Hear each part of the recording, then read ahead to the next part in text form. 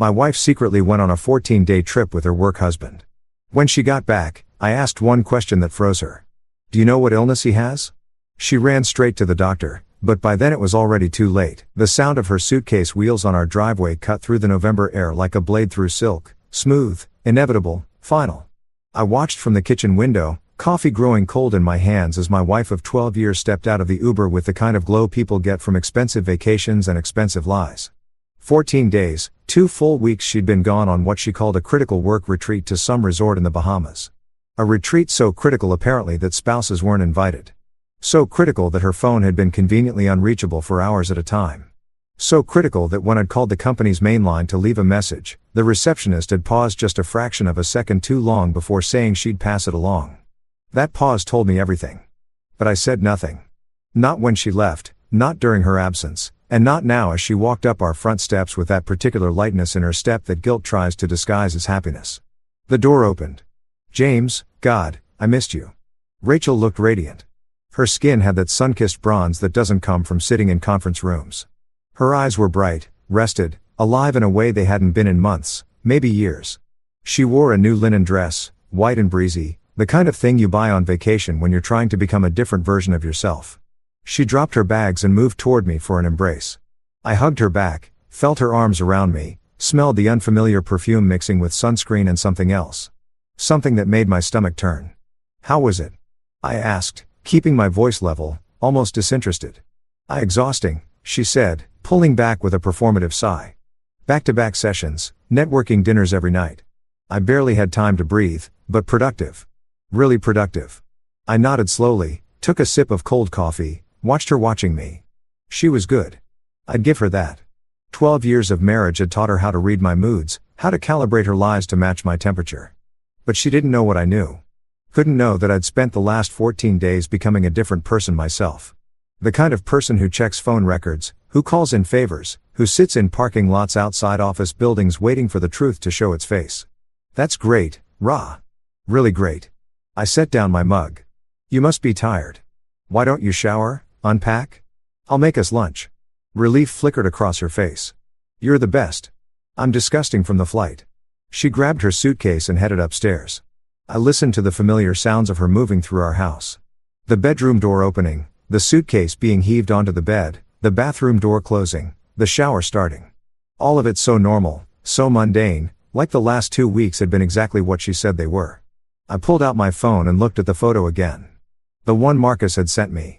Marcus, her colleague, her work husband, the man she'd been texting at midnight for the past 6 months with messages that started as jokes and evolved into something else entirely. Marcus, with his easy smile and his CrossFit body, and his habit of putting his hand on the small of my wife's back during office parties. In the photo, they were at a beachside restaurant. Rachel was laughing at something he'd said. Her hand on his forearm, her wedding ring catching the sunset light like a small, bitter joke. They looked happy. They looked like a couple. They looked like people who had forgotten that other people existed. Marcus had sent it to me by accident, a group text meant for his college buddies that included my number because we'd once been friends, too, back before I understood what he was. The message that followed, wrong chat, man. Sorry, came 3 minutes later. Long enough for me to screenshot everything. Long enough for the truth to burn itself into my retinas. I deleted the photo and put my phone away. Upstairs, the shower stopped. I heard Rachel humming, actually humming as she dried off as she wrapped herself in the towel I'd washed and folded last Tuesday while she was taking sunset walks with someone else. 40 minutes later, she came downstairs in yoga pants and one of my old college sweatshirts. Her wet hair twisted into a bun. She looked younger, softer, like the woman I'd married. For a moment, just at a moment, I felt the muscle memory of love, the old instinct to protect her, to believe in her, to make excuses for the things that didn't add up. Then she smiled at me, and I remembered. Grilled cheese? I asked, already pulling out the bread. Perfect. She sat at the kitchen island, pulled out her phone, started scrolling. Oh my God, I have so many emails. They really worked us to the bone. I buttered the bread, laid cheese on sourdough, tried to keep my hand steady. Did Marcus survive? I know he was worried about the presentation. I said his name casually like it was nothing, like I didn't know what I knew. Rachel glanced up and for just a fraction of a second, something flickered in her eyes. Fear, guilt, recognition that we were about to cross into territory we couldn't come back from. Marcus, she said, And her voice was almost perfect. Almost? Yeah, he did great. You know him? Always prepared. I do know him, I agreed, flipping the sandwich. That's why I was surprised when I found out. Found out what? She was still scrolling, but her thumb had stopped moving. This was the moment, the cliff edge, the point where our marriage would either bend or break. I plated her sandwich, cut it diagonally the way she liked, set it in front of her with a napkin and a pickle spear. Then I leaned against the counter, crossed my arms, and asked the question I'd been rehearsing for 6 days. Do you know what illness he has? The color drained from her face like water from a tub. The phone slipped from her hand, clattered on the marble countertop. Her mouth opened, closed, opened again. She looked at me like I'd just spoken in a foreign language, like the words needed time to translate into something her brain could process. What? It came out as barely a whisper. Marcus, I kept my voice calm, almost clinical. The illness. I'm assuming he told you given how much time you spent together these past 2 weeks. Her hand went to her throat. An unconscious gesture of panic. James, what are you talking about? It's serious, Rachel. The kind of thing that doesn't go away. The kind of thing that spreads if you're not careful. I let that hang in the air between us. Watched it sink in. The kind of thing you'd want to get checked out soon. Like today soon. She stood up so fast the bar stool scraped against the floor. What illness? James, what the hell are you talking about? I didn't answer, just looked at her with the kind of steady gaze that said everything and nothing. That confirmed her worst fears without giving her anything concrete to deny or defend against. I need to. She grabbed her purse, her keys, her phone. I need to make a call. Doctor's office is probably open for another hour, I said helpfully. You might want to ask for a full panel. Given the circumstances, she stared at me like she'd never seen me before, like I was a stranger wearing her husband's face. Then she turned and walked out the door, her sandwich untouched, her suitcase still unpacked upstairs, her lie hanging in the air like smoke. I heard her car start, heard the tires squeal as she backed out too fast, heard the engine fade as she sped toward town, toward the clinic, toward whatever test she thought she needed to prove or disprove something I hadn't actually claimed. Only then did I sit down. Only then did I let my hands shake. Only then did I pick up my phone and look at the other photos Marcus had accidentally sent. The ones of them at the pool, at dinner, in a hotel lobby that definitely wasn't a conference center. And only then did I smile because there was no illness, no disease, no medical emergency. There was only truth weaponized, only fear precisely deployed, only the beginning of a revelation that would tear everything down and build something else in its place. I took a bite of my own sandwich, and pulled out the folder I'd been keeping hidden in my desk drawer. Inside were phone records, credit card statements, screenshots of deleted texts I'd recovered from our cloud backup, a timeline I'd constructed with the methodical patience of someone who'd had 14 days to become very, very good at detective work. And underneath all of that, the real evidence, the thing that would matter when this was over, but not yet. Not today. Today was about the fear. About letting Rachel's imagination do the work I couldn't. About planting a seed of doubt that would grow into a forest of paranoia. Today was about asking one question that would make her run toward the truth. While I stayed here, calm and still, waiting for the moment when everything would finally come into the light, I heard my phone buzz, a text from Rachel. At clinic, what illness? What illness? I set the phone face down on the counter and finished my lunch. Outside, November rain began to fall, washing the driveway clean of the tracks her suitcase had made. Inside, I sat in the silence of our house, our home that we'd built together that held 12 years of memories and promises and lies. And I waited because this wasn't about revenge. Not really. This was about justice, about truth, about the moment when someone who thought they'd gotten away with something realizes that the ground beneath them has been slowly, carefully, methodically removed, and all that's left is the fall. My phone buzzed again, then it started ringing. I didn't answer. Let her wonder. Let her worry. Let her feel for just a few hours the kind of sick uncertainty I'd been living with since the moment that photo appeared on my screen. The rain fell harder, drumming against the windows like applause. And I sat in my kitchen in my house in my life that was about to become something entirely different. And I waited for Act 2 to begin. The rain had turned into a proper storm by the time Rachel's car pulled back into the driveway. 3 hours had passed. 3 hours during which my phone had collected 17 text messages, 9 missed calls, and 1 voicemail that I'd listened to twice, not for information, but for the tremor in her voice. The way guilt makes people sound smaller, younger, desperately alone. I was in the living room when she came in, Reading a book I wasn't actually reading, turning pages at intervals that suggested casual afternoon leisure rather than calculated psychological warfare. The lamp beside me cast warm light across the room. Made everything look soft and safe and normal. A perfect stage for the performance we were about to give. She stood in the doorway soaked through despite the short walk from car to house. Her hair hung in wet ropes around her face. Her eyes were red.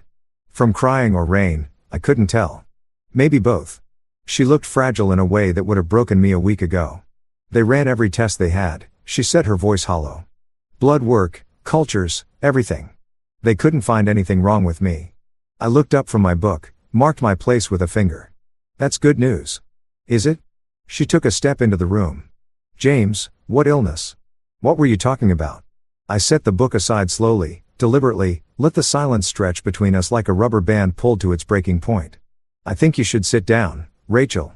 I don't want to sit down. I want you to tell me what the hell is going on. Sit down. Something in my tone made her obey. She sank onto the couch across from me, pulling her wet cardigan tight around her body like armor. Water dripped from her clothes onto our hardwood floors, making small dark circles that spread and disappeared. There's no illness, I said quietly. The words hit her like a slap. What? Marcus doesn't have an illness. He's fine. Perfectly healthy as far as I know. Her face went through several expressions in rapid succession. Confusion is relief. Anger, then back to confusion, cycling through emotions like someone trying to find the right key for a lock. Then why? Because I needed you to run. I interrupted. I needed you to panic. I needed you to feel even for just a few hours the kind of fear that makes you question everything you thought you knew. She stood up. You're insane. You sent me to a clinic. Made me think I'd been exposed to some disease. Made me terrified that she stopped abruptly, realizing what she'd almost said. I leaned forward. That you'd what, Rachel? Caught something from Marcus. Because that's interesting phrasing. Why would you assume you'd caught something from Marcus specifically unless you were in a position to catch something from him? Unless you'd been close enough, intimate enough for that to be a concern. The color that had returned to her face drained away again. We didn't. I haven't. Don't. I held up a hand. Please don't insult both of us by lying right now. We're past that. We're so far past that. She sank back onto the couch and I watched her realize that this conversation wasn't going the way she'd expected. That she'd walked into something she couldn't charm or explain or rationalize her way out of. How long have you known? She whispered. Which part? That you and Marcus have been texting each other at midnight for 6 months? That you've been deleting messages from your phone but not from our cloud backup? That the work retreat was actually a couple's package at the Azure Bay Resort that he booked using his personal credit card? I paused. Or that you've been lying to my face every single day, asking me about my day, kissing me goodnight, making plans for our anniversary while you were planning something entirely different with someone else. Each question landed like a stone in still water, sending ripples across her face. She opened her mouth, closed it, opened it again. Finally, I can explain. I don't want you to explain. I stood up, walked to the window, watched rain run down the glass. Explanations are for misunderstandings. This wasn't a misunderstanding, Rachel. This was a choice. Dozens of choices, actually. Every text, every deleted message, every lie about working late or going to the gym or needing space. Every single one was a choice you made to betray me. It wasn't supposed to happen like this. Her voice was small, breaking. It just had evolved. We were friends. We worked together every day. And he understood things about me that I turned from the window that I didn't understand, that I failed to provide. Go ahead, Rachel. Tell me how this is somehow my fault. That's not what I meant. Then what did you mean? Because from where I'm standing, it looks like you got bored or restless or whatever it is people get when they decide that their marriage vows were more like marriage suggestions. And instead of talking to me, instead of fighting for us, I gestured vaguely toward her, toward the space where our marriage used to be. You just found someone easier. She was crying now, proper tears streaming down her face, mixing with the rainwater. I'm sorry, God. James, I'm so sorry. It was stupid and selfish and I never meant to hurt you. But you did hurt me. You are hurting me. Every second you sit there trying to make yourself feel better with apologies that don't mean anything, you're hurting me. I walked to the bookshelf where I had hidden the folder, pulled it out, set it on the key table between us with a sound like a judge's gavel. This is 6 months of evidence. Phone records, credit card statements, security footage from the office parking garage showing you leaving together at midnight on dates when you told me you were working late. Screenshots of texts where you called him baby and where he told you what he wanted to do to you when you were finally alone. Rachel stared at the folder like it was a bomb. You've been spying on me. I've been protecting myself. I corrected. There's a difference. You created this situation and I responded to it. Don't try to make me the villain in your story. She reached for the folder with a shaking hand, opened it, started flipping through pages. I watched her face as she saw it all laid out, the evidence of her betrayal organized chronologically, highlighted, annotated. I'd spent 14 days building this case with the thoroughness of a prosecutor preparing for trial. What are you going to do with this? She asked finally. That depends on what? On whether you're capable of telling me the truth. The whole truth. Not the edited version you have been rehearsing on the drive home. Not the sanitized story where you minimize what happened and maximize my supposed failures as a husband. The actual complete truth about you and Marcus. She closed the folder, pressed her palms against it like she could somehow erase what was inside. We slept together. The words hung in the air. Even though I'd known, had known for days, really. Hearing her say it out loud was different. It made it real in a way that evidence never could. It transformed abstract betrayal into concrete fact. When my voice sounded distant to my own ears, the first time was in July after the company summer party. We'd both been drinking and he drove me home because you were out of town and I invited him in for coffee and I don't need the play-by-play. How many times total? She hesitated. I don't know, maybe 10, 12 in the Bahamas trip. We were together the whole time. It wasn't a work retreat. There was no conference. We wanted time alone, away from everything. I nodded slowly, absorbing this. Did you use our savings account to pay for your half of the trip? The account we've been building for the down payment on a bigger house. Her silence was answer enough. Okay. I walked back to my chair, sat down, picked up my book. You should pack a bag. What? A bag, Rachel. Clothes, toiletries, whatever you need for a few days. I think it's best if you stay somewhere else for a while. James, please. This isn't negotiable. You violated our marriage. You lied to me for 6 months. You used our money to fund your affair. And now you need to leave. We'll figure out the rest later, but right now, tonight, I need you to not be here. She started sobbing, deep, gasping so that shook her whole body. I don't have anywhere to go. You have parents 20 minutes away. You have friends. You have Marcus. I opened my book to a random page. You'll figure it out. You're good at figuring things out behind my back. I love you, she said desperately.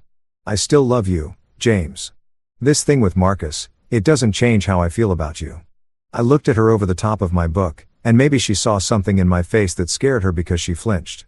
Rachel, you spent the last 14 days in paradise with another man. You swam in the ocean with him, slept in his arms, woke up next to him, planned a future with him, and during all of that, how many times did you call me? 3 5-minute conversations where you fed me lies about conference schedules and networking events.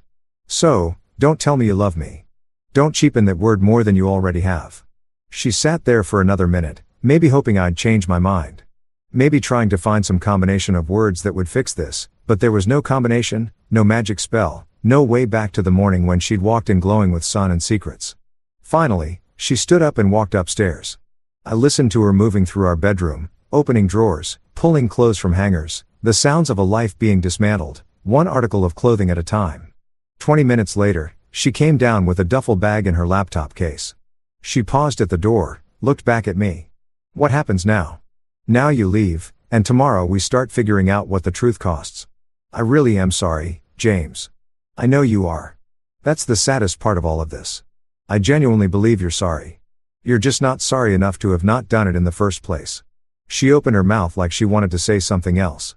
Then thought better of it. The door closed behind her with a soft click. Her car started. The engine faded into the distance. And then I was alone. I set down the book I hadn't been reading and walked to the window. The storm had passed, leaving everything wet and clean and new.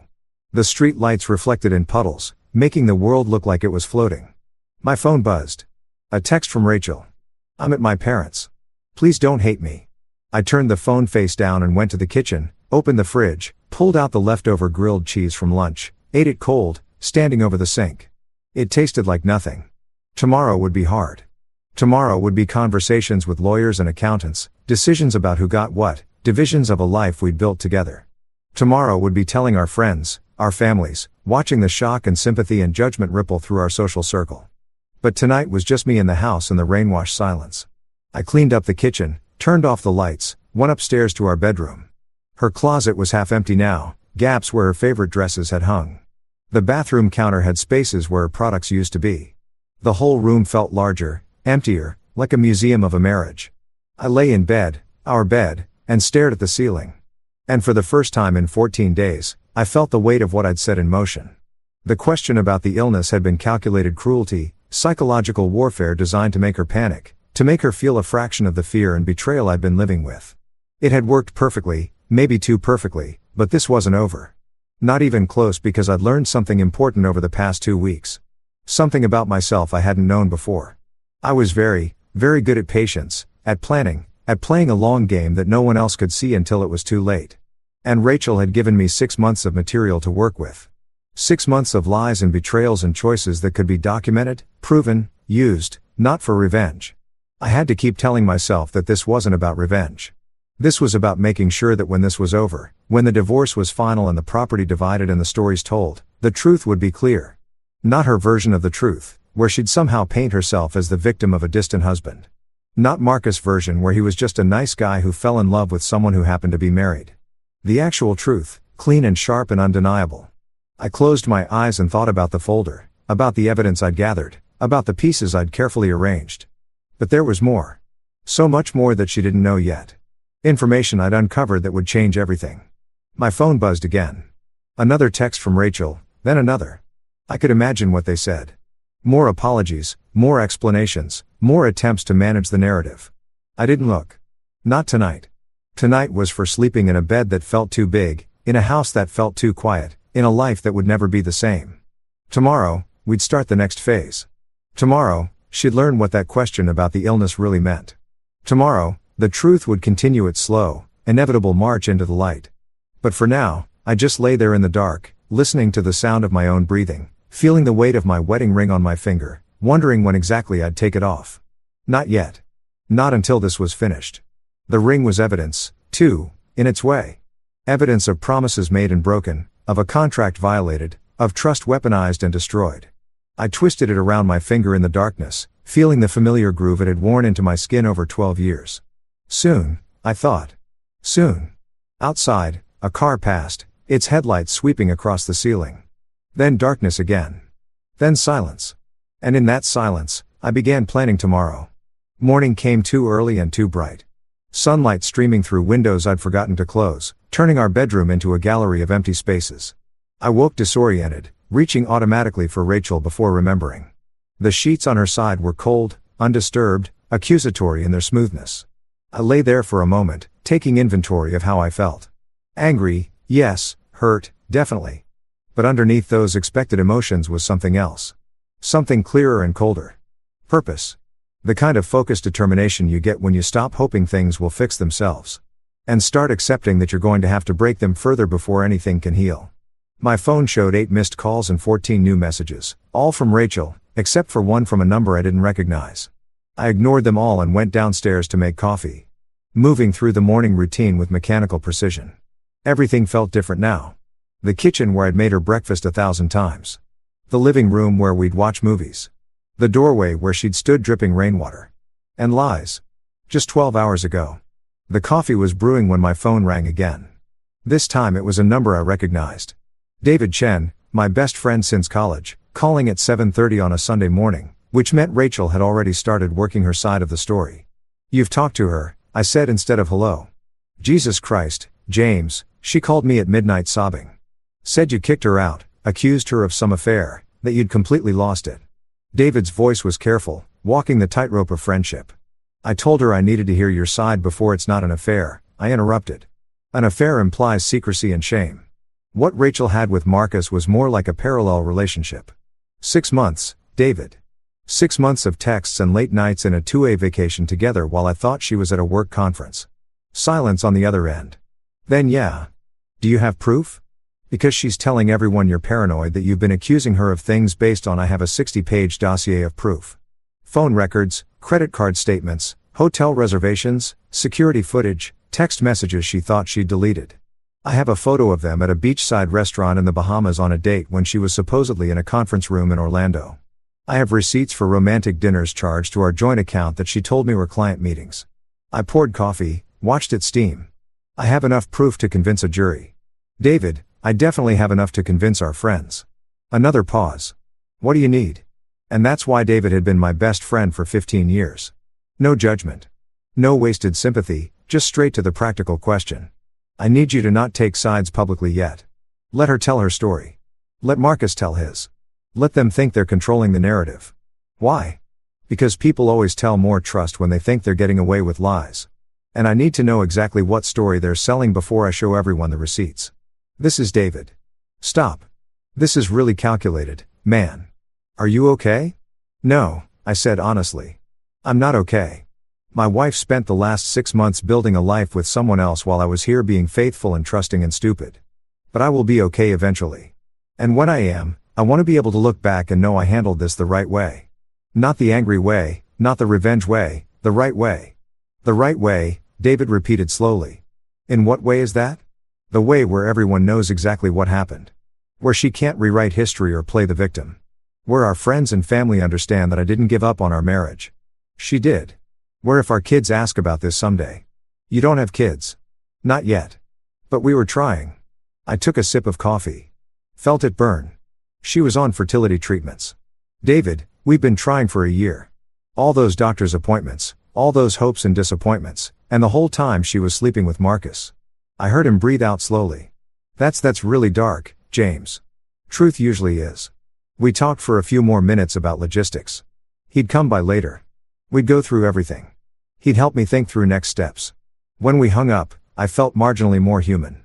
One friend who knew the truth. One person who wouldn't look at me with pity or suspicion. My phone buzzed. Rachel again.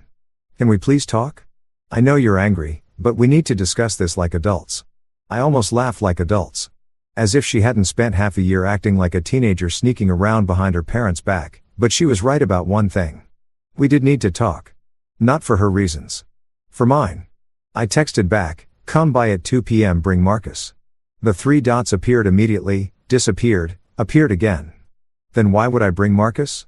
Because this involves him. Because I want everyone at the table. Because I'm done in with separate conversations and managed truths. 2 p.m. both of you. The dots appeared and disappeared several more times before she finally replied, okay. I spent the morning preparing. Not emotionally. There was no preparing for that.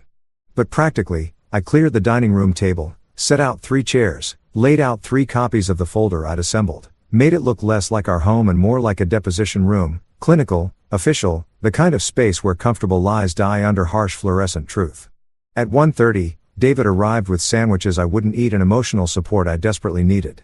He looked through the folder while I stared out the window, and I heard him swearing softly as he turned pages. This is James. This is really thorough.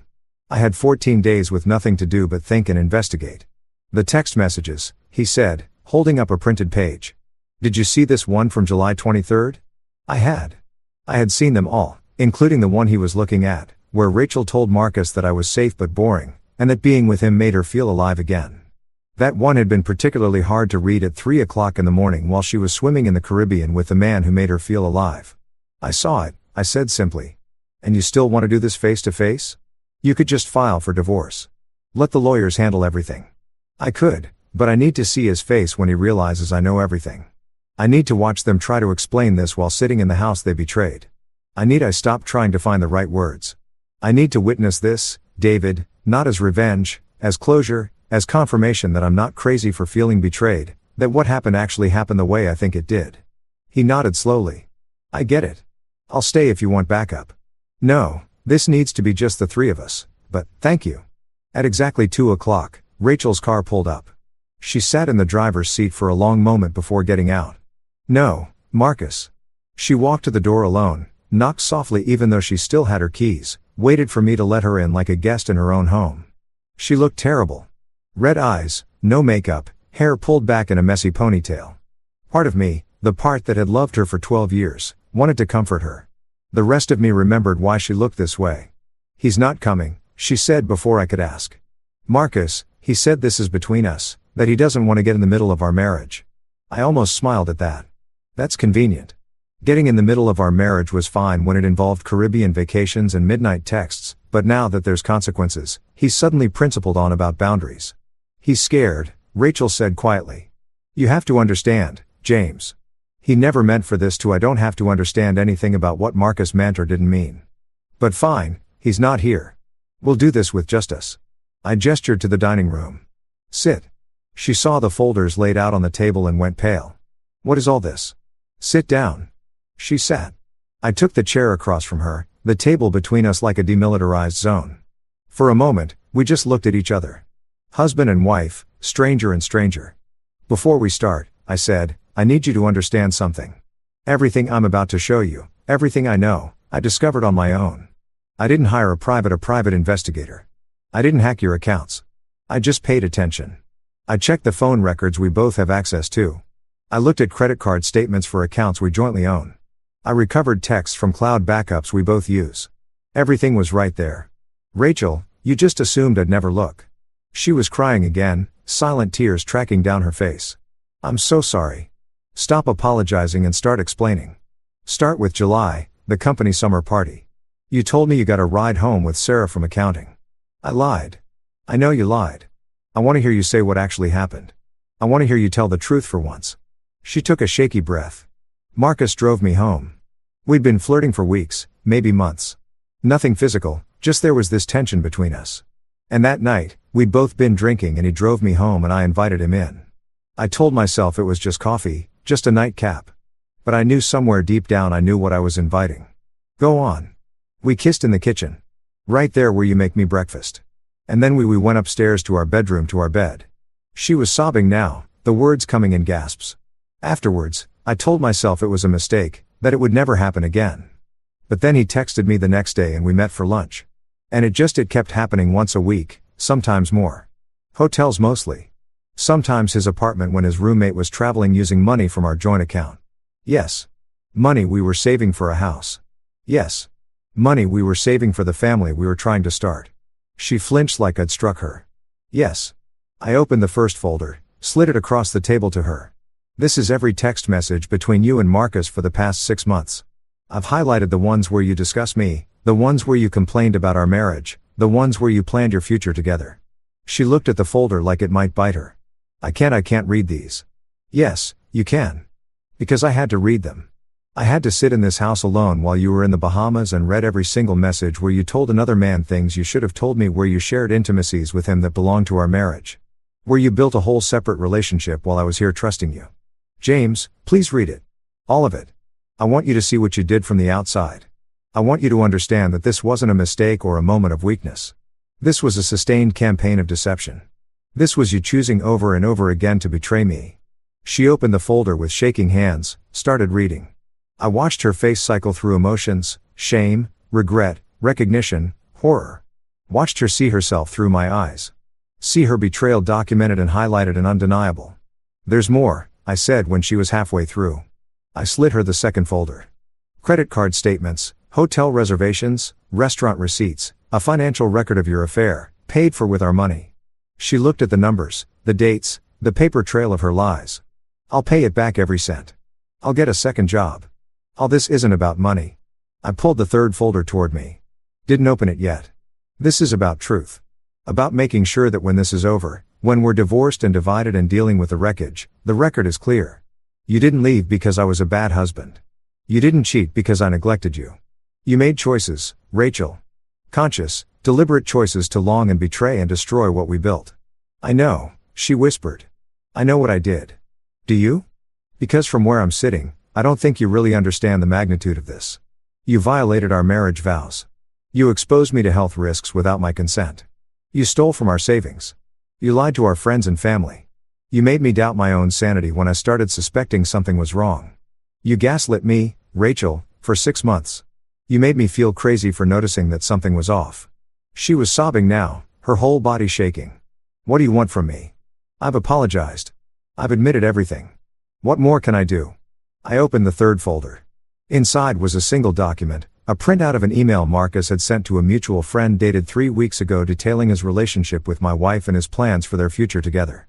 Plans that included her leaving me, moving in with him, starting a life together. Plans she'd apparently agreed to. Did you tell him you'd leave me? I asked quietly. She looked at the email and something in her face crumpled. We talked about it. We fantasized about it. But I was never going to actually accept you were in the Bahamas with him for 2 weeks, Rachel. 2 weeks that you could have used to tell me the truth to end our marriage honestly, to give me the dignity of a choice.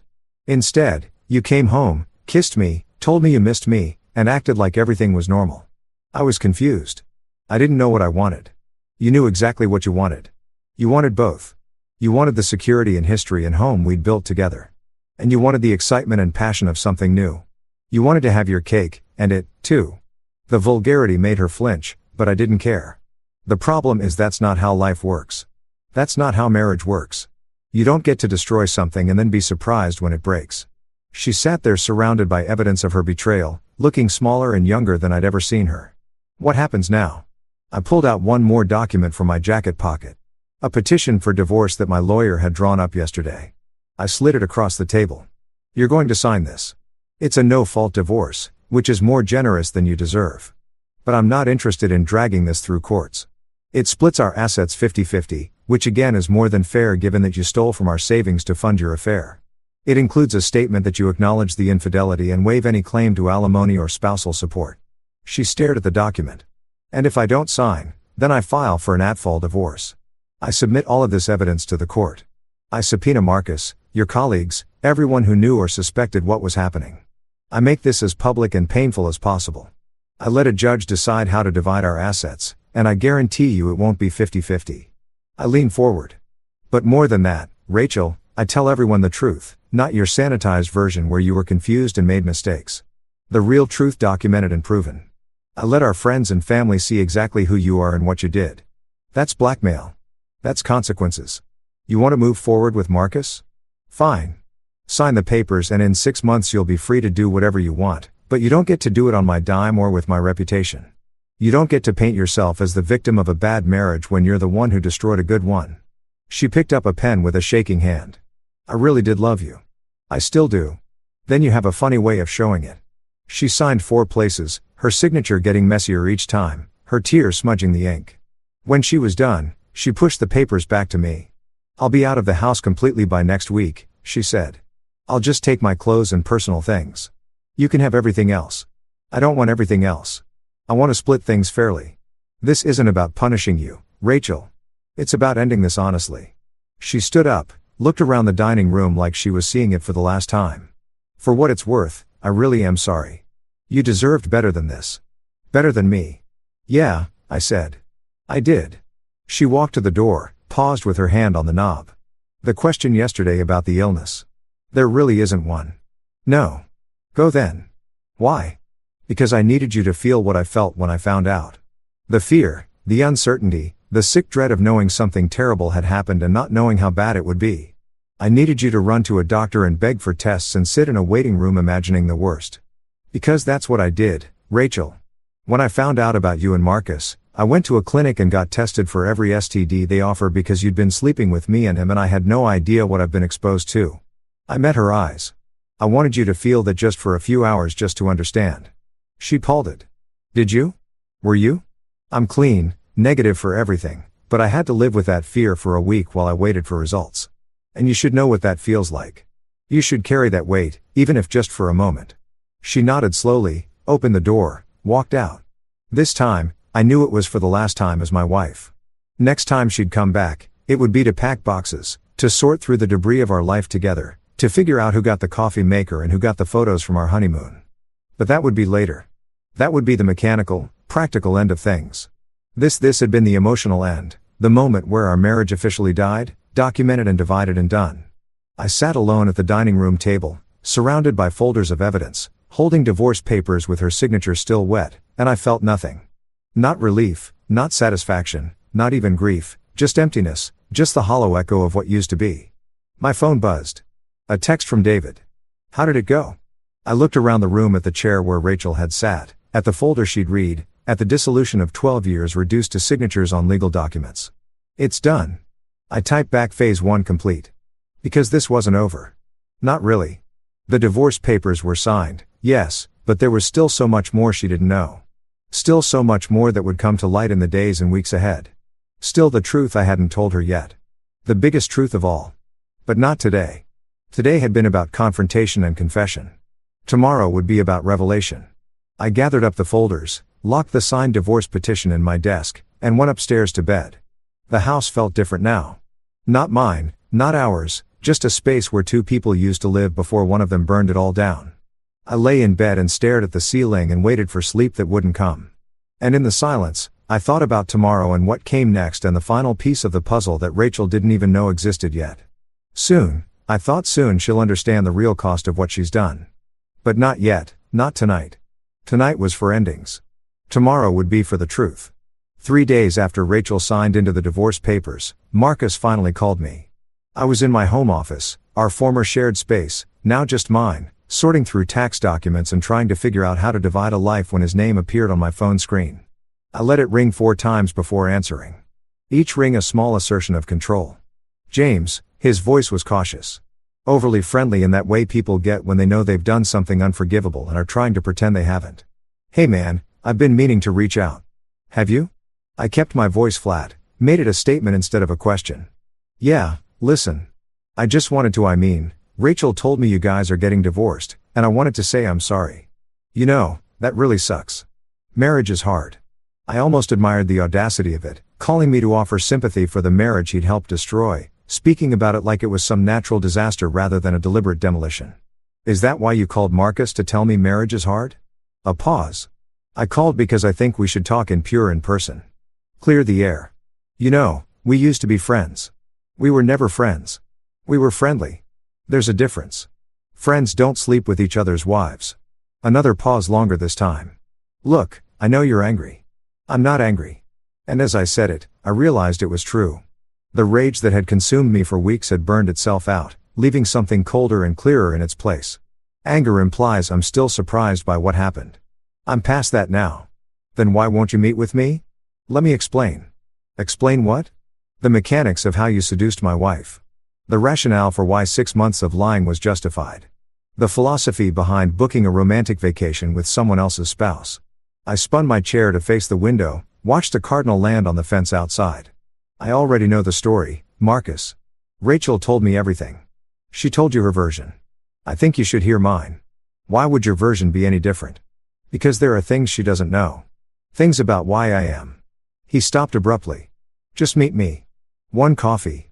That's all I'm asking. Something in his tone caught my attention. A thread of desperation, of calculation. He wanted something specific from this meeting. Needed to control some aspect of the narrative that Rachel hadn't given him access to.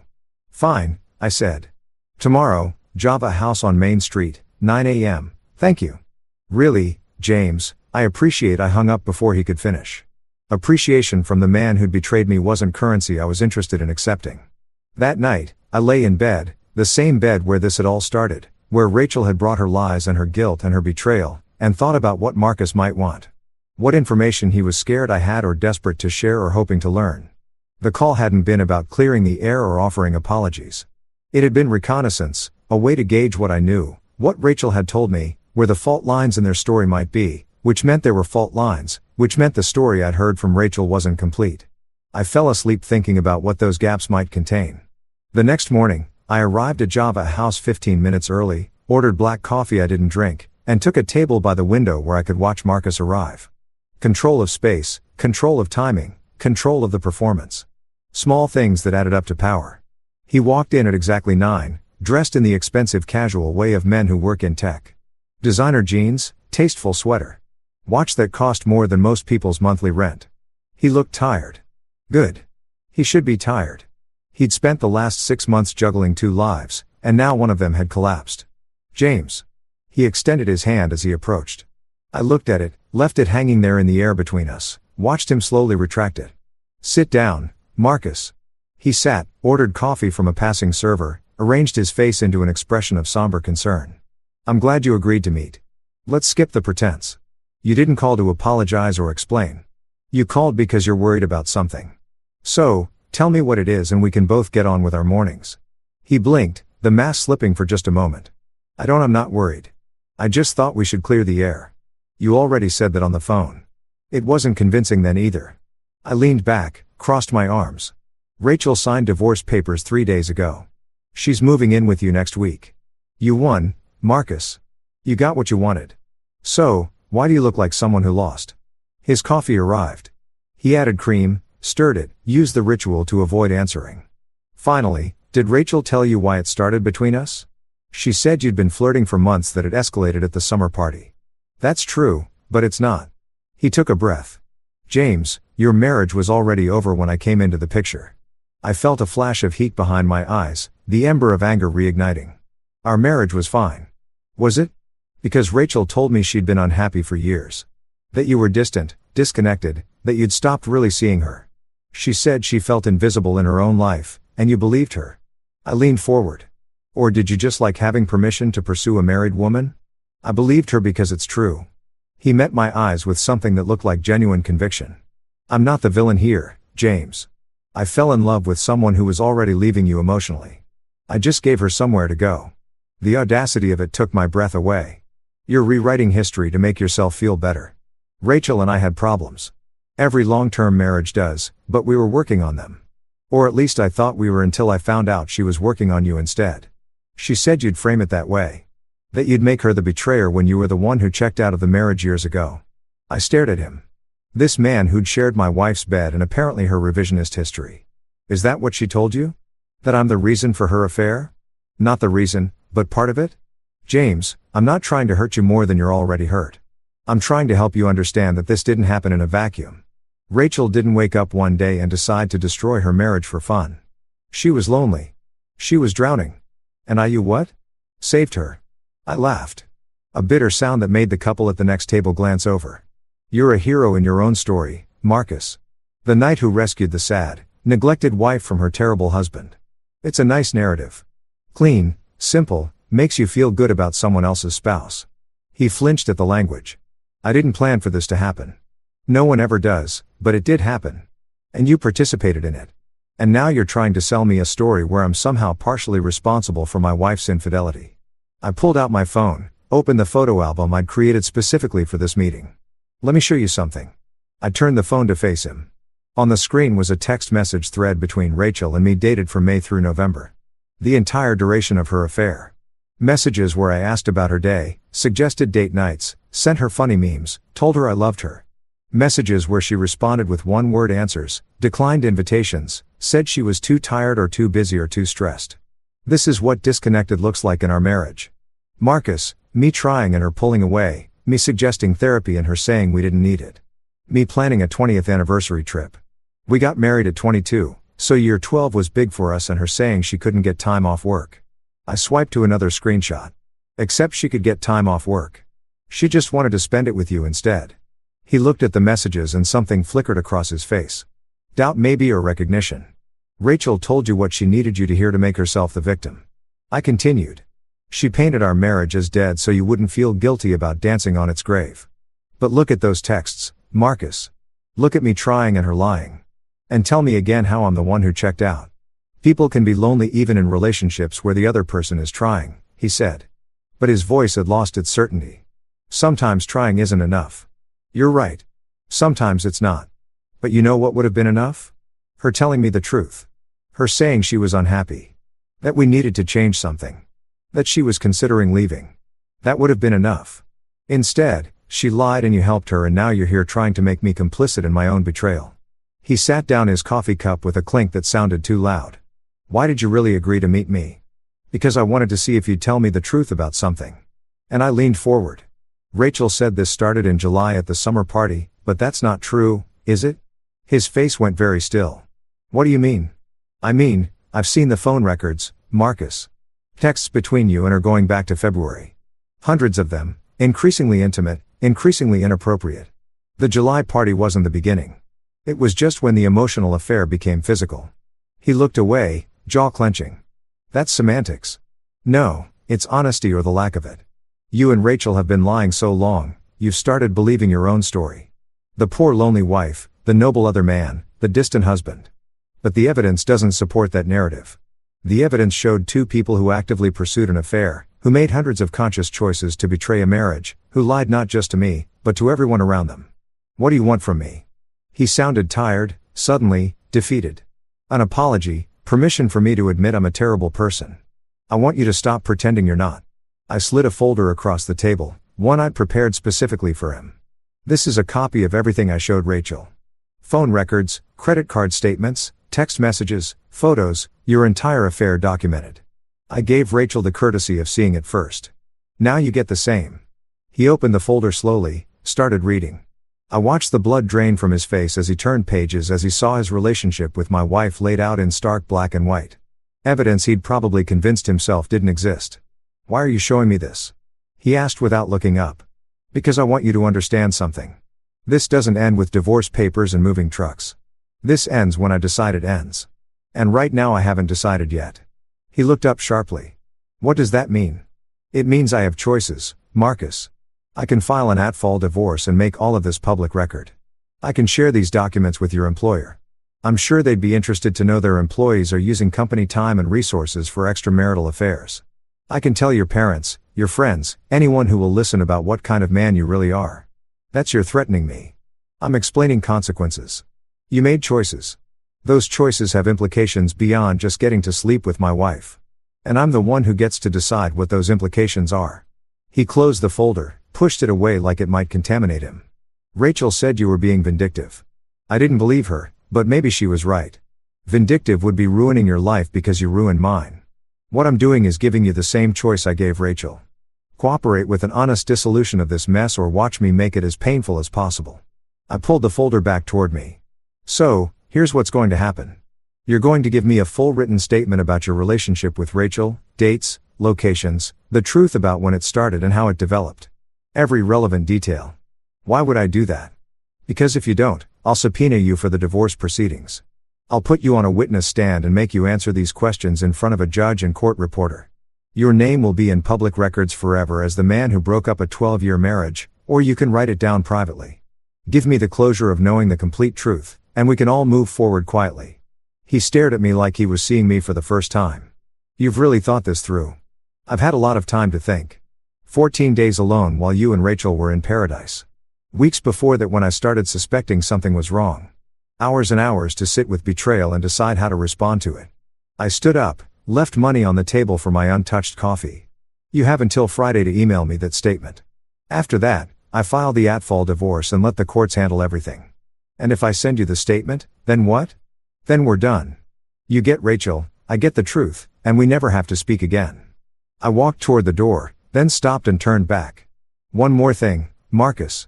That story about Rachel being lonely and invisible, you might want to ask yourself why she told you that. Because in my experience, people who cheat don't usually start with, my marriage is perfect. They start with stories that justify what they're already planning to do. She told you what you needed to hear to make yourself feel better about pursuing her, and you believed it because you wanted to. I left him sitting there with the folder and the truth and the slowly dawning realization that maybe, just maybe, he'd been played as much as I had.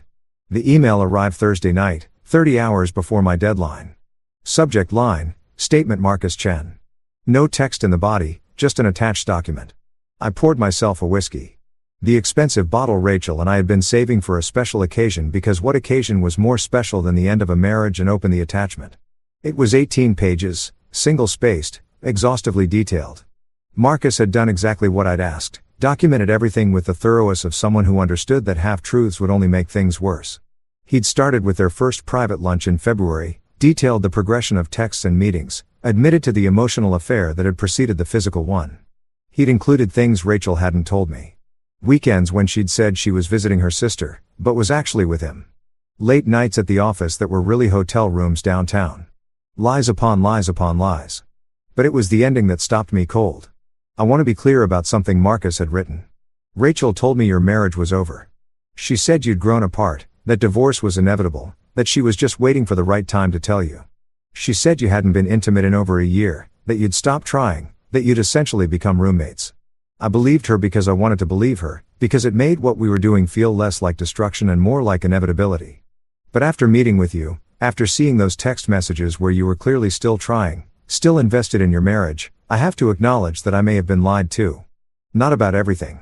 I do believe Rachel was unhappy, but about the degree of that unhappiness and about whether your marriage was truly beyond repair. I'm not writing this to excuse my behavior.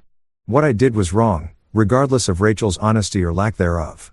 But I think you deserve to know that the woman you were married to may have been telling both of us different versions of the truth. She told you she was at conferences and work events. She told me you didn't care where she was. And both stories made sense in isolation.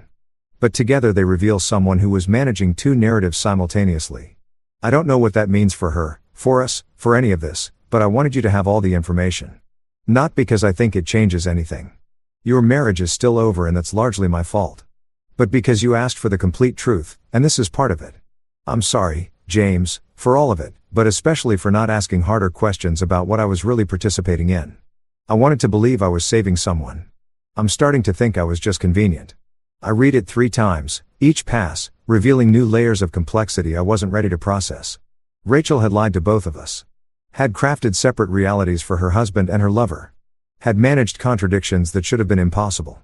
Had played us against each other without either of us knowing there was a game. The manipulation was breathtaking in its scope. The calculated nature of it. The way she'd made me doubt myself while making Marcus feel like a hero. The way she'd kept us both believing our own versions of reality while she lived in a third space altogether. My phone buzzed.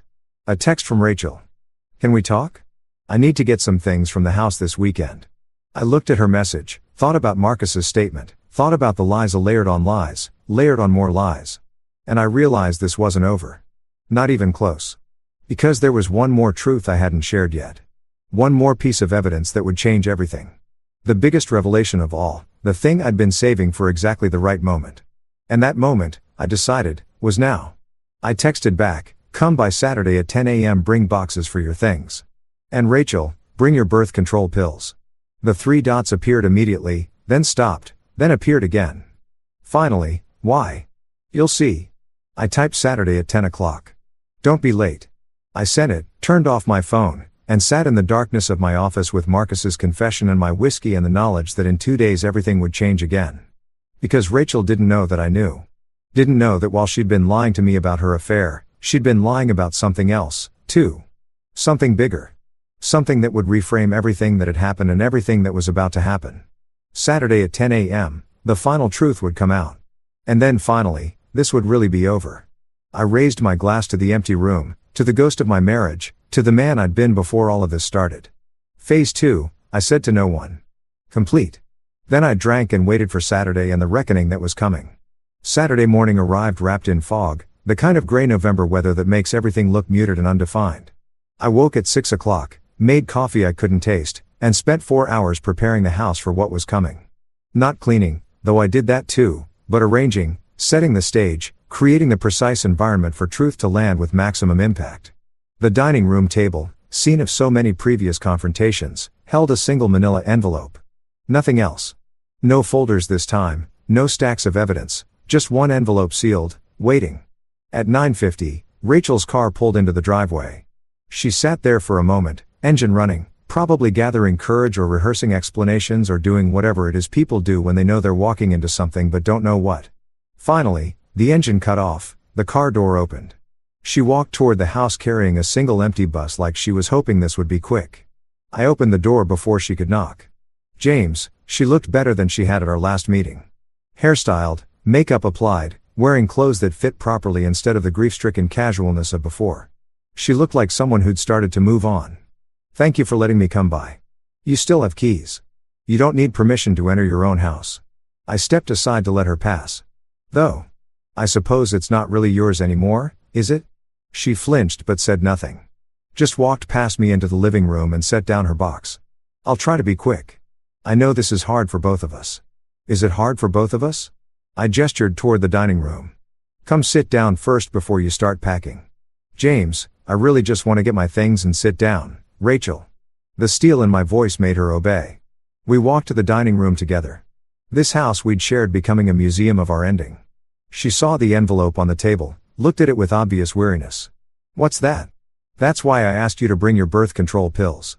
Did you bring them? She pulled a small pharmacy bag from her purse, set it on the table next to the envelope. I don't understand what this is about. I sat down across from her, the table between us for what I knew would be the last time. How long have you been taking those pills, Rachel? What? I don't. Why does that matter?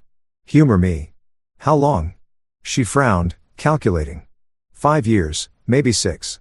Since we decided to start trying for kids, and my doctor recommended I regulate my cycle first. And you've been taking them consistently. Of course, every day, same time. You know that you're the one who's been asking me about getting pregnant for the past year? Her voice took on a defensive edge. Why are we talking about this? I reached across the table and took the pharmacy bag, pulled out the pill packet, examined it slowly, deliberately. These are from Dr. Morrison's office, right? Your gynecologist? Yes, James. What? And she prescribed these to help regulate your cycle so we could conceive. Yes. Rachel was getting agitated now, her fingers drumming against the table. We've been over this 100 times. My hormones were irregular. The pills were supposed to help, but we were having trouble anyway, which is why we were considering fertility treatments. What does this have to do with anything? I set the pills down and slid the envelope across to her. Open it. She stared at the envelope like it might explode. What's in here? The truth. The last piece you don't know that I know. Open it. With shaking hands, she unsealed the envelope and pulled out the contents. Medical records, pharmacy receipts, email exchanges. She stared at the first page and I watched understanding dawn slowly across her face. Watched the color drain from her cheeks as she realized what she was looking at. Where did you get these? Her voice was barely a whisper. I requested copies of your medical records. I'm still listed as your spouse and your emergency contact, which means I have legal access to your healthcare information. HIPAA is complicated that way. You can't hide medical information from a spouse who knows where to look. I leaned back in my chair. Those pills you've been taking, they're not to regulate your cycle, Rachel. They're standard oral contraceptives. Birth control? The kind that prevents pregnancy. The kind that makes it impossible to conceive. She was shaking her head, papers trembling in her hands.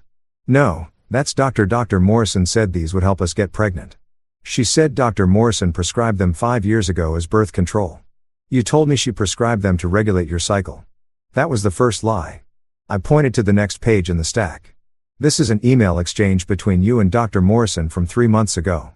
You asked her to continue the prescription. She reminded you that if you were still trying to conceive, you should stop taking them. You told her you'd think about it, but you didn't stop, did you? Rachel was openly crying now, tears streaming down her face, but I felt nothing. No sympathy, no regret, just the cold satisfaction of watching the last lie crumble. This is an invoice from a pharmacy dated 2 weeks ago while you were in the Bahamas with Marcus. You had your prescription refilled and shipped to his apartment, not ours, his. Because you didn't want me to see it. To ask questions about why you were still taking pills that were supposed to help us get pregnant but were actually preventing it. James, please. For a year, Rachel, for an entire year, I thought we were trying to have a baby. I went to fertility appointments. I changed my diet, stopped drinking, took vitamins, did everything the doctor suggested to improve our chances. I held you while you cried about negative pregnancy tests. I reassured you that it would happen, that we just needed to be patient. And the entire time you were taking pills specifically designed to make sure it never happened. She was sobbing now, her whole body shaking. I was going to stop. I was planning to stop. You just what? Needed to make sure you didn't accidentally get pregnant by your husband while you were sleeping with someone else. The words came out like acid. Or were you hoping to get pregnant by Marcus and pass it off as mine? Is that what the Bahamas trip was about? A 2-week window to conceive with him while I was here taking fertility supplements like an idiot? No. God, no, James. It wasn't like that. Then what was it like? Explain to me why you would let me believe we were struggling with infertility when you were actively preventing conception. Explain why you would put me through the emotional torture of thinking I might be the problem. That maybe we'd never have the family we both said we wanted. Explain why you would lie about something so fundamental, so intimate. So I had to stop, had to breathe, had to resist the urge to scream. Explain it to me, Rachel. She was gulping air between sobs, trying to form words. I wasn't ready. I thought I was when we first started talking about it. But then when it became real, when it became something that was actually going to happen, I panicked. I realized I didn't want a baby. Not yet. Maybe not ever. But I knew you wanted one, and I didn't know how to tell you that I'd changed my mind. So instead of talking to me, instead of having an honest conversation about our future, you just lied. You let me think we had fertility problems. You went to doctor's appointments and nodded along while they discussed treatments. All while taking pills that made those treatments impossible. I know how it sounds. It sounds like you're a liar, Rachel. Not just about the affair. Not just about Marcus, but about everything. Our entire marriage, our plans, our future, All of it was built on lies you told because you were too much of a coward to be honest about what you actually wanted. She wiped her face with shaking hands, leaving mascara streaks across her cheeks. What do you want me to say? I'm sorry I've said that. I've apologized for everything. I want you to tell me the truth for once. The actual complete truth. I leaned forward. Did you ever want children with me? The silence stretched between us like a chasm. I don't know, she finally whispered. I thought I did. When we got married, when we were young and everything felt possible. Yes, I wanted kids. I wanted the whole thing to house, family, white picket fence. But somewhere along the way, I changed. I realized I liked our life the way it was. Liked having freedom and flexibility and not being tied down. And I didn't know how to tell you that without me leaving you. She nodded miserably. So you lied. You strung me along for years. Let me believe we were building towards something that you had no intention of actually doing. And when that lie got too complicated, when I started pushing for fertility treatments, you started an affair. Because it's easier to blow everything up than to have a difficult conversation. It wasn't calculated like that. It wasn't a plan. Of course, it was a plan. Maybe not consciously. Maybe not sitting down with a checklist. But your actions reveal intent, Rachel. You kept taking birth control while claiming to want a baby. That's deception. You pursued Marcus while acting like a devoted wife. That's betrayal. You booked a vacation with your lover using money we saved for our child's future. That's theft. Every single choice you made was designed to serve your desires while hiding them from me. I pulled another document from the envelope, one I'd been saving for this exact moment. This is a text message exchange between you and your sister from last April. You told her you weren't sure you wanted kids anymore. She asked if you'd talk to me about it. You said no, that you'd deal with it later. And when she suggested you should be honest with me, you said, I read directly from the screenshot, you said James would freak out. He's wanted kids since before we got married.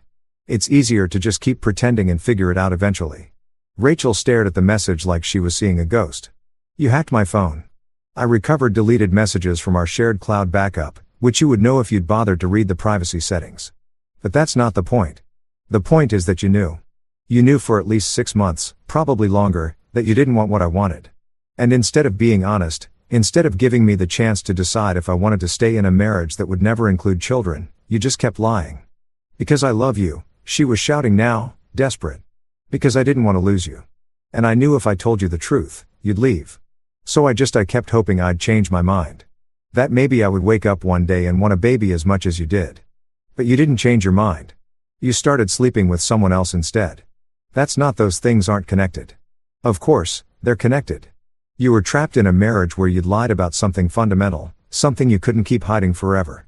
So, you found an exit strategy. You started an affair knowing it would eventually be discovered. Knowing it would end things in a way that made me the injured party instead of you, the person who didn't want kids. You get to be the cheater who made a mistake instead of the wife who deliberately deceived her husband about their entire future. She shook her head violently. No, I didn't plan it like that. I didn't start things with Marcus to end our marriage. It just happened and it felt good and you what? You didn't think about the consequences. You didn't consider that actions have meanings. I stood up, too agitated to sit anymore. Here's what I think happened, Rachel.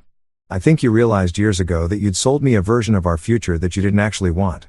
I think you knew you couldn't maintain that life forever. And I think when Marcus showed interest, when he offered you attention and excitement and a way out, you took it. Not because you love him, though maybe you do. I don't know, but because he represented escape from a truth you didn't want to tell. You're wrong. But her voice had no conviction. What am I? Then explain the timeline. Explain why your affair started within weeks of us beginning fertility treatments. Explain why you refilled your birth control prescription the same week we met with a reproductive endocrinologist. Explain why every step I took toward the family we supposedly both wanted, you took a corresponding step towards someone else. She had no answer. Just sat there surrounded by evidence of her betrayals, plural, looking smaller and more lost than I'd ever seen her. I didn't marry Marcus to have kids, she said finally. I married you, for us. Why?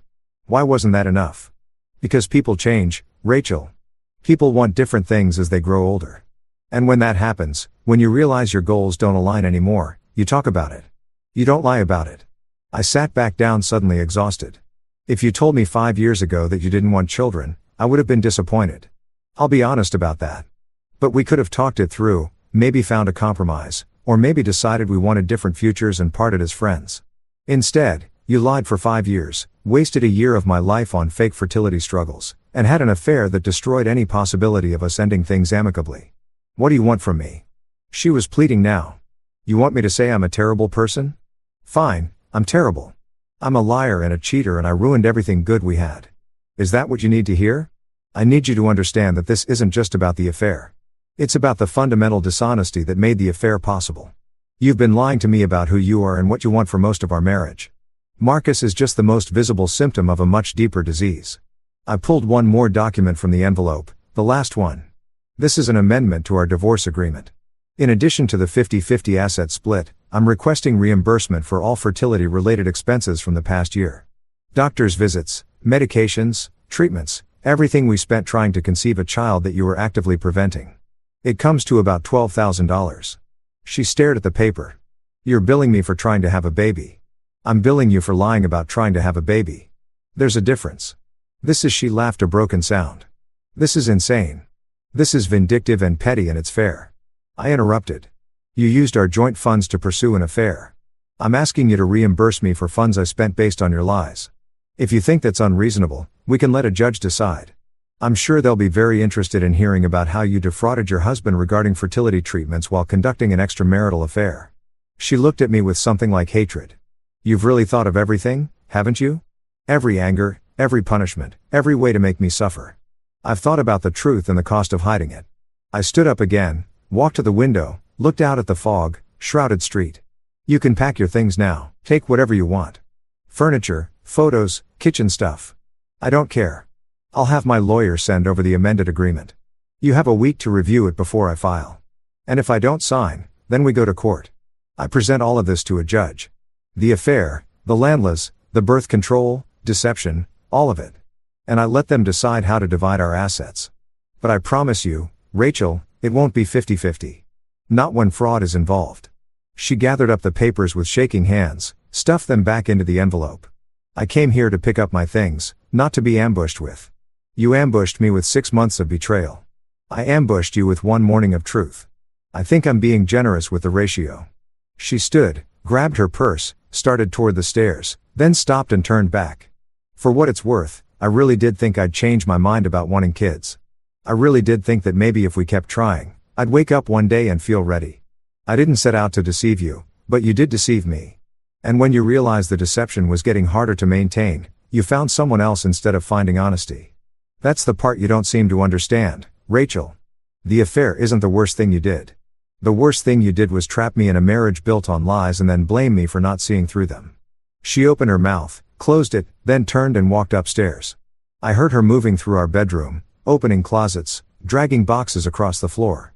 The sounds of a life being dismantled, one possession at a time. I sat back down at the dining room table and looked at the birth control pills she'd left behind. 28 small pills in a wheel. Each one a day of deception.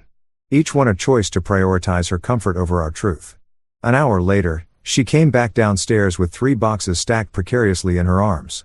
I'll need to come back for the rest. There's too much for one trip. That's fine. Just let me know when. I'll make sure I'm not here. She paused at the door, boxes balanced against her hip. Do you hate me? I considered the question.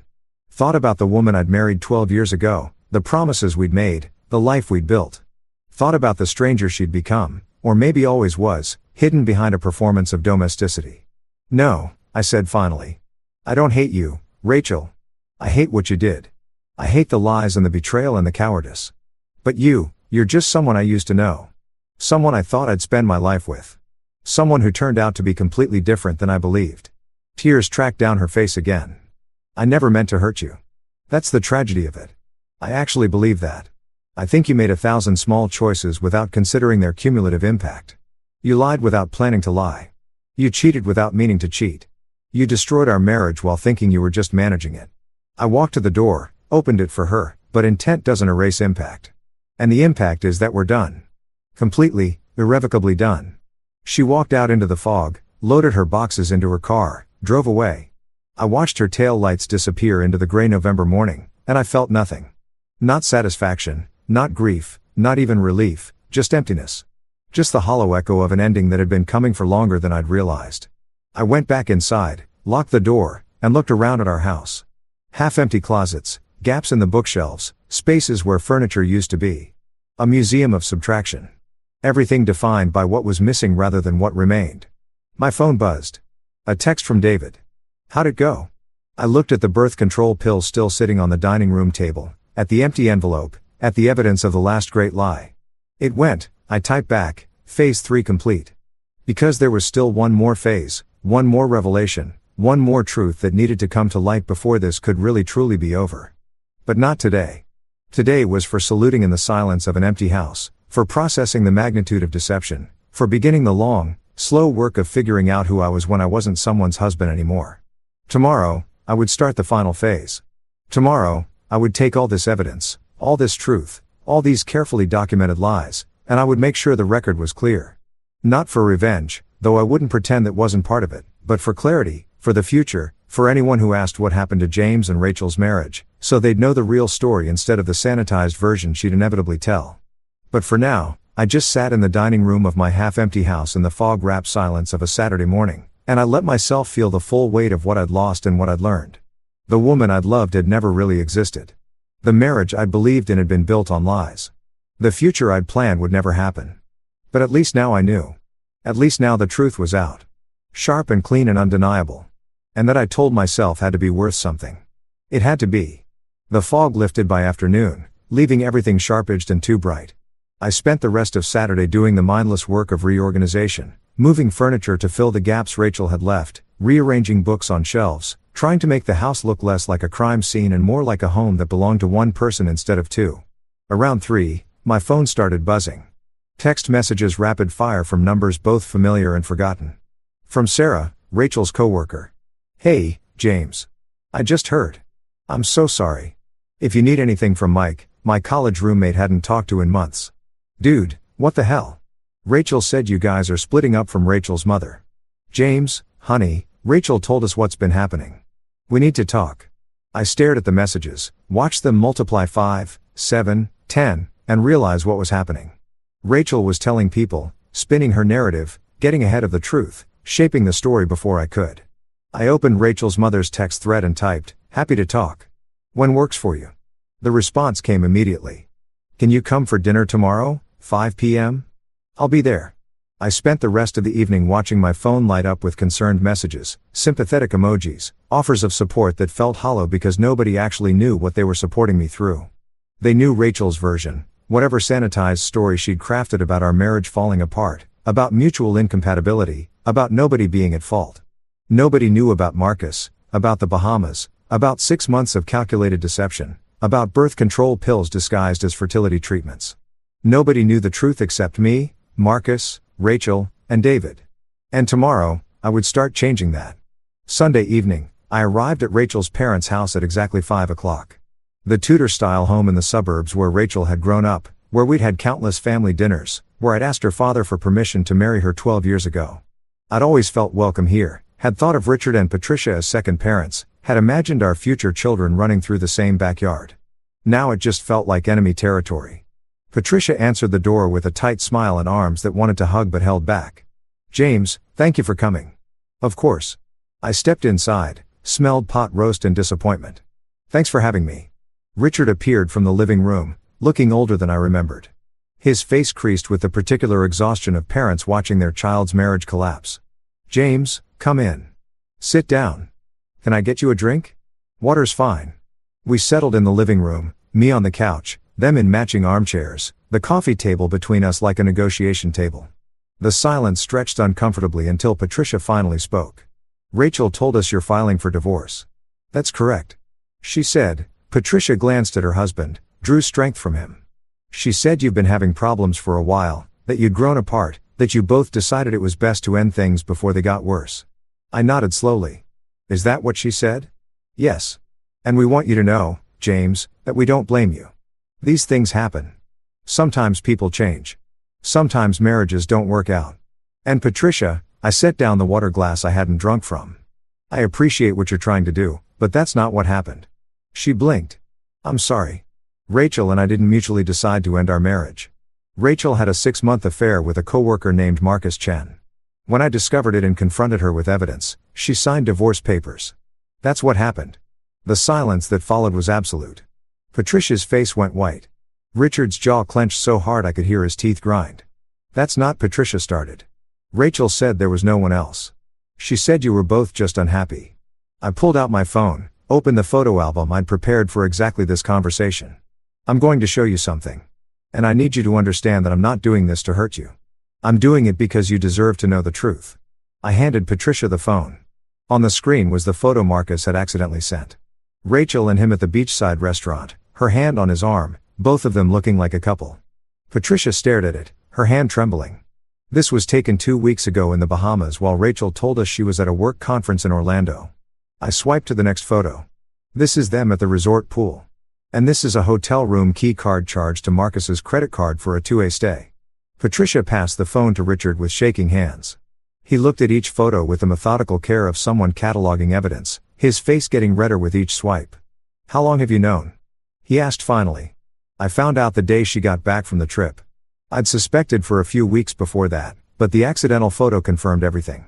And you what? You confronted her. She admitted it. Eventually, after I asked her one question that made her panic and run to a doctor's office after I laid out 6 months of evidence, yes, she admitted everything. Patricia was crying now. Quiet tears that spoke to deeper grief than just a failed marriage. I don't understand. Rachel's not. She wouldn't. We raised her better than this. I thought I knew her, too, I said gently. Turns out both wrong about who she really is. Richard sat down the phone like it burned him. Does Marcus work at her company? Yes, they've been colleagues for years. Friends first, then something more. Jesus. I'll call her boss. This is workplace misconduct. They can't just Richard, that's your choice, but I need you to know something else first. I took a breath. The affair isn't the only thing Rachel lied about. I told them about the birth control, about the year of fake fertility struggles, the treatments I'd undergone, the emotional torture of thinking we might never have children while she was actively preventing conception. I watched Patricia's face crumple as she understood the depth of her daughter's deception. She told us you were both trying so hard, Patricia whispered. She cried on my shoulder about negative pregnancy tests. I thought she wanted a baby as much as you did. So did I. Turns out we were both part of the same performance. Richard stood up abruptly, walked to the window, stood there with his back to us. His shoulders were shaking. I need to call her. She needs to explain this. She won't be able to explain it in a way that makes sense. I've tried. I stood too, ready to leave now that the truth was out. I know this is painful. I know you love your daughter and want to believe the best of her. But you asked me here to talk, and talking means telling you the truth, even when it's ugly. Patricia stood, hugged me with desperate strength. I'm so sorry, James. I'm so sorry. If we'd known, if she'd told us, you would have told her to be honest with me. I know, but she didn't tell you because she knew what you'd say. I gently extracted myself from the hug. I should go. This is a family matter now, and I'm not family anymore. You'll always be family to us, Patricia said fiercely. What Rachel did, that doesn't change how we feel about you. But it did change things and we all knew it. The divorce would divide more than just assets. It would divide relationships, holidays, mutual friends. I would lose not just a wife, but a whole extended network of people I'd considered family. Richard walked me to the door, his face still red, his hands clenched into fists. I'll talk to her. Make her understand what she's done, what she's thrown away. Don't do it for me. Do it because she needs to hear it from people who love her unconditionally. She needs to understand that love doesn't mean enabling lies. He gripped my shoulder. You're a better man than I would be in your situation. I'm just trying to survive it with my integrity intact. I drove home through darkening streets, past houses lit with Sunday evening warmth, past families having normal dinners and normal conversations about normal problems. My phone started buzzing before I was halfway home. Rachel calling over and over, probably being confronted by her parents, probably panicking that her narrative was falling apart. I didn't answer, let her panic, let her explain herself to the people who raised her, who taught her right from wrong, who were now learning that she'd chosen wrong over and over again. When I got home, there were 7 missed calls from Rachel in one text. How could you tell them? They're my parents. I texted back. They asked for the truth. I gave it to them. That's what honesty looks like. Then I turned off my phone and sat in my living room in my half-empty house and I waited because this was just the beginning. Tomorrow I would talk to our mutual friends. Tuesday, I would contact our extended families. By the end of the week, everyone who mattered would know the real story. Not Rachel's sanitized version, but the documented evidence truth. Not for revenge, for the record. So that when this was all over, when the divorce was final and the property divided and the last boxes moved, nobody would be able to say they didn't know what really happened. The truth was out now, spreading like light through fleas, burning off the comfortable lies people had been telling themselves about our marriage. And I was done protecting Rachel from the consequences of her choices. Done enabling her deceptions by staying silent. Done being the good guy who takes the high road while she rewrites history from the low one. My phone buzzed. A text from David. Rachel's mother called me. Said you told them everything. You okay? I'm fine. I typed back. Just tired of lying by omission. What's next? I looked around my living room at the space Rachel used to occupy at the life we used to share. Next, I wrote. I tell everyone else. And then finally, I could start moving forward. Monday morning, I woke to 17 missed calls and 43 text messages. Word was spreading faster than I'd anticipated. The truth moving through our social network like a virus, infecting every shared friendship and mutual acquaintance. From Rachel, please stop telling people. You're ruining my life. From Marcus, we need to talk. This is getting out of hand. From my mother. Your father and I are on our way over. Don't make any decisions until we get there. From Sarah, Rachel's coworker. Is it true about Marcus? Everyone at the office is talking about it. I made coffee and started responding methodically, honestly, letting the truth continue its spread. To Rachel, I'm not ruining your life. I'm telling the truth about what you did. There's a difference. To Marcus, there's nothing to talk about. You wanted my wife, you got her. Congratulations to my mother. I'm fine. Come whenever. Doors unlocked to Sarah. It's true. 6 months. Ask HR to check the security footage from the parking garage if you want dates. The last one was calculated. Sarah was the office gossip, the woman who knew everyone's business and shared it with editorial flair. If I wanted the truth to spread through Rachel's workplace, Sarah was the vector. My parents arrived at 8, my mother sweeping in with a casserole and concern. My father with the quiet anger of a man whose son had been wronged. We sat at the kitchen table, my mother holding my hand, my father reading through the evidence folder with increasing fury. And I told them everything. That son of a bitch, my father said when I got to the part about Marcus. Give me his address. I'll dad. No, this isn't that kind of situation. The hell it isn't. He slept with your wife. That's exactly the kind of situation that requires legal resolution, not violence. I squeezed my mother's hand. I appreciate the sentiment, but I'm handling this the right way. My mother was crying. Quiet tears that matched Patricia's from the night before. How are you so calm about this? If your father did something like this to me, I'd not calm. I'm focused. There's a difference. I pulled my hand back, wrapped it around my coffee mug instead. If I let myself feel everything right now, all the anger and hurt and betrayal, I'll fall apart. So, I'm compartmentalizing, dealing with the practical aspects first, emotions later. That's not healthy, honey. Neither is staying in a marriage built on lies. I'm doing the best I can. They stayed for 2 hours. My mother reorganizing my kitchen cabinets because she needed something to do with her hands. My father making a list of lawyers I should consult and assets I should protect. Normal parent things comforting in their mundanity. When they left, my father pulled me aside. You know we're proud of you, right? For handling this with dignity. A lot of men would have done something stupid by now. I still might, I said honestly. Ask me again in a month. He gripped my shoulder, that universal gesture of male affection, then left. I watched them drive away and felt the first real crack in my composure. Seeing their pain, their anger on my behalf, their helpless desire to fix something that was irreparably broken, it made it all more real somehow. I went back inside and checked my phone. More messages, more people finding out, expressing shock, offering support, asking questions from Tom, our couple friend from book club. Dude, I had no idea. Rachel seemed so normal last Tuesday. From Amanda, Tom's wife. I'm so sorry, James. Do you want to come to dinner this week? From Rachel's cousin, Jennifer. My mom told me what happened. I can't believe Rachel would do this. I'm so sorry. One by one, I watched our social network realign. People choosing sides, making judgments, deciding who to believe. And because I had evidence, documented, undeniable evidence, most of them were choosing me. It should have felt validating. Instead, it just felt exhausting. Around noon, my phone rang. Unknown number. I almost didn't answer, but something made me pick up. James Rothstein, a woman's voice professional. Unfamiliar speaking. This is Jennifer Ward from Cascade Tech. I'm the HR director. I understand you have some information relevant to an internal investigation we're conducting. My heart rate picked up. What kind of investigation? I can't discuss details over the phone, but I'd like to meet with you this week if you're available. Bring any documentation you feel comfortable sharing.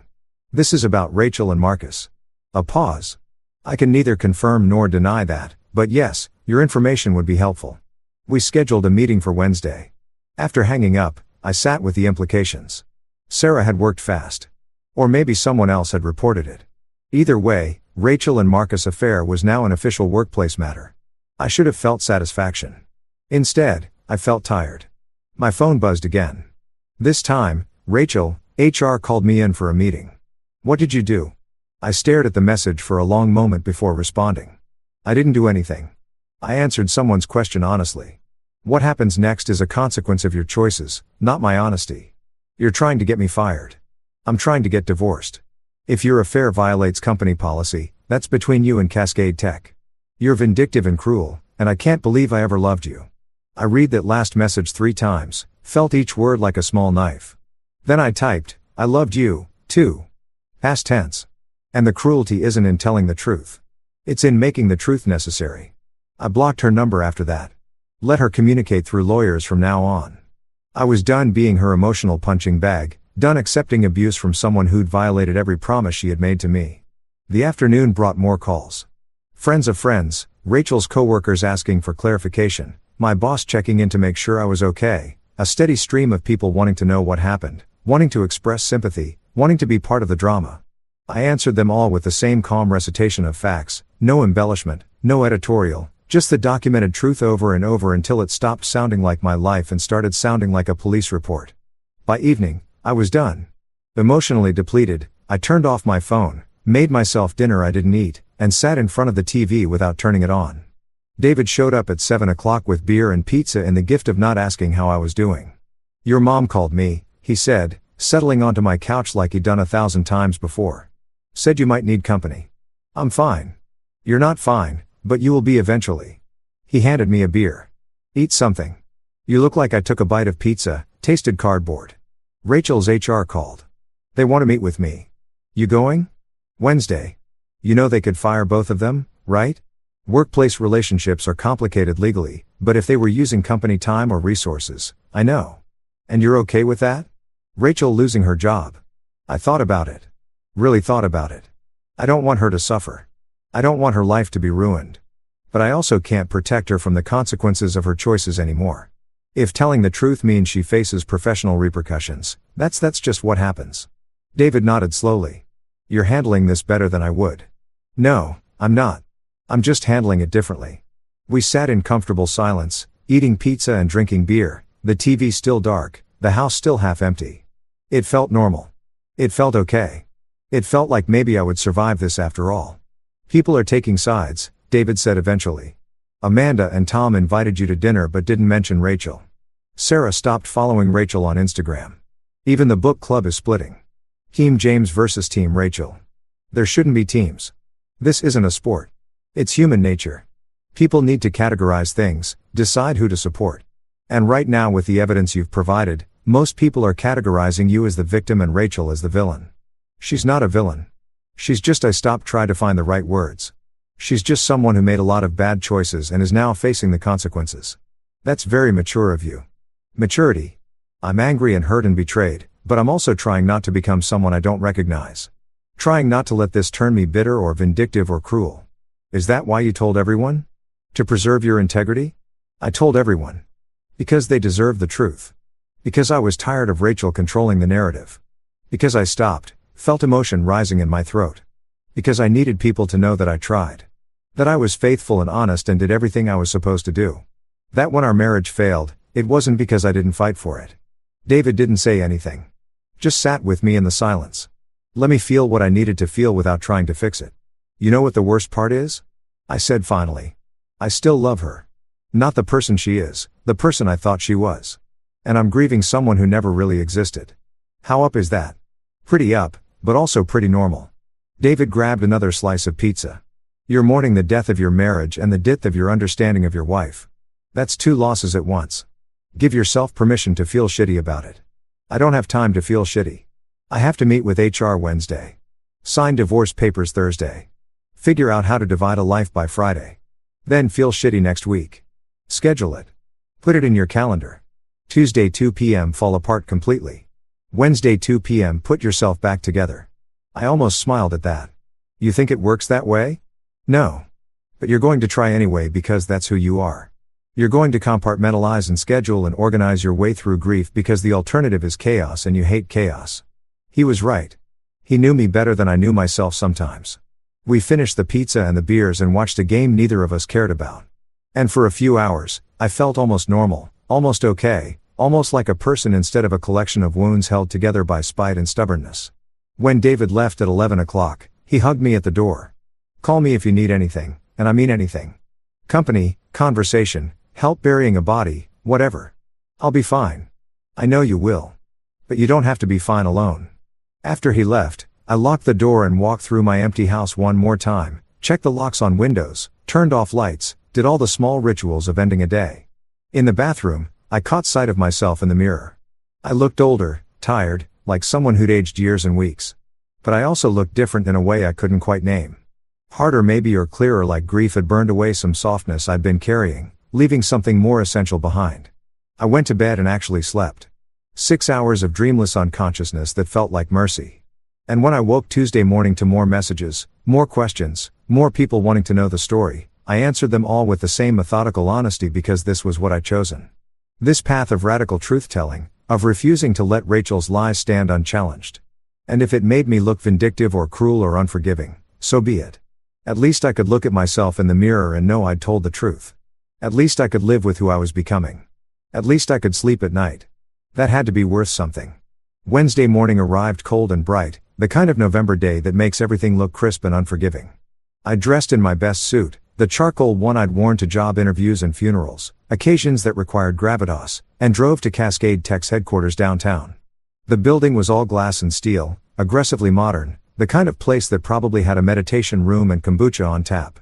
I'd been here before to company parties where Rachel had introduced me to colleagues whose names I forgot immediately, where Marcus had shaken my hand and smiled and looked me in the eye while planning to betray me.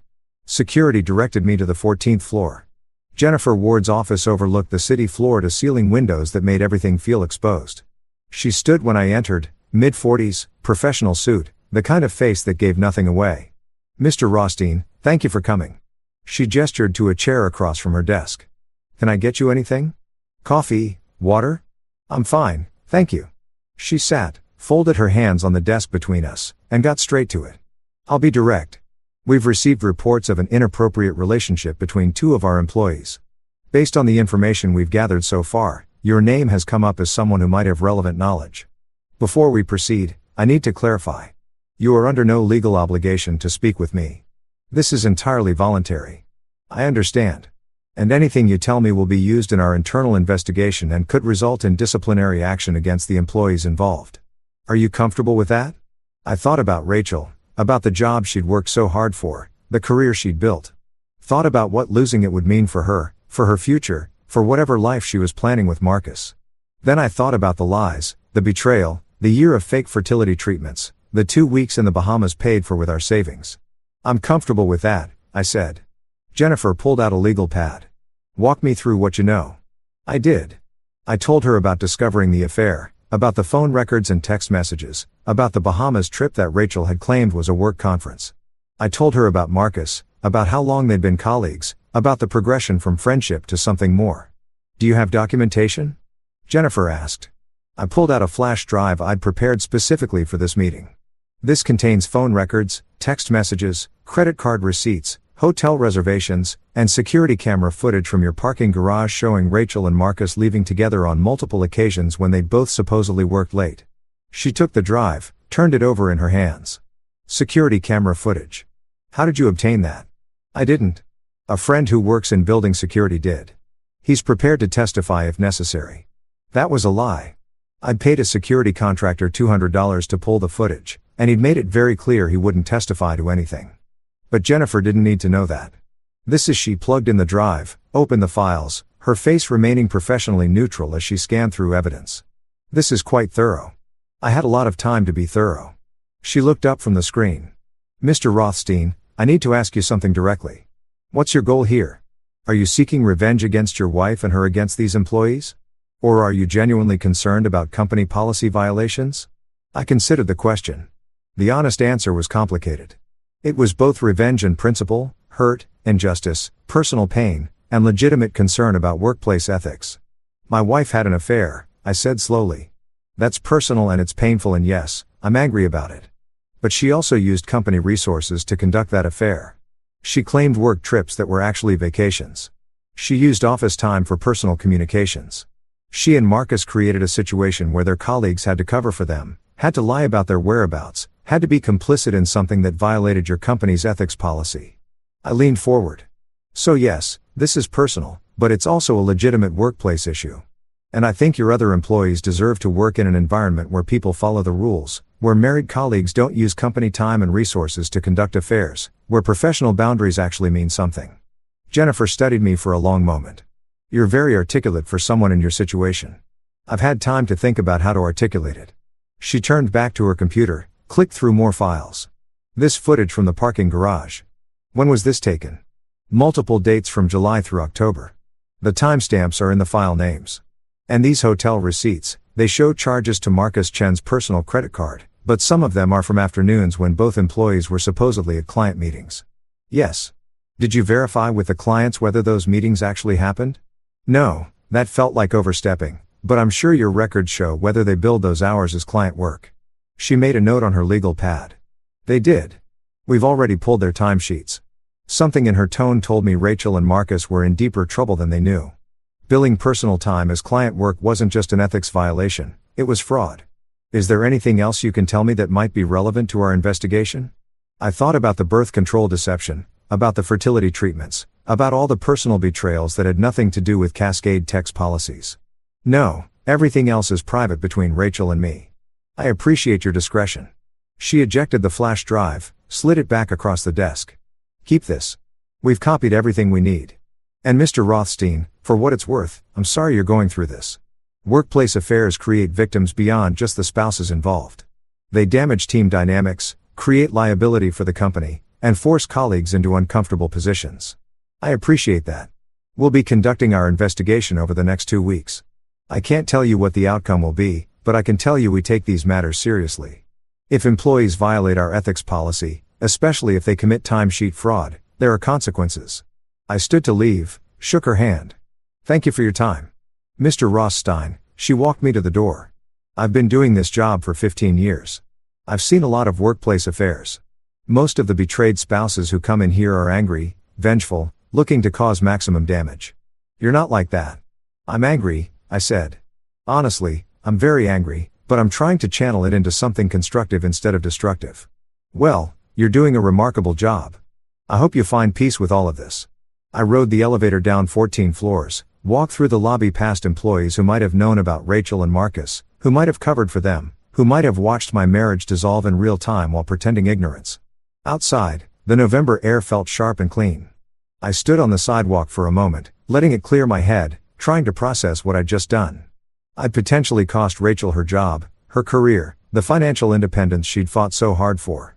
I waited to feel guilty, waited for remorse to hit me, for second thoughts to creep in. But all I felt was tired, and maybe underneath that, the smallest flicker of satisfaction. My phone buzzed, a text from an unknown number. This is Marcus. We need to talk now. Meet me at the coffee shop on 5th. I stared at the message, debated ignoring it, then decided why not. One more conversation, one more chance to hear him try to explain the inexplicable. I texted back. 30 minutes. Marcus was already there when I arrived, sitting at a corner table with the 2 cups of coffee going cold in front of him. He looked terrible, unshaven, rumpled, like he'd slept in his car. His leg was bouncing under the table, nervous energy radiating off him in waves. Thanks for coming, he said as I sat down. You have 20 minutes. Talk. HR called me in yesterday, asked me questions about Rachel, about our relationship, about work trips and client billing. They're investigating us, James. They're looking at timesheet records and expense reports. And he ran his hands through his hair. Did you talk to them? I answered their questions honestly. You gave them evidence. Security footage, credit card receipts. You're trying to get us fired. I'm trying to get divorced.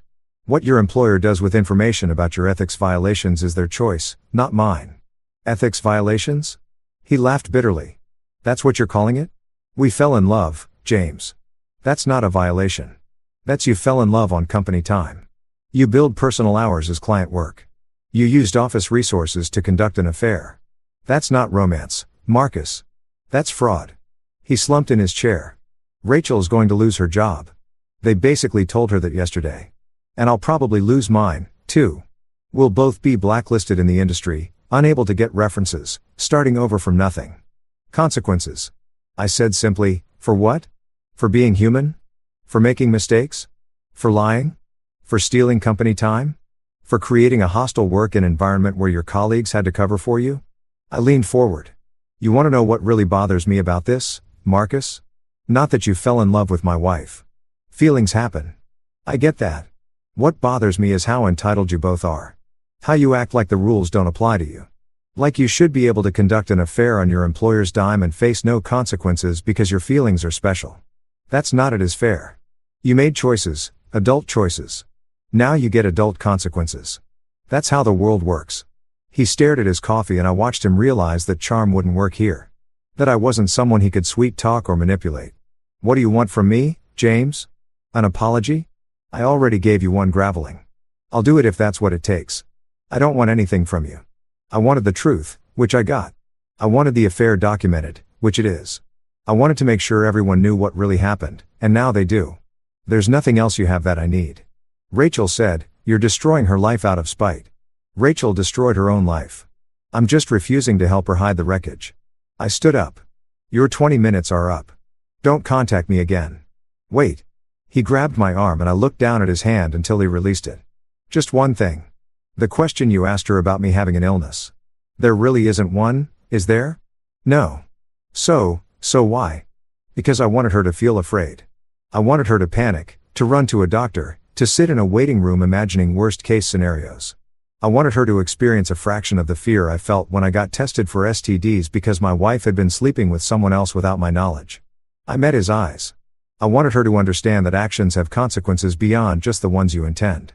Understanding dawned on his face. That's psychological warfare. That's karma. I walked out before he could respond. Left him sitting there with his cold coffee and his crumbling future. The satisfaction I'd been waiting for finally arrived. Not a flood, just a trickle, but real. Marcus understood now. Understood that I wasn't going to be passive or forgiving or understanding. Understood that there was a price for what he'd done, and I was going to make sure he paid it. My phone buzzed as I reached my car. Jennifer Ward, thank you for your cooperation today. Your information was very helpful. Then 30 seconds later, another text from an unknown number. I opened it expecting more from Marcus, but it was Rachel. They're firing me. I hope you're happy. I hope destroying my career makes you feel better about your own failures. I read it twice, felt each word like a slap, then deleted the message without responding. She wanted a fight, wanted to make me the villain, wanted to turn her consequences into my cruelty. But I was done engaging with her narrative, done defending myself against accusations from someone who'd lost all credibility.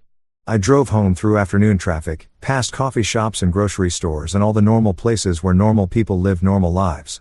My life didn't feel normal anymore. It felt like performance art, the dissolution of a marriage. An installation piece featuring evidence and accusations and consequences. At home, I found a box on my doorstep.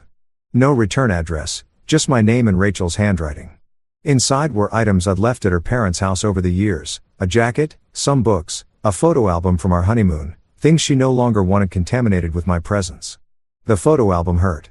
I flipped through it. Us at Niagara Falls, laughing in the rain, young and in love and so stupidly certain about our future. Rachel in a sundress. Me with my arm around her waist. Both of us looking at the camera like we were showing the world what happiness looked like. That couple didn't exist anymore. Those people were gone, replaced by strangers who'd spent the afternoon trying to hurt each other through lawyers and HR departments and carefully deployed truths. I closed the album, put it in a drawer I wouldn't open again, and sat down at my kitchen table with the divorce papers that needed signing, the financial documents that needed reviewing, the administrative dismantling of a 12-year relationship. My phone rang, my lawyer, Sandra, calling with updates. James, hi. I have news about the divorce proceedings. Go ahead. Rachel's attorney is pushing back on the amended agreement. They're claiming the reimbursement clause for fertility treatments is punitive and not based in legal precedent. It's based on fraud. She lied about trying to conceive while actively preventing conception. I agree, and I think we can argue that successfully, but be prepared. This might go to mediation. Rachel's not going to just accept your terms without a fight. Fine, let her fight it. I have evidence. I know you do. But evidence cuts both ways, James. She could argue emotional distress, could claim your behavior after discovering the affair was psychologically harmful. Could paint you as vindictive. Let her try. Sandra sighed. I'm saying this as your lawyer and your friend. At some point, you need to decide if being right is worth the cost of proving it. Divorce mediation can get ugly and expensive fast. Are you prepared for that? I thought about the question she'd asked. The cost of being right. The price of truth. Yes, I said finally. I'm prepared. Okay, then we'll prepare for mediation. I'll file the motion next week. After we hung up, I sat in my kitchen and thought about what was coming. More lawyers, more meetings, more careful recitations of betrayal, more documented evidence of more public airing of private pain. Rachel wanted to fight. Wanted to make this difficult. Wanted to punish me for refusing to quietly accept her narrative. Fine, I could fight. I'd gotten good at it over the past few weeks. My phone buzzed again. David, heard about the HR meeting. How'd it go? It went. Rachel's probably getting fired. And you feel I tried to identify the emotion. Satisfaction, guilt, relief. It was all tangled together. Impossible to separate. I feel like I did what I had to do. I type back. Whether that makes me right or just vindictive, I don't know anymore. For what it's worth, I think you're right. She made choices. You're just making sure those choices have consequences. I wanted to believe that. Wanted to think I was motivated by justice rather than revenge, by truth rather than cruelty. But sitting alone in my kitchen, surrounded by evidence of my dissolving marriage, I wondered if there was really a difference. If pursuing truth with this much determination wasn't just revenge in a prettier package, if I was becoming someone I'd recognize when this was all over. I didn't have answers, just questions and evidence and the slow, grinding work of ending a marriage while trying to preserve my integrity. Outside, the sun was setting, painting the kitchen in shades of orange and gold. Beautiful, indifferent. The world kept turning. Regardless of my pain, regardless of Rachel's consequences, regardless of whether any of this mattered in the long run, I pulled out the final piece of evidence I'd been saving. The thing I hadn't shown anyone yet, not even David, the revelation that would change everything one more time. But not tonight. Tonight, I was too tired for more truth-telling, more revelations, more carefully orchestrated justice. Tonight, I would just sit in my kitchen and watch the sun set and try to remember who I was before all of this started. Tomorrow, I would detonate the last bomb. Tomorrow would be the final reckoning. But tonight, I would rest. Thursday morning, I woke with the kind of clarity that comes from decisions already made, from crossing a threshold you can't uncross. Today was the day, the final truth, the last piece that would reframe everything that had come before. I'd been holding this back deliberately, strategically, waiting for the moment when it would have maximum impact. When Rachel thought she'd seen all my evidence, heard all my accusations, faced all her consequences. Now was that moment. I sent 3 emails before breakfast to Rachel's lawyer scheduling emergency mediation. New evidence has come to light that affects asset division. To my lawyer, Sandra, we need to talk this morning if possible. It's urgent. To Rachel, we need to meet today, 2 p.m. at the house. Come alone. This is important. Then I pulled out the folder I'd been keeping locked in my desk drawer for 2 weeks. The one even David hadn't seen. The one containing evidence so explosive it would fundamentally alter the entire divorce. Sandra called a 9. What's this about new evidence? Can you come to my house? I need to show you something in person. James, if this is just more text or photos, it's not. Trust me, you need to see this. She arrived at 10 o'clock, briefcase in hand, professional skepticism on her face. I led her to my office, closed the door, and handed her the folder. This is a financial forensic report commissioned from a private investigator, I said. It covers Rachel's banking activity for the past 3 years. Sandra opened the folder, started reading, and her expression shifted from skeptical to shocked to something like awe. Holy, keep reading. She flipped through pages, her lawyer brain processing implications faster than she could articulate them. This is James. Do you understand what this means? I understand exactly what it means. Rachel's been hiding assets. Significant assets. This offshore account, these transfers, she's been systematically moving money out of your joint accounts into accounts you don't have access to for 3 years. 2 years and 8 months, according to the report. It started small, 100 here, 200 there, but it escalated. The report estimates she's hidden approximately $127,000 from the marital estate. Sandra looked up from the papers, her face pale. Have you confronted her about this? Not yet. I wanted to talk to you first. Understand the legal implications. The legal implications are significant. If she's been hiding assets during divorce proceedings, that's fraud. The court will not look kindly on this. She could lose her claim to any shared property. You could potentially get a much larger share of the marital assets. She flipped to another page. Wait, this offshore account, when was it opened? 4 years ago, before the affair started. So, she's been planning an exit strategy for 4 years, apparently. Sandra sat down heavily in my desk chair. James, this changes everything. The story about the affair, about Marcus, about her being swept up in emotion. It all falls apart when you realize she's been preparing to leave you for years. This is premeditated financial fraud. I know. And you've been sitting on this for how long? I found out 2 weeks ago. The investigator finished his report the day after Rachel signed the initial divorce papers. Why didn't you tell me immediately? Because I needed to think about what I wanted to do with the information. Because once I deployed this, there was no going back. Because I stopped, tried to articulate something I'd been feeling but hadn't named. Because this is the nuclear option, Sandra. This doesn't just end our marriage. This destroys Rachel financially, legally, possibly criminally. And I needed to be absolutely certain I was willing to do that. And are you certain? I thought about the question about Rachel crying in our dining room, about her losing her job, about the consequences she was already facing. Thought about whether adding this to the pile was justice or just cruelty. Then I thought about the birth control deception, about a year of my life spent trying to conceive a child she was actively preventing, about her planning an exit strategy for 4 years while I was planning our future. Yes, I said, I'm certain. Sandra closed the folder. Then we file an emergency motion to freeze all her accounts pending investigation of asset concealment. We amend the divorce petition to include fraud allegations. And we prepare for this to get very, very ugly. How ugly? Potential criminal charges. Ugly. Jail time ugly. This isn't just civil court anymore, James. If the DA gets interested in financial fraud during divorce proceedings, Rachel could be facing felony charges. The weight of that settled over me. I'd known this was serious, but hearing it articulated in terms of criminal liability made it real in a new way. I don't want her to go to jail, I said slowly. I want her to face consequences, but not that. Then we offer her a deal. She returns all the hidden assets, accepts an amended divorce agreement heavily weighted in your favor, and we don't pursue criminal charges. She gets to walk away with something instead of nothing. That seems fair. Fair? Sandra laughed without humor. James, none of this is fair. She stole over $100,000 from your marriage while planning to leave you. Fair would be her in handcuffs. What you're proposing is mercy. Maybe. Or maybe it was just exhaustion. The knowledge that pursuing maximum punishment would require more energy, more time, more of my life spent locked in combat with someone I used to love. Set up the meeting with her lawyer, I said. Show them the evidence. Give them 24 hours to respond with a settlement offer. If they don't, we file criminal complaints. You're sure about this? No, but I'm doing it anyway.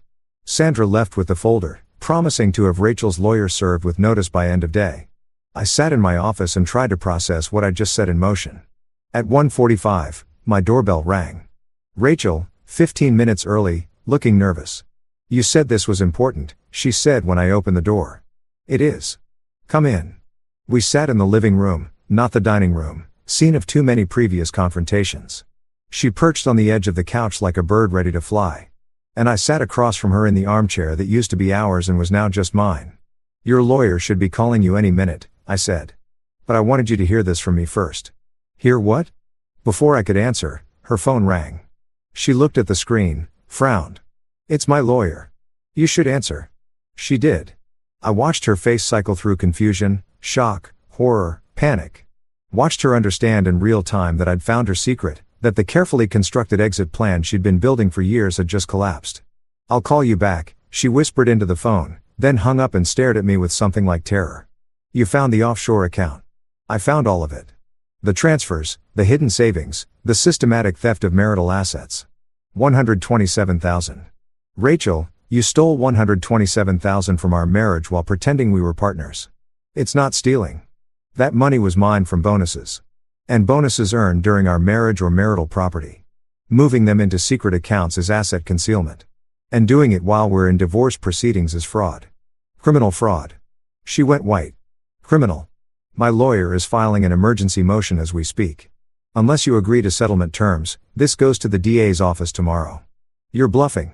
I pulled out a copy of the forensic report, slid it across the coffee table. Read it. She did. I watched the understanding dawn that I wasn't bluffing, that I had documentation, that she was in serious legal trouble. James, please. You have to understand, I was scared. I didn't know what would happen with us and I needed a safety net. And you planned this for 4 years. 4 years of systematically stealing from me while I thought we were building a life together. I wasn't planning to leave you. I was protecting myself in case something happened. Something like an affair you'd conduct for 6 months before taking the 2A vacation with your lover. I leaned forward. Don't lie to me anymore, Rachel. The evidence is clear. You've been preparing to leave me for years. The affair with Marcus wasn't an impulsive mistake. It was part of a long-term plan. She was crying now, makeup, running, hands shaking. What do you want? What will it take for you to not press charges? Everything. What? Everything you hit, every dollar returned to joint accounts, plus penalties. I want 70% of our total marital assets, including the house. You get 30% and you walk away. No alimony, no claims on my retirement, no contested property division. I can't agree to that. I'll have nothing. You'll have $127,000 more than you deserve, plus 30% of everything else. That's more mercy than you showed me. She stood up, paced the room like a caged animal. I can't believe you do this. After everything we've been through, you'd threaten me with jail time. After everything we've been through, Rachel, you spent 4 years stealing from me. 6 months sleeping with someone else. A year lying about wanting children. You've shown me exactly who you are. I'm just responding accordingly. I loved you, she said desperately. I still love you. This money thing, it was insurance. It didn't mean I wanted to leave. Stop. I stood too, met her eyes. Stop lying to me, to yourself, to anyone who listen. You didn't love me. You can't love someone and systematically steal from them. You can't love someone and sleep with their coworker. You can't love someone and lie about wanting children while preventing conception. Whatever you felt for me, it wasn't love. It was convenience. It was comfort. It was having someone to pay half the mortgage while you built your escape plan. She sank back onto the couch sobbing. I'm sorry. God, James, I'm so sorry. I never meant for any of this to happen. You meant all of it. Every transfer, every law, every choice. You just didn't mean to get caught. Her phone rang again. Her lawyer, probably with more details about the charges she was facing. She ignored it, let it ring through to voicemail. What do I do? She whispered. You take the settlement, you return the money, you accept 30 and count yourself lucky I'm not pursuing criminal charges. And Marcus, what about him? Does he know about this? About the money? I hadn't even considered that angle. I don't know. Did you tell him? No, I didn't tell anyone. It was my safety net in case I what? Left you? Wasn't that supposed to be my line? You're the one who had the affair, who stole money, who was planning an exit. She looked at me with something like desperation. What if I give everything back? What if I agree to your terms and we would try again? We go to counseling. We work through this. We know, James, please. No, Rachel. There's no coming back from this. Not the affair, not the money, not the lies. You killed our march, you don't get to resurrect it just because the consequences are scarier than you expected. She sat there crying and I felt nothing. No sympathy, no regret, not even satisfaction. Just emptiness, just the hollow realization that I was looking at a stranger wearing my wife's face. You have until tomorrow at 5 p.m. to accept the settlement terms, I said. After that, we file criminal complaints and let the courts handle everything. Your choice. I walked to the door, opened it, waited for her to leave. She gathered her purse with shaking hands, walked past me without looking up. James. She paused on the threshold. When did you stop loving me? I thought about the question, about the moment I'd seen that photo from the Bahamas, about reading the text, about discovering the birth control deception, about finding the hidden accounts. Honestly, I think you stopped being lovable long before I stopped loving you. I just took a while to notice. She flinched like I'd struck her, then walked to her car. I watched her drive away one more time, probably the last time, and I felt the final thread of connection between us snap. Inside, my phone was ringing. Sandra, her lawyer just called. They wanted to negotiate. Tell them my terms are non-negotiable. Full return of assets, 7,030 split, or we go criminal. James, they're asking for 48 hours to review. They have 24. This isn't a negotiation, Sandra. This is consequences. Understood. I'll let them know. I hung up and walked through my house. My house now, not ours. Looked at the furniture we bought together, the photos we'd taken, the life we'd built. All of it feeling like a museum now. Artifacts of something that used to exist. My phone buzz. A text from David. You okay? Define. Okay. I type back. Fair point. Want company? Not tonight. I need to sit with this. Okay, but I'm here if you need me. I sat down the phone and poured myself a drink. Whiskey, neat, the expensive stuff from the back of the cabinet. Sat in my living room as afternoon faded to evening. As shadows lengthened across furniture that suddenly felt temporary. Tomorrow, Rachel would either accept my terms or face criminal charges. Tomorrow, the divorce would either settle quietly or explode into public spectacle. Tomorrow, I would either close this chapter of my life or commit to fighting it for months, maybe years. But tonight, I just sat in the ruins of my marriage and tried to figure out who I was now that it was over. The man who'd gotten married at 22 had believed in forever. Had believed that love was enough, that commitment mattered, that promises meant something. The man sitting here at 34 knew better. Knew that people lied, that vows broke, that the person you married could become a stranger without you even noticing until it was too late. I didn't know which version of myself I preferred, the naive believer or the cynical survivor. Maybe I'd become some third thing. Someone who'd been broken and put himself back together into a different shape. Someone who'd learned that true truth matters more than peace. That consequences matter more than forgiveness. That sometimes the only way through pain is straight through it. My phone buzzed again. Rachel, I'll sign your agreement. Just please don't press charges. I stared at the message for a long time before responding.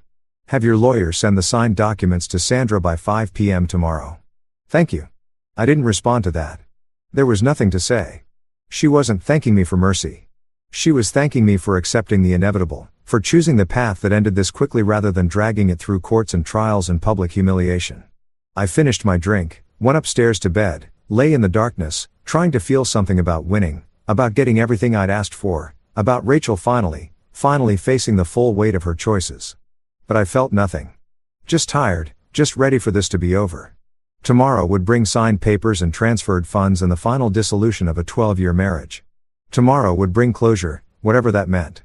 Tonight, I just lay in bed and listened to the house settle around me, to the absence where Rachel used to be, to the silence of a life being dismantled one piece at a time. And somewhere in that silence, I fell asleep. 3 months later, I woke to sunlight streaming through bedroom windows I'd forgotten to close and reached automatically for someone who wasn't there anymore.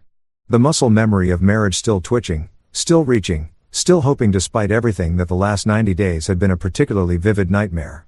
But the empty space beside me was real. The divorce papers filed in January were real. The 7,030 asset split was real. Rachel's signature on settlement documents was real. The end of my marriage was as real as the morning sun. I went downstairs. My stairs now in my house, paid for with my 70% of our assets, and made coffee in a kitchen that still felt too big for one person. Outside, February snow fell soft and silent, covering the driveway where Rachel's suitcase had once rolled. The walkway where she'd stood, dripping rain and lies. The street where her car had driven away for the last time. My phone showed 2 text messages from David. Breakfast I'm buying. From Sandra. Final documents are ready for review.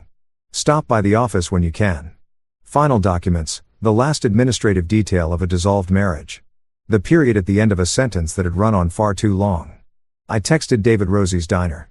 9 a.m. Then I showered, dressed, and drove through snow-quiet streets to meet my best friend for breakfast and closure.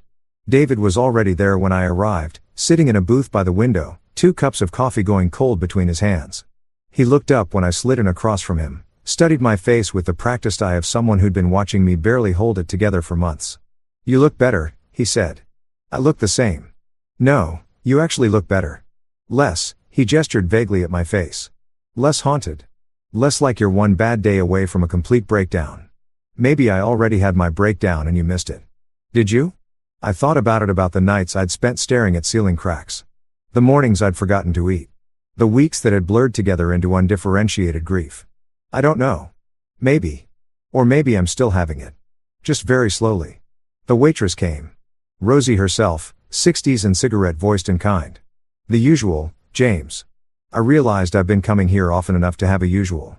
Yeah, thanks, Rosie. She patted my shoulder.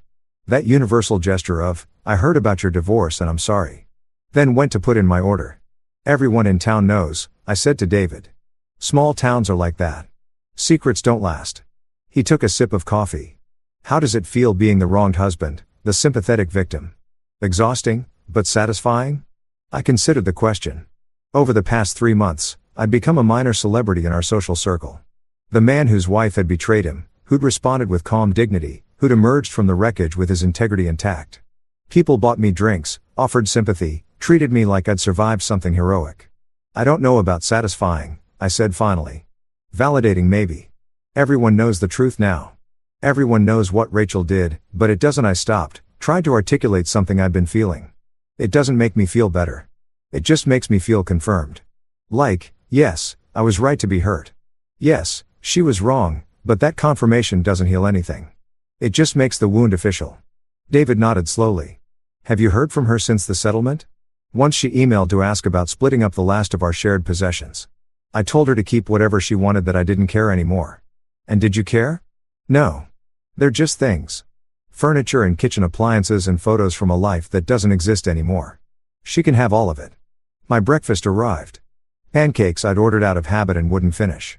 I pushed them around the plate while David watched with the patience of someone who'd spent 3 months watching me not eat. Sandra said the final documents are ready. I said, the divorce is final. Officially final as of February 1st. I'm technically single again. I tried the word out. Felt it sit wrong in my mouth. Single. After 12 years of being half of a couple, I'm just me. Unattached. Alone. You're not alone. You have friends, family, a whole support network of people who I know, and I'm grateful. But it's not the same as having a person, someone who knows all your stories, who understands your weird habits, who can finish your sentences. I set down my fork. I lost more than a wife, David. I lost my witness.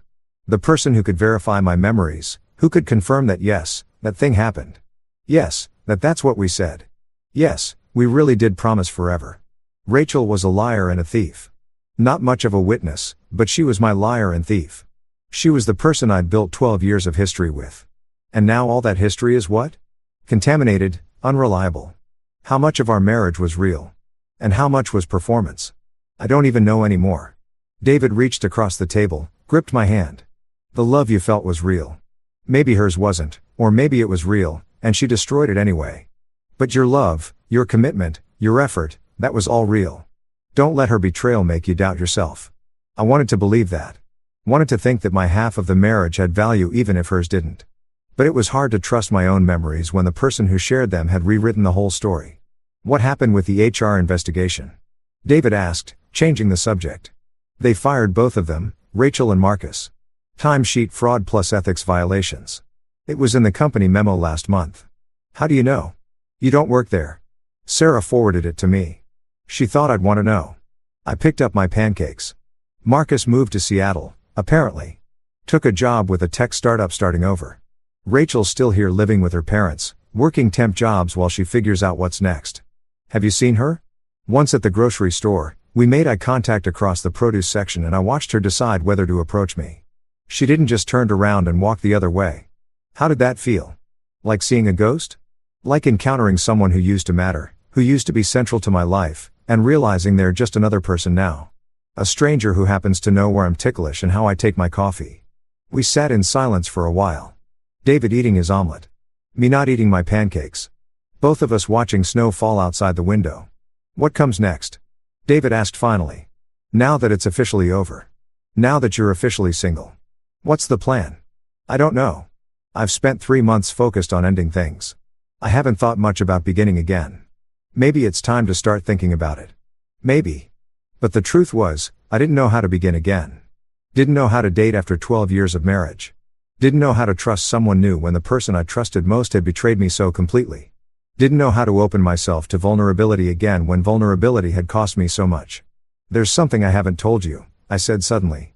About the offshore account, about the hidden money. David set down his fork. I thought Rachel returned all of it as part of the settlement. She did. All $127,000 plus penalties. But there was more. More. The forensic investigator found additional accounts. Smaller ones harder to trace. Another $43,000 scattered across various institutions. Money Rachel had been hiding for even longer. Did you confront her about it? No. I documented it, showed it to Sandra, and we decided to let it go. David stared at me. You let her keep $43,000 that she stole from you? I let her keep her escape fund because I realized I stopped trying to articulate something I'd been feeling. I realized that taking everything would make me feel powerful, but it wouldn't make me feel better. And at some point, revenge stops being justice and becomes just cruelty. So, I drew a line. She returned the money she hid during our marriage.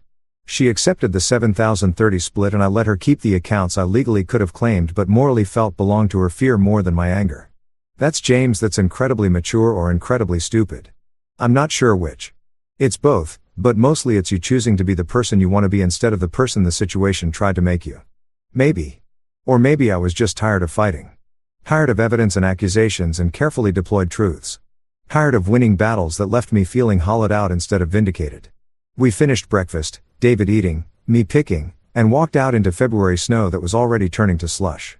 He hugged me goodbye in the parking lot, that brief masculine embrace that communicated everything words couldn't. You're going to be okay, he said.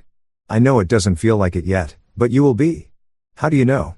Because you're already okay. You just haven't noticed yet. I drove to Sandra's office, signed the final documents that officially ended my marriage, accepted her congratulations that felt more like condolences. Then I drove home through streets that were starting to look familiar again, through a town that was slowly becoming mine instead of ours. At home, I walked through rooms that I'd finally finished reorganizing. New furniture in the living room, fresh paint in the bedroom, photos on the walls that showed my life before Rachel, my life after Rachel, but nothing from the 12 years in between. It was like our marriage had never happened, like I'd erased it from the record, except I couldn't erase it from myself. Couldn't undo 12 years of growth and change. Couldn't unknow the things I'd learned about love and betrayal and trust. Couldn't become again the man I'd been at 22. Naive and hopeful and certain that promising forever meant something. That man was gone, replaced by this one. Harder, clearer, more careful. Someone who'd learned that people lie, that promises break, that forever is just a word people say when they mean for now. Sir, I sat in my living room and looked at the space where Rachel used to be. The couch we'd picked out together, now replaced. The TV we'd watched now sold. The coffee table where she'd signed divorce papers now gone. Everything physical was gone. But the shape of her remained. Negative space. The outline of what used to be there visible only by its absence. My phone buzzed. An email from Rachel. The first communication in weeks. Subject: closure. Body: James. I know I don't have the right to ask anything of you. I know I destroyed what we had. That I hurt you in ways I'm still understanding, but I'm writing because my therapist says closure requires acknowledging harm and I want to acknowledge what I did to you. I lied about the affair, about wanting children, about the money. I lied so much and for so long that I stopped knowing what was true. I convinced myself that our marriage was unhappy because that made the affair feel justified. I told myself you didn't care because that made my deception easier. I created a narrative where I was the victim of a dead marriage instead of the person who killed it. You were right about everything. The calculated nature of my betrayal, the length of my deception, the way I systematically destroyed what we built while pretending to protect it. You were right that I chose comfort over honesty, that I prioritized my desires over your well-being, that I betrayed you in ways that went far beyond physical infidelity. I don't expect forgiveness. I don't expect you to respond to this email or acknowledge it or do anything with it except maybe feel slightly less like you're crazy for being hurt because you're not crazy. You're wounded by someone who promised not to wound you. And that's on me. Completely on me. I'm working on becoming someone different, someone more honest, more accountable, more aware of how my choices affect others. I don't know if I'll succeed, but I'm trying. I hope you find happiness. Real happiness with someone who deserves your trust and honors your faith. You're a good man, James. You deserved a better wife than I knew how to be. I'm sorry for all of it, even though sorry doesn't fix anything. Rachel, I read it 3 times, looking for manipulation, for hidden agendas, for some ulterior motive beyond what it claimed to be. But it just seemed honest, raw. The first truly honest thing Rachel had said to me in years. I sat with the email for a long time, trying to decide how to feel about it. Satisfied that she'd finally admitted everything. Angry that it took divorce for her to be truthful. Sad that this apology came 3 months too late to matter. Finally, I closed the email without responding because she was right. Sorry didn't fix anything. It didn't undo the betrayal. Didn't restore the trust. Didn't erase the year I'd spent trying to conceive a child she was preventing. It was just words arriving after the fact, offering nothing but the acknowledgement of harm I'd already lived through. Maybe someday I'd respond. Maybe someday I'd accept her apology, forgive the betrayal, find peace with what happened. But not today. Today, I just needed to sit in my house, and let myself feel the full weight of an ending. Outside, the snow had stopped. The sun was setting, painting everything in shades of orange and gold. Beautiful, indifferent, moving forward, regardless of my pain, regardless of Rachel's apologies, regardless of whether any of this had mattered. I stood at the window and watched the sunset, the same sunset I'd watched 3 months ago.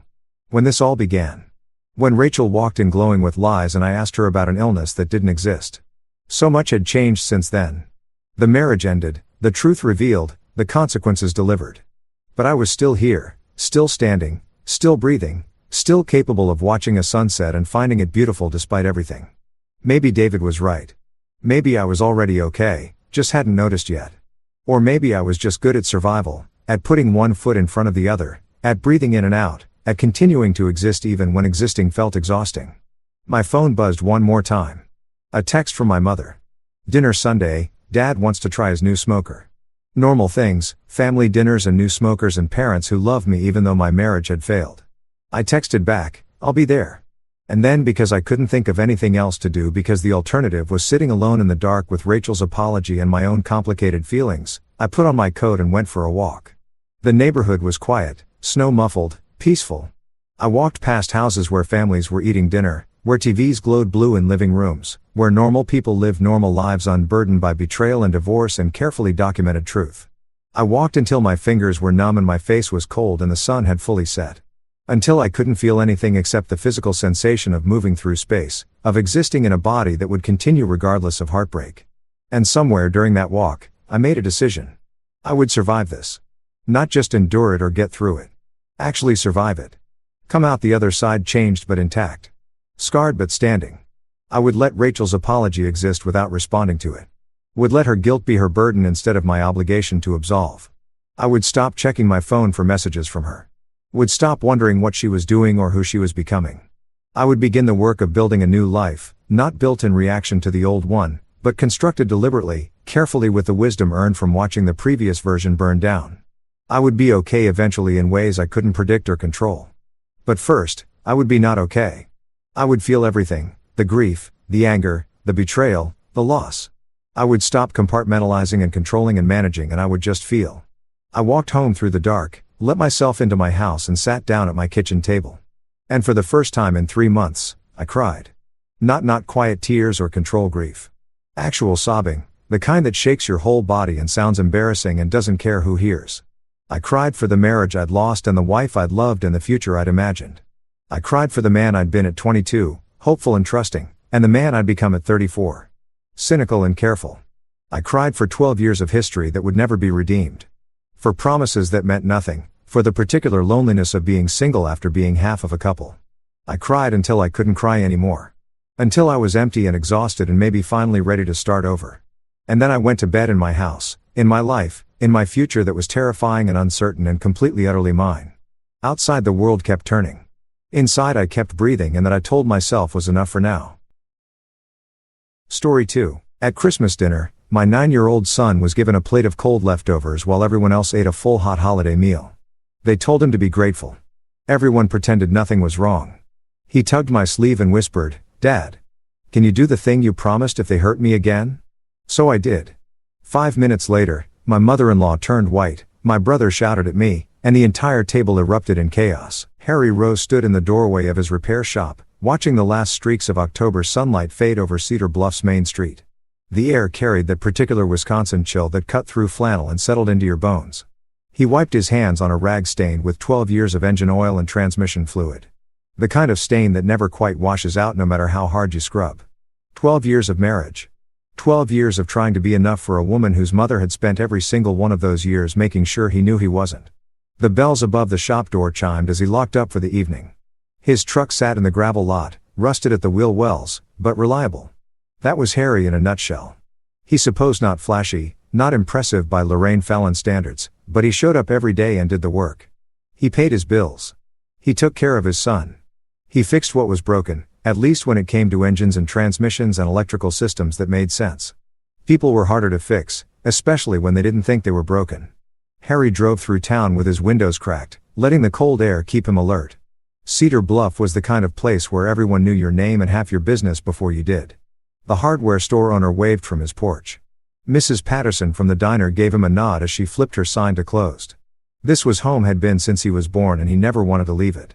He'd met Amelia at the summer festival 13 years ago. She'd been visiting from Madison, staying with her aunt for the season, and Harry had thought she was the most beautiful thing he'd ever seen. Dark hair that caught the light, a laugh that sounded like music, and a way of looking at him that made him feel like maybe he was worth looking at. They'd married fast, too fast, probably. But Harry had been young and in love, and he'd thought that was enough. It wasn't until after the wedding that he'd really gotten to know Lorraine. The first time she'd come to visit their small apartment, she'd walk through it with her lips pressed into a thin line, touching things with just her fingertips as if she might catch something. "Well," she'd said finally, settling on their second-hand couch with visible reluctance. "I suppose it's cozy. You'll want something bigger once you get a real career going, Harry." He'd laugh it off then. Made a joke about how he was still figuring things out. Amelia had squeezed his hand and changed the subject, and he'd thought that was the end of it. But Lorraine's comments never ended. They just evolved, sharpened, found new soft places to land.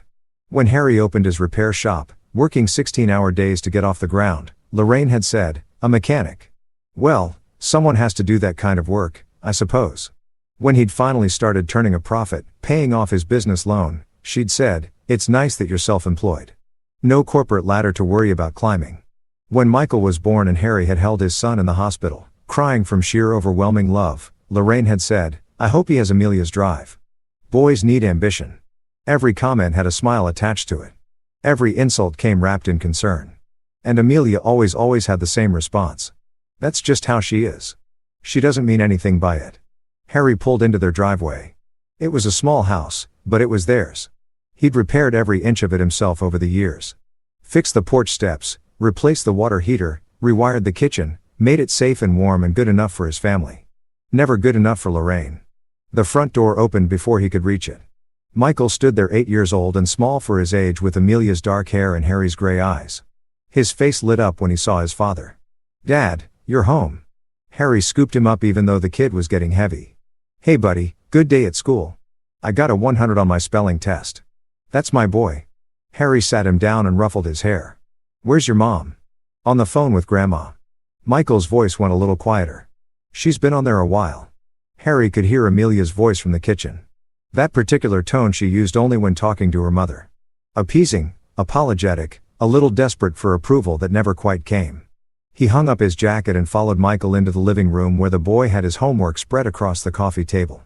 Harry knelt down beside him, looking over the math problems. "Need help with anything?" "No, I got it." Michael chewed his pencil, concentrating hard. Then, without looking up, he said, "Grandma's coming for Thanksgiving." Something cold settled in Harry's stomach. "Yeah, your mom mentioned that. She said it'll be nice. Family time." Michael glanced up at him and there was something in his eyes that an 8-year-old shouldn't have. "Weariness." She said, "I need to be on my best behavior." "You're always on your best behavior." "Grandma doesn't think so." Harry opened his mouth to respond, but Amelia's voice cut through from the kitchen. "Harry, can you come here?" He squeezed Michael's shoulder and stood. In the kitchen, Amelia was leaning against the counter with her phone in her hand, looking tired.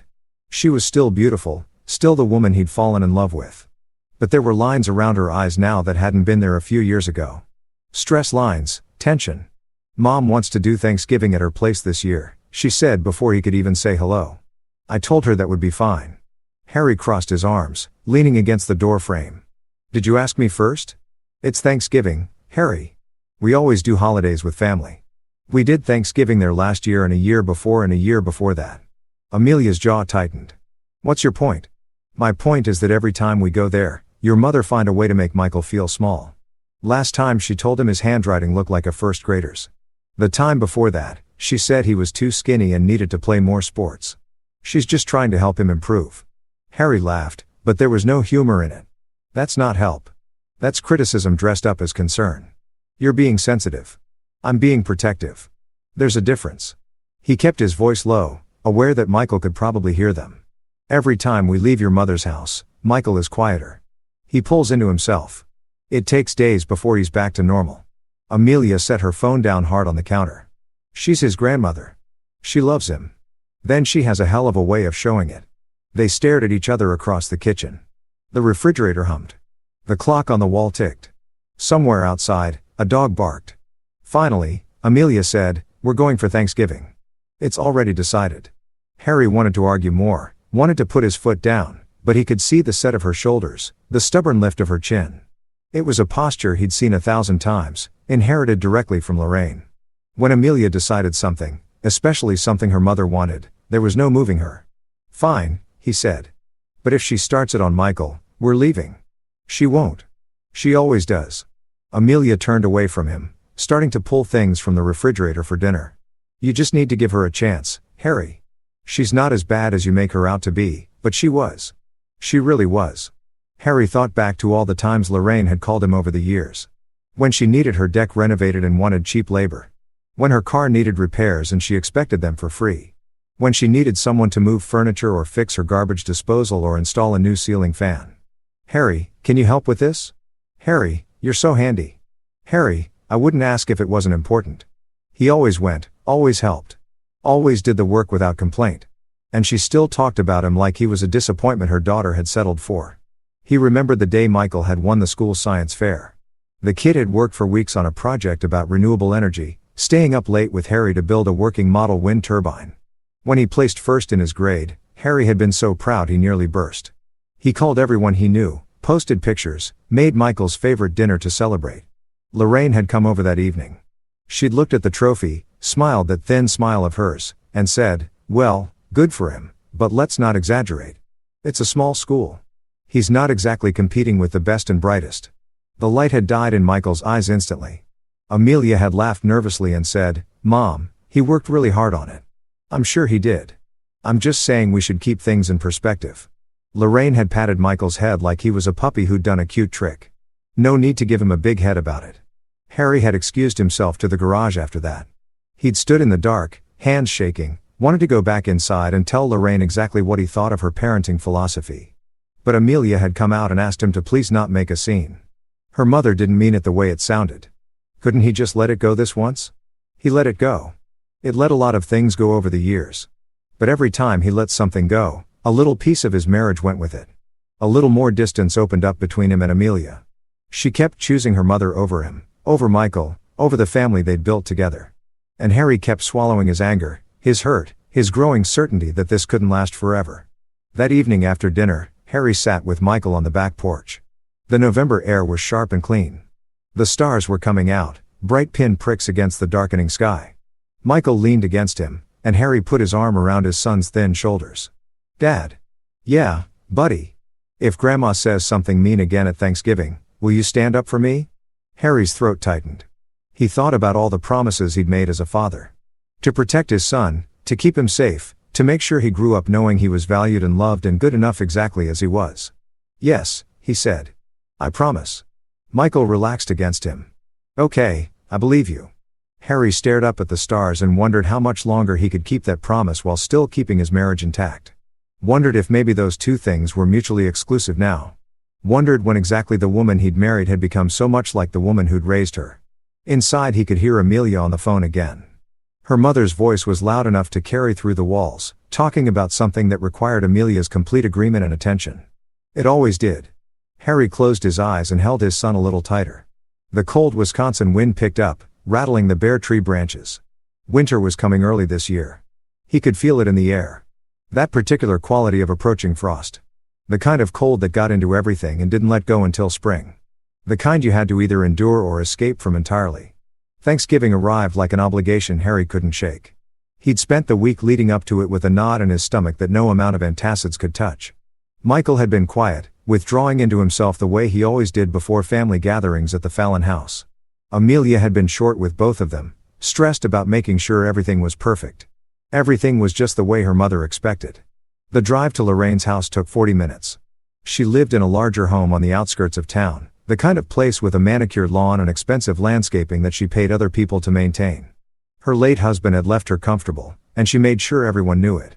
The house itself was nice enough, Victorian style with a wraparound porch, but Harry had never felt welcome there. It was like entering a museum where you were expected to keep your hands to yourself and your voice down. Heath's truck was already in the driveway. Amelia's brother still lived in the basement apartment their mother had converted for him years ago. He was 36 now, had never held a job longer than 6 months, and Lorraine still treated him like he was one bad break away from becoming successful. Harry had a different theory about what Heath was one bad break away from. But he kept those thoughts to himself. They parked and gathered their things. Amelia had made 2 pies from scratch because Lorraine had mentioned she preferred homemade desserts. Michael clutched a construction paper turkey he'd made in art class and Harry could see his hands shaking slightly. "It'll be fine," Amelia said more to herself into them. She checked her reflection in the car window, smoothing her hair. "Just a few hours. We can do this." Harry took Michael's hand as they walked up to the house. The boy's palm was clammy with nervous sweat. Before they could knock, the door swung open. Lorraine stood there in a cream-colored sweater and pearls. Her silver hair perfectly styled. She was in her early 60s, but could have passed for younger. She worked at it. Harry knew regular salon visits, expensive skin creams, a personal trainer twice a week. All of it designed to maintain the image of a woman who had everything together. "There you are." Her smile was bright but didn't quite reach her eyes. "Come in. Come in. You're right on time." She hugged Amelia first, tight and possessive, then gave Harry a brief nod that acknowledged his existence without actually welcoming it. When she turned to Michael, her smile faltered slightly. "Hello, Michael. My, you're still so small for your age, aren't you?" The boy's shoulders hunched. Harry felt his jaw clench. "He's growing just fine," Harry said evenly. Of course, of course." Lorraine ushered them inside. The house smelled like roasted turkey and something floral from one of her many candles. "Heath is already here. He's been helping me with dinner. Such a good son." The implication hung in the air. Such a good son. Unlike the son-in-law who does manual labor and doesn't make enough money. The living room was warm, almost too warm. Heath was sprawled on the couch watching football, a beer already in his hand despite it being barely noon. He glanced up when they entered, his eyes lingering on Harry with poorly disguised dislike. "Harry," he said, not bothering to get up. "Heath, game's tied. Vikings are choking as usual." Harry didn't respond. He'd learned years ago that engaging with Heath was pointless. The man had built his entire personality around being Lorraine's favorite child. The one who could do no wrong despite doing nothing at all. Michael tried to hand his grandmother the paper turkey he'd made. "I made this for you in our class." Lorraine took it between 2 fingers, holding it away from her body like it might stain her sweater. "How creative.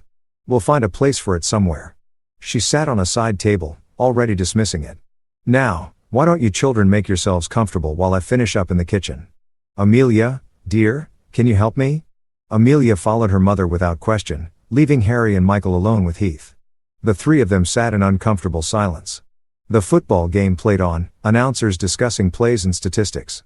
Michael stayed close to Harry, pressed against his side on the love seat. Heath drank his beer and occasionally made comments about the game that no one responded to. From the kitchen, Harry could hear the murmur of voices. Lorraine's tone was sugary with that particular edge she got when she was being subtly critical.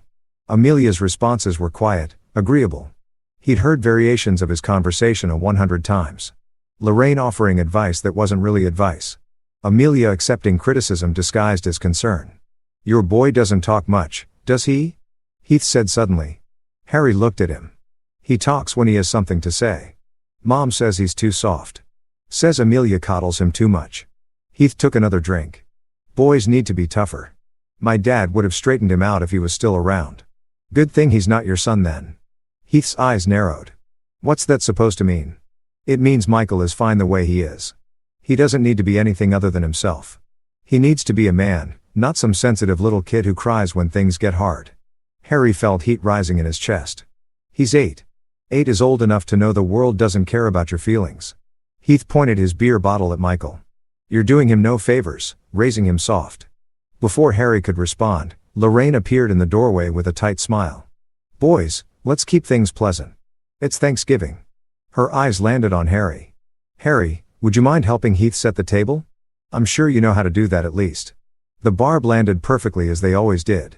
Harry stood without comment and followed Heath to the dining room.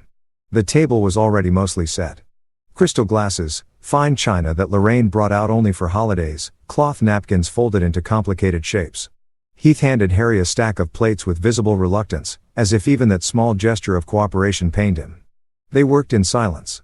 The clink of dishes the only sound. Harry thought about Michael sitting alone in the living room, small and uncomfortable, and felt his anger building. This was supposed to be a family holiday. It was supposed to be about gratitude and togetherness. Instead, it was just another opportunity for Lorraine to remind everyone of their place in her hierarchy of worth. Mom says Amelia could have done better, Heath said suddenly, his back to Harry as he arranged silverware. Says she settled because she was young and didn't know any better. Harry set down the plates carefully, keeping his hand steady. Is there a point to this conversation? Point is, you're not family. Not really. You're just a guy who knocked at my sister and stuck around out of obligation. Heath turned, smirking. We all know it. You know it, too. If that's what you need to believe, it's what Mom believes. And Mom's always right. Heath walked past him toward the kitchen, bumping Harry's shoulder deliberately as he went. Harry stood alone in the dining room, staring at the formal table setting, the expensive china, the crystal that probably cost more than he made in a month. None of it meant anything. It was just decoration, just another way for Lorraine to show that she had more, was more than the people around her. He heard Michael's laugh from the living room.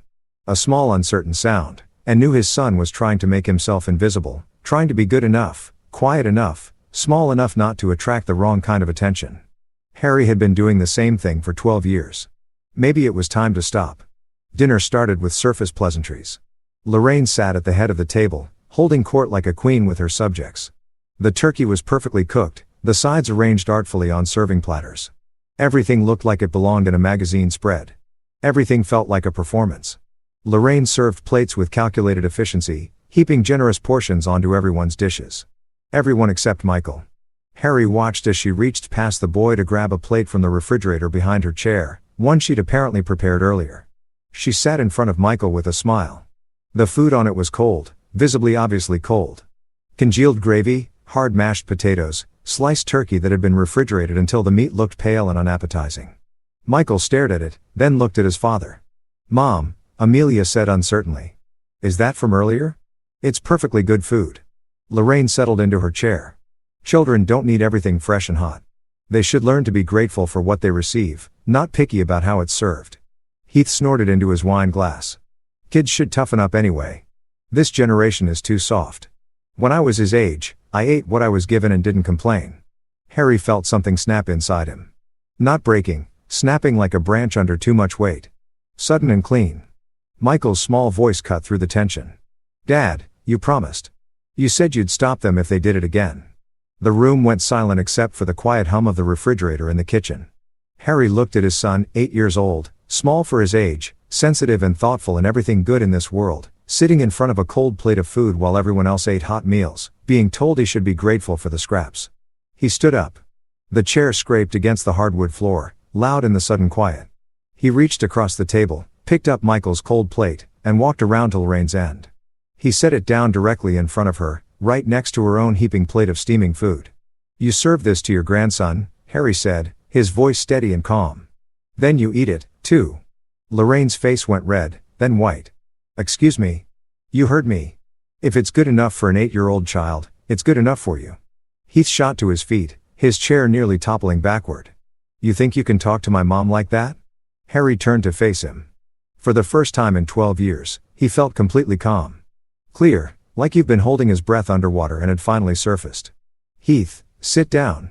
You're a grown man living in your mother's basement. You haven't held a job in 4 years. You survive on her handouts and her tolerance. You don't get to lecture anyone about respect or responsibility or being a man. Heath's mouth opened and closed. His face flushed dark red. I'm not finished. Harry's voice was still calm, but there was still underneath it now. You talk about toughening Michael up. You say he needs to learn the world doesn't care about his feelings. But the truth is, you're afraid. Afraid that an 8-year-old boy has more courage and more heart than you've ever had. That he'll grow up to be everything you're not. The silence that followed was absolute. Amelia grabbed Harry's arm, her fingers digging in hard. Stop it. Stop it right now. You're embarrassing us. Us? Harry looked at his wife. Really? Looked at her. When was the last time you stood up for Michael? When was the last time you chose him over your mother? That's not fair. Fair. Harry pulled his arm free.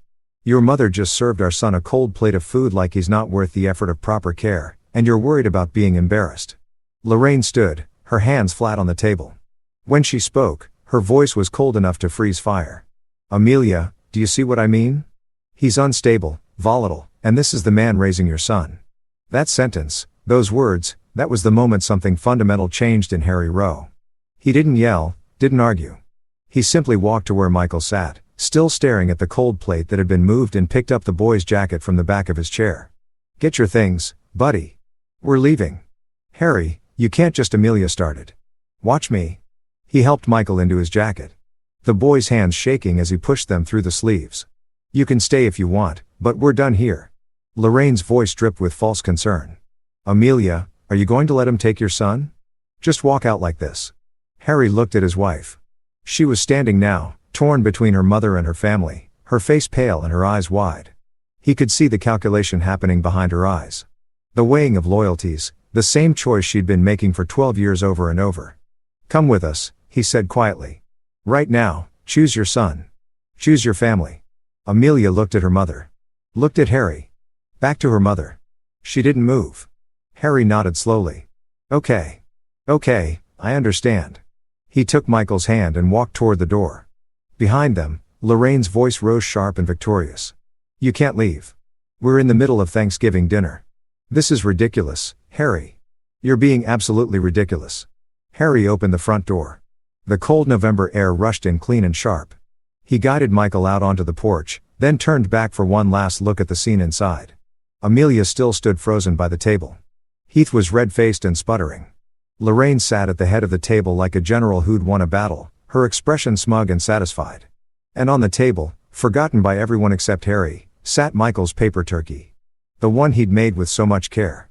The one Lorraine had dismissed without a second thought. Amelia, Harry said one last time, are you coming? His wife looked at him. Her mother's hand was on her arm now, holding her in place. When Amelia spoke, her voice was small. You're tearing this family apart. No, Harry said. I'm just finally seeing it for what it really is. He closed the door. The walk to the truck felt surreal. Michael's hand was cold in his, and the boy was shaking, though whether from cold or emotion, Harry couldn't tell. He helped his son into the passenger seat, buckled him in, then walked around to the driver's side. As he pulled out of the driveway, Harry glanced in the rearview mirror. The house stood there, warm and bright and perfectly decorated, with Lorraine Fallon inside, winning another battle in a war Harry hadn't realized he'd been fighting. Michael was crying quietly, not sobbing, just silent tears running down his cheeks. Harry reached over and squeezed his shoulder.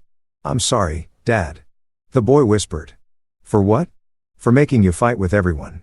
For making you leave. Harry pulled the truck over onto the shoulder of the road. He put it in park and turned to face his son. Michael, look at me. The boy raised his tear-stained face. You didn't do anything wrong. Not one thing. You hear me? But Grandma said, your grandmother is wrong. She's been wrong about you since the day you were born. You're smart and kind and thoughtful. You're everything good in this world. And if she can't see that, that's her failure, not yours. Mom didn't come with us. Harry's chest tightened. I know, buddy. I know. They sat there on the side of the road as the sun started to sink toward the horizon, casting long shadows across the frozen fields. Other cars passed them. Families heading home from their own Thanksgiving dinners. And Harry wondered how many of them were actually happy. How many were just pretending, just going through the motions, just surviving until the holiday was over. Finally, he pulled back onto the road and drove them home. Their small house looked warm and welcoming after the cold perfection of Lorraine's mansion. Harry unlocked the door and they went inside, and the silence felt like a relief after all the tension and conflict. You hungry? Harry asked. Michael shook his head. Not really. Me neither. Harry hung up their jackets. How about we order pizza later and watch whatever movie you want? A small smile broke through the tears. Really? Really? It's a holiday. We should do something that actually makes us happy. They settled on the couch together. Harry found an old movie Michael liked. Something with adventure and heroes and clear lines between good and evil. As it played, his son gradually relaxed against him, the tension leaving his small body. But Harry couldn't relax. His mind was racing, replaying the scene at dinner. Amelia's face, Lorraine's smugness, Heath's contempt. But most of all, he kept seeing that cold plate of food, the casual cruelty of it, the message it sent to a child about his worth. And Amelia had just stood there. That was the part that Harry couldn't get past. Not that she defended her mother, not that she'd been angry at him, but that she just stood there and let it happen. Let her mother humiliate their son and then acted like Harry was the problem for finally saying enough. Around 7, his phone started ringing. Amelia he let go to voicemail. It rang again 5 minutes later. He declined to call. Text messages started coming through. Each one escalating in urgency and anger. How would you just leave like that? You completely humiliated me in front of my family. My mother is devastated. Call me back now. We need to talk about this. Harry turned his phone face down on the coffee table. Is that Mom? Michael asked quietly. Yeah. Is she mad? Yeah. Michael was quiet for a moment, then said, Is this my fault?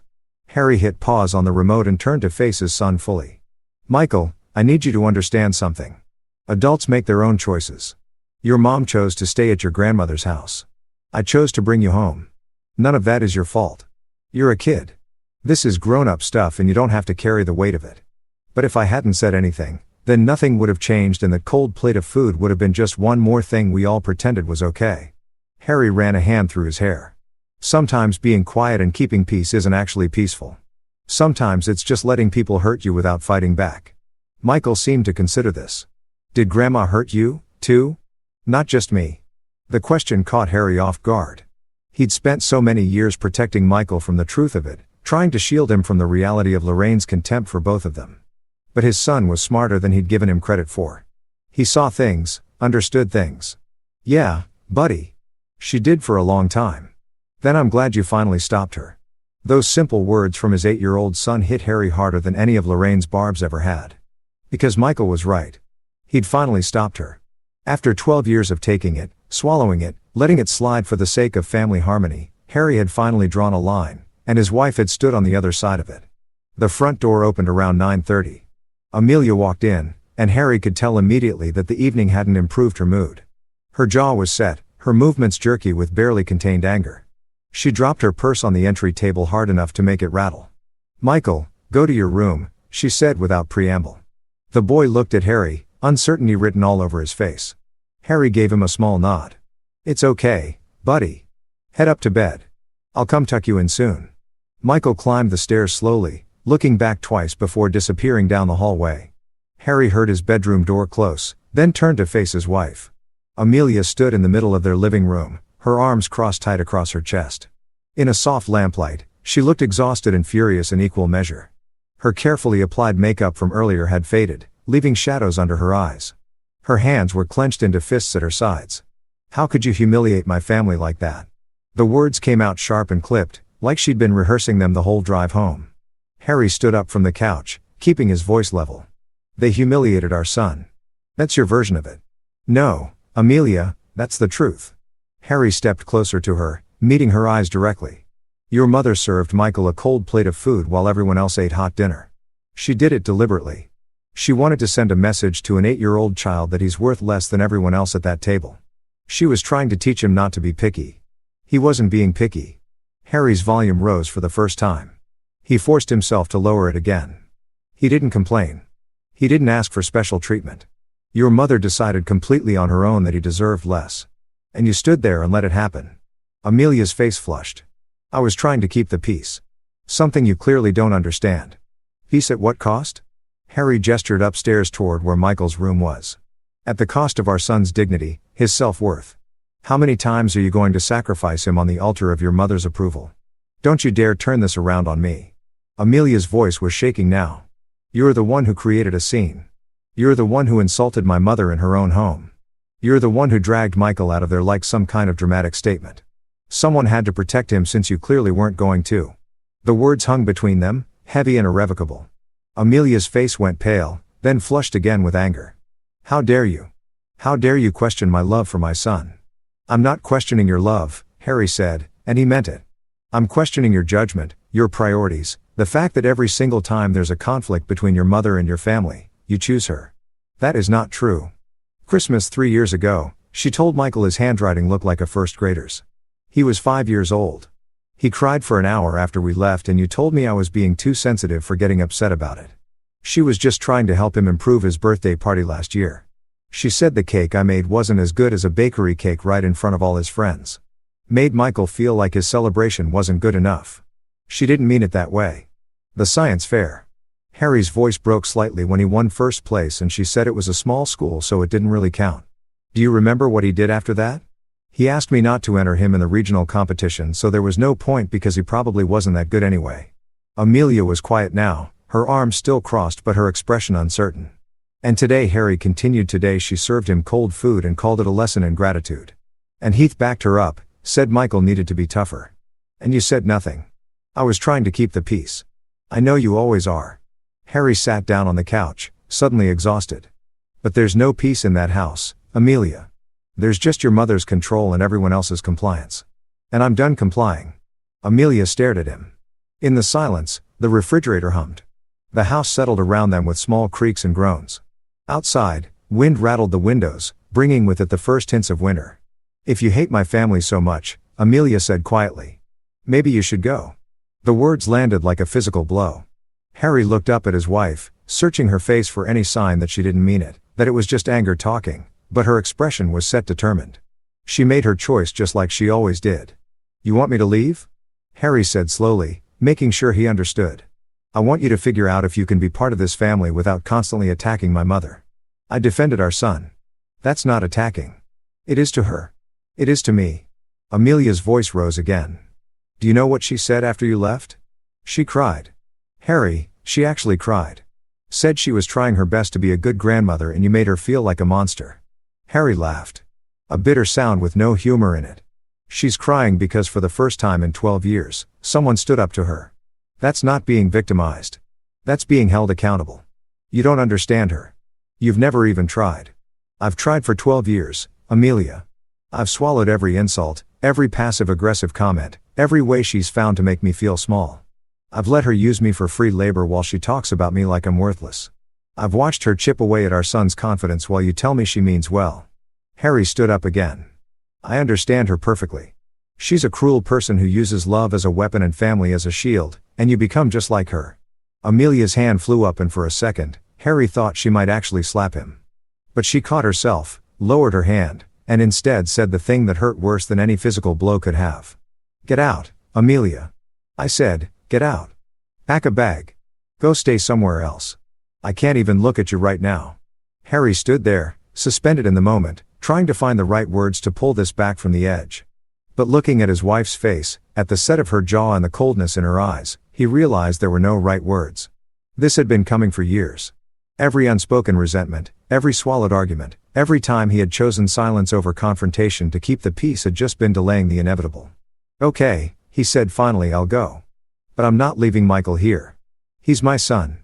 He's our son. And right now, this house isn't safe for him. Amelia's expression hardened. You're being dramatic. Nothing about this house is unsafe. You're telling me to leave because I stood up for our child against your mother's cruelty. If you think that's the right choice, then no. This house isn't safe. Not emotionally. Not for him. You can't just take him. Watch me. Harry climbed the stairs, his heart pounding. At the top, he paused outside Michael's door, collecting himself. Then he knocked softly and pushed it open. Michael was sitting on his bed, still fully dressed, clearly having heard every word of the argument downstairs. His face was pale, and his eyes were red-rimmed. He looked up when Harry entered, and the expression on his face was one no 8-year-old should have. Resignation, weariness, like he'd known this was coming all along. Hey, buddy, Harry said, keeping his voice gentle. Pack some clothes. We're going to stay somewhere else for a few days. Are you and Mom getting divorced? The question was direct, mature beyond his years. Harry came and sat on the edge of the bed. I don't know yet, but right now, we need some space from each other, and I need to make sure you're somewhere that feels safe and good. Grandma's house doesn't feel safe. I know. This house doesn't feel safe anymore either. Harry pulled his son into a hug, feeling the small body shake with silent sobs. I'm going to make sure you're okay. No matter what happens with your mom and me, you're going to be okay. I promise.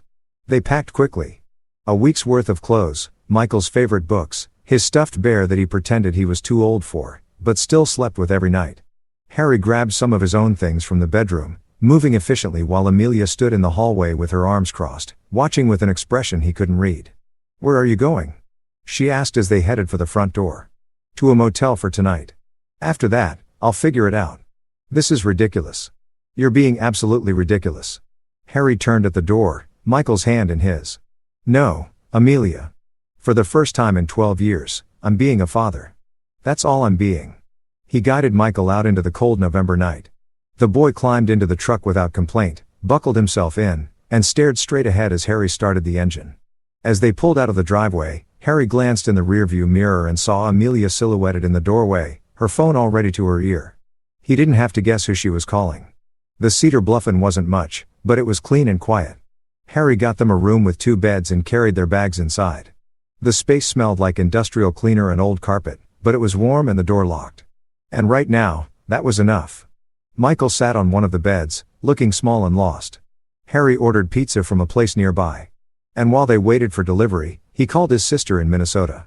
She answered on the 3rd ring. "Harry, it's almost 11. What's wrong?"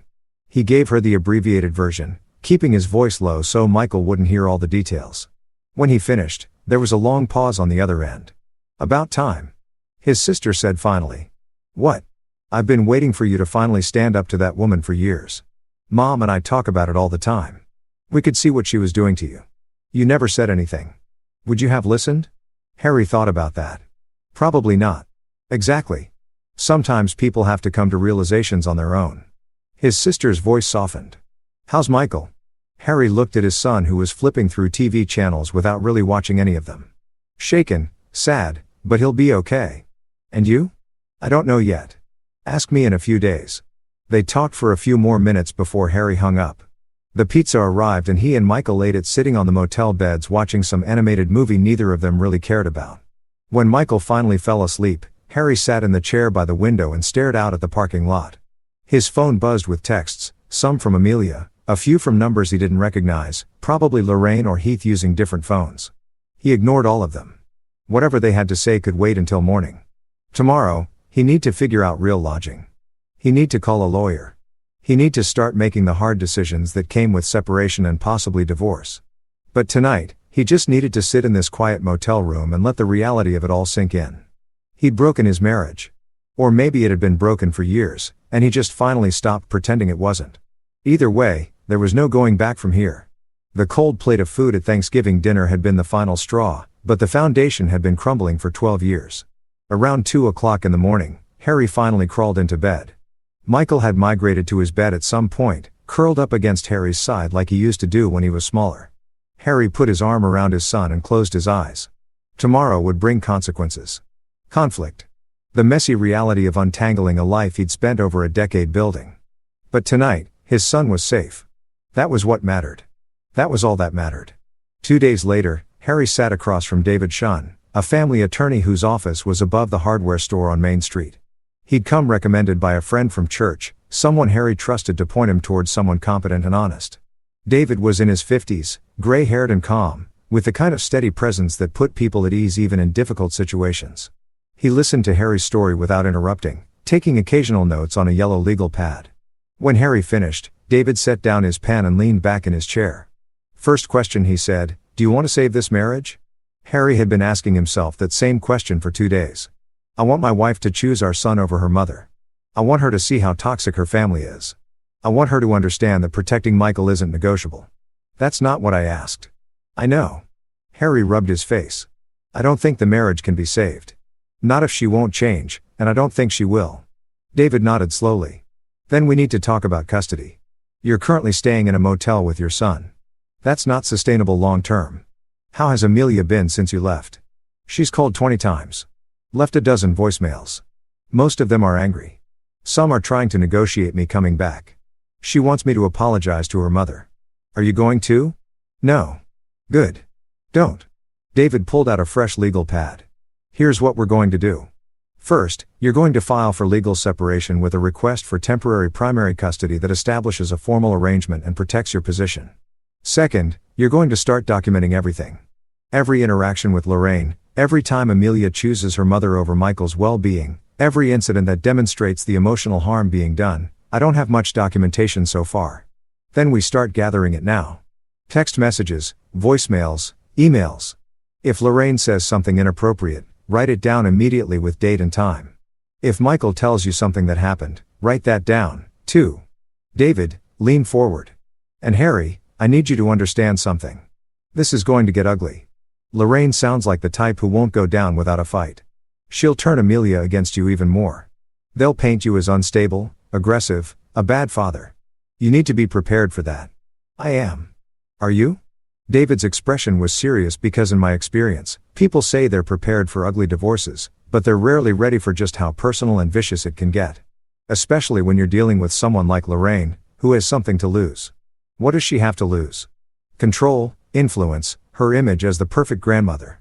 If you get primary custody and can prove she's been emotionally abusive, that's not something she can spin. That follows her. In a town like Cedar Bluff, reputation matters. Harry thought about that. Lorraine had spent her entire life cultivating an image of perfection. The successful widow, the devoted mother, the doting grandmother. The idea that someone might pull back that curtain and show what was really underneath would be intolerable to her. She'll fight. Harry said she'll fight hard. The question is, are you ready to fight back? Harry thought about Michael sleeping in a motel bed. Thought about the cold plate of food. Thought about 12 years of watching his son's confidence get chipped away piece by piece. Yes, he said. I'm ready. David smiled grimly. Then let's get to work. They spent the next 2 hours going over details. David explained the legal process, the timelines, what to expect from Amelia's response. He gave Harry the name of a therapist who specialized in family dynamics and could potentially provide documentation of the emotional harm Michael had experienced. He helped Harry draft a text to Amelia informing her of his intent to file for separation and requesting that Michael not be left alone with Lorraine during this time. When Harry left the office, he felt steadier. Having a plan helped. Having someone in his corner who understood the legal landscape helped even more. He picked Michael up from school that afternoon. They'd been staying in the motel for 3 days now. And Harry had enrolled Michael in a temporary arrangement where the school knew to release him only to Harry. Michael climbed into the truck with his backpack looking tired. How was school? Okay. Mom came by at lunch. Harry's stomach clenched. What happened? She wanted me to go home with her. I said I wanted to stay with you. She got upset. Michael's voice was small. She said you're being selfish. That you were keeping me from her. I'm not keeping you from her, buddy. You can see her whenever you want. I just don't want you at your grandmother's house right now. I don't want to be there either. Michael looked out the window. Some kids asked why I wasn't at Thanksgiving. I didn't know what to tell them. Harry pulled into a parking lot and turned to face his son. You tell them the truth. You tell them your family is going through some changes, but you're doing okay. Am I doing okay? The question hit Harry hard. I don't know. Are you? Michael was quiet for a long moment. Then he said, I feel bad that you and Mom are fighting because of me. But I also feel lighter, like I don't have to worry about Grandma saying something mean or Uncle Heath calling me soft or Mom getting mad when I tell her it hurt my feelings. That's not because of you, Michael. That's because I finally did what I should have done years ago. They sat in the parking lot for a while longer talking through Michael's feelings, his fears, his questions about what came next. Harry didn't have all the answers, but he tried to be honest about what he did know. Yes, things would change. Yes, it would be hard sometimes. But no, none of this was Michael's fault. And yes, Harry would make sure he was okay no matter what. That evening, Harry found a small rental house on the edge of town. It was nothing fancy, just a 2-bedroom cottage that belonged to an elderly woman who moved into assisted living. Her son was managing the property and was willing to do a month-to-month lease until Harry figured out something more permanent. They moved in the next day with their meager belongings from the motel. Harry bought some basic furniture from the thrift store and made up Michael's room first, making sure it felt comfortable and safe. His own room could wait. A week after Thanksgiving, he showed up at Harry's repair shop. Harry was under a Ford pickup replacing a transmission mount when he heard boots on the concrete floor. He rolled out from under the truck and found Heath standing there with his arms crossed, face red with anger. We need to talk, Heath said. Harry stood up slowly, wiping his hands on a rag. Do we? You're not welcome in our family anymore. Okay. Heath blinked, clearly expecting more resistance. Did you hear what I said? I heard you and I said, okay. Harry sat down the rag and faced him fully. Your family has made it clear for 12 years that I was never really welcome. I was just useful, someone to do free work and provide grandchildren and be a convenient target for your mother's contempt. So, sure, I'm not welcome. That's fine with me. You're going to apologize to my mom, and you're going to admit you were out of line at Thanksgiving. Harry laughed. It wasn't a kind sound. No, I'm not. Heath stepped closer, tried to use his height as intimidation. He had a few inches on Harry and probably 30 pounds, most of it from beer and his mother's cooking. You don't have the guts to cut us off. Amelia will come to her senses and you'll be back begging to be let back in because you can't survive without us. Yeah, I've been surviving despite you. There's a difference. You think you're so much better than us. I don't think I'm better. I just think I'm done. Harry's voice was calm, but there was finality in it. Done being disrespected. Done watching my son be torn down. Done letting your mother manipulate my wife into choosing between us. I'm just done. You're going to lose everything. Amelia, Michael, your whole life maybe, but I'll still have my dignity, which is more than you can say. Heath's face went from red to purple, his fists clenched at his sides. For a second, Harry thought he might actually throw a punch. Part of him almost wanted him to. It would make everything cleaner, more concrete. But Heath just stood there shaking with rage, unable to follow through. You'll see, Heath said. Finally. Mom always wins. She'll make sure Amelia never forgives you. She'll make sure Michael grows up knowing what kind of person you really are. She'll destroy you. She could try, Harry said. But I'm not the one living in my mother's basement, am I? I'm not the one who needs her money to survive. I'm not the one whose entire identity is wrapped up in being her favorite. That's you, Heath. Then when she's done using me as a scapegoat, she'll turn on you next. That's what people like her do. Heath opened his mouth, closed it, then turned and stormed out. The shop door slammed hard enough to rattle the windows. Harry's hands were shaking. He sat down on an overturned bucket and took several deep breaths. The confrontation had been inevitable, but it still left him rattled. Not because of Heath's threats, but because of what they represented. The battle lines were drawn now. There was no pretending anymore. No possibility of reconciliation. His phone buzzed. A text from David, his lawyer. Amelia filed her response.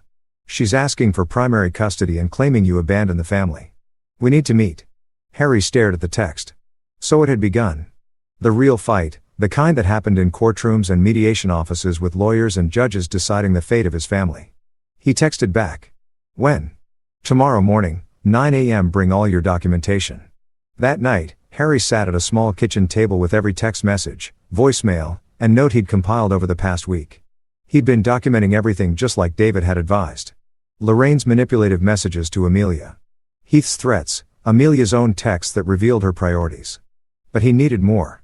He needed proof of the pattern, evidence of years of emotional harm. He pulled out a notebook and started writing down everything he could remember. Dates, incidents, exact words when he could recall them. The Christmas when Lorraine had told Michael his handwriting was terrible. The birthday party where she'd criticized Harry's cake, the science fair, the cold plate of food. By 3 a.m, he had 20 pages of documented incidents spanning their entire marriage. It was exhausting to read seeing it all laid out like that. 12 years of small cuts, careful cruelties, systematic erosion of worth and dignity. He'd let it happen. That was the part that hurt most. He'd known what Lorraine was doing, had felt the impact of it, but he'd chosen peace over confrontation again and again. And in doing so, he'd failed to protect his son. But he was protecting him now. That had to count for something. The next morning, Harry sat across from David in the attorney's office, reviewing Amelia's filing. She claimed he had anger management issues, that he created an unsafe environment at Thanksgiving, that his decision to take Michael and leave without her permission constituted parental kidnapping. None of this is true, Harry said, reading through it. Of course, it's not true, but it's a common strategy. Paint you as unstable and her as the reasonable parent trying to protect her child. David tapped the document. The good news is we have your documentation. We have witnesses to the Thanksgiving incident and we're going to request that the court appoint a guardian ad litem for Michael. What's that? An independent attorney or social worker who represents Michael's best interests. They'll interview him. Interview both parents, interview others involved. Their recommendation carries a lot of weight with judges and custody cases. Will Michael have to testify? Not in court. No. The guardian will talk to him privately, usually multiple times. They'll try to understand his perspective, his feelings, his experiences with both parents and extended family. David leaned back. Harry, I need to ask you something. How far are you willing to go with this? What do you mean? I mean, are you willing to fight for full custody?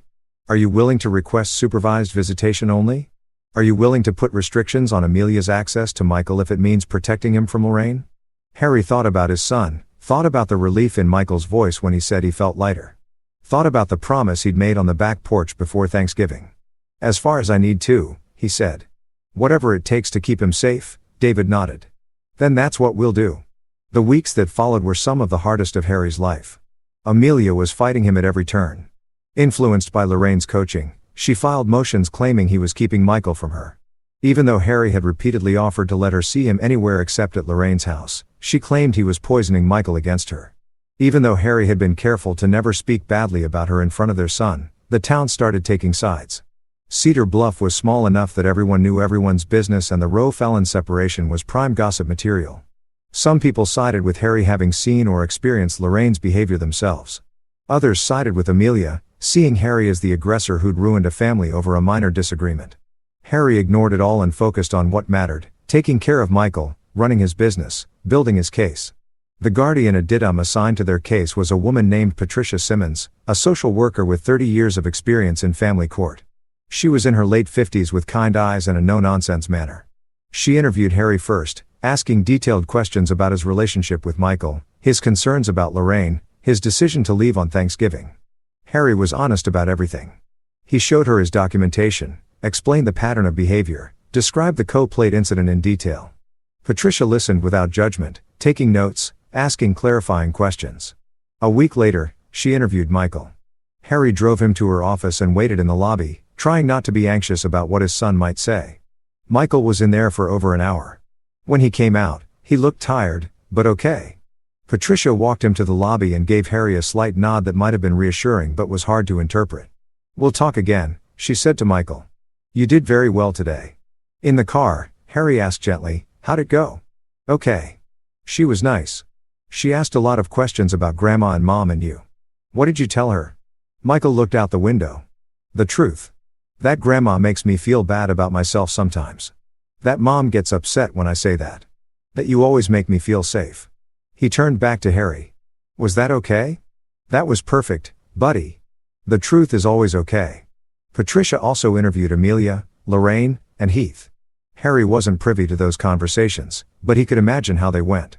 Amelia would present herself as the concerned mother trying to protect her son from an unstable father. Lorraine would be charming and manipulative, playing the victim. Heath would back up whatever his mother said, but Patricia was experienced. She'd seen these dynamics before. Harry had to trust that she'd see through the performance. The mediation session was scheduled for December 15th, 3 weeks after Thanksgiving. Both parties would sit down with a mediator and try to reach an agreement before going court. David advised Harry that this was mostly a formality, that with Lorraine's influence, Amelia was unlikely to compromise. He was right. The mediation took place in a conference room at the county courthouse. Harry sat on one side of the table with David. Amelia sat on the other side with her attorney, a sharp-dressed man named Robert Calloway, who specialized in family law. And beside Amelia, uninvited but present anyway, was Lorraine. The mediator, a patient older man named George, looked uncomfortable with Lorraine's presence, but didn't object. He explained the process, emphasized the importance of keeping Michael's best interests central, and asked each side to present their position. Amelia's attorney went first, painting Harry as an aggressive man with anger management issues who had created a hostile environment at a family gathering and then kidnapped his son. He claimed Amelia was a devoted mother who wanted nothing more than to have her family back together, but she needed assurances that Harry would participate in therapy and family counseling. Then it was David's turn. He presented Harry's documentation, the texts, the voicemails, the written accounts of years of emotional manipulation and harm. He described the cold plate incident in detail with dates and witnesses. He explained that Harry wasn't asking to keep Michael from Amelia, but rather to protect him from Lorraine's toxic influence. And then he played a voicemail that Harry had only recently remembered to retrieve. It was from 3 months earlier when Lorraine had called Harry's phone by mistake while talking to Amelia. She hadn't realized she'd dialed him, and a voicemail had recorded 2 minutes of their conversation. Lorraine's voice came through the speaker, clear and cruel. "I don't know why you settle for him, Amelia. He's never going to amount to anything. He fixes cars for a living. That's not a real career. Michael is going to grow up thinking mediocrity is acceptable if you don't set higher standards." Amelia's voice, quieter but audible.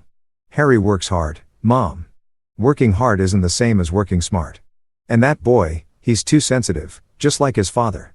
You need to toughen them both up or they're both going to be failures.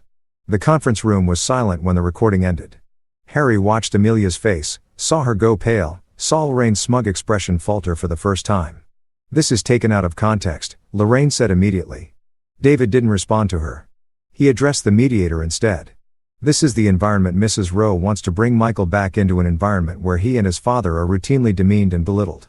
Where a grandmother's love is conditional on meeting her arbitrary standards, where emotional abuse is disguised as helpful advice. George, the mediator, looked at Amelia. Mrs. Rowe, do you have a response to this? Amelia glanced at her mother, then at her attorney. When she spoke, her voice was shaky. My mother didn't mean those things the way they sound. How did she mean them? George asked gently. She was frustrated. She wants the best for Michael. The best? David interjected. She served him cold food while everyone else ate hot meals. She regularly criticizes his achievements. She demeans his father in front of him. That's not wanting the best. That's abuse. How dare you? Lorraine spoke up, her voice sharp. I love my grandson. Everything I do is out of love. Harry finally spoke, keeping his voice calm. Love doesn't humiliate. Love doesn't belittle. Love doesn't serve cold food to a child as a lesson. You poisoned my daughter against me. I presented facts, documented incidents. Your own words recorded on my voicemail. I didn't have to poison anyone against you. Your behavior speaks for itself. Lorraine stood up, face flushed with anger. I will not sit here and be attacked. Then leave, Harry said simply. This is a mediation between me and my wife. You shouldn't be here anyway. George nodded. Mrs. Fallon, perhaps it will be best if you waited outside. I'm here to support my daughter. Your daughter is an adult with her own attorney. She doesn't need your support in this room. George's tone was firmer now. Please step outside. Lorraine looked at Amelia, clearly expecting her to object, but Amelia just sat there staring at the table and said nothing. Finally, Lorraine gathered her purse with jerky, angry movements and walked out. The door closed behind her with a sharp click. The mediation continued for another hour, but it was clear no agreement would be reached. Amelia's position remained that Harry needed to apologize and submit to family counseling that included Lorraine. Harry's position remained that Michael's well-being was non-negotiable and Lorraine's access to him needed to be restricted. Then we'll see you in court, Amelia's attorney said finally.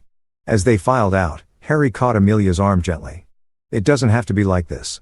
She pulled away. You destroyed our family. No, I protected our son. There's a difference. Her eyes filled with tears. You're so sure you're right. You're so sure you know what's best. But you're tearing everything apart. It was already torn apart. I just finally stopped pretending it wasn't. He watched her walk away, saw her meet her mother in the hallway. Lorraine immediately began talking, no doubt coaching her on what to say, how to feel, what to do next, and Amelia listened, nodding, falling back into old patterns. David touched Harry's shoulder. Court date is set for January 12th. That's when the judge will make a determination on temporary custody pending the final hearing. Will I be able to keep Michael until then? Yes. The current arrangement stays in place. David paused. Harry, that voicemail was powerful evidence. The judge is going to hear that. Patricia will hear it in her investigation. It's going to carry weight. Harry nodded, but he felt no satisfaction, just a deep weariness. This was his life now. Court dates and lawyers and fighting with the woman he'd once loved over the fate of their child. But when he picked Michael up from school that afternoon and saw his son smile, saw how relaxed and happy he'd been these past few weeks away from Lorraine's influence, Harry knew he was doing the right thing, even if it cost him everything else. The courtroom was smaller than Harry had imagined. He'd seen plenty of legal dramas on television, grand spaces with high ceilings and dramatic lighting. This was just a wood-paneled room with fluorescent lights and uncomfortable chairs. The kind of space where ordinary people's lives were decided by judges in black robes who had a dozen other cases to hear that same day. Harry sat at the defendant's table with David, his hands folded on the smooth wood surface. Across the aisle, Amelia sat with her attorney. She didn't look at him. She'd barely looked at him since the mediation. As if by refusing to acknowledge his existence, she could somehow undo everything that had happened. Lorraine sat in the gallery behind Amelia, dressed impeccably in a navy suit that probably cost more than Harry made in a month.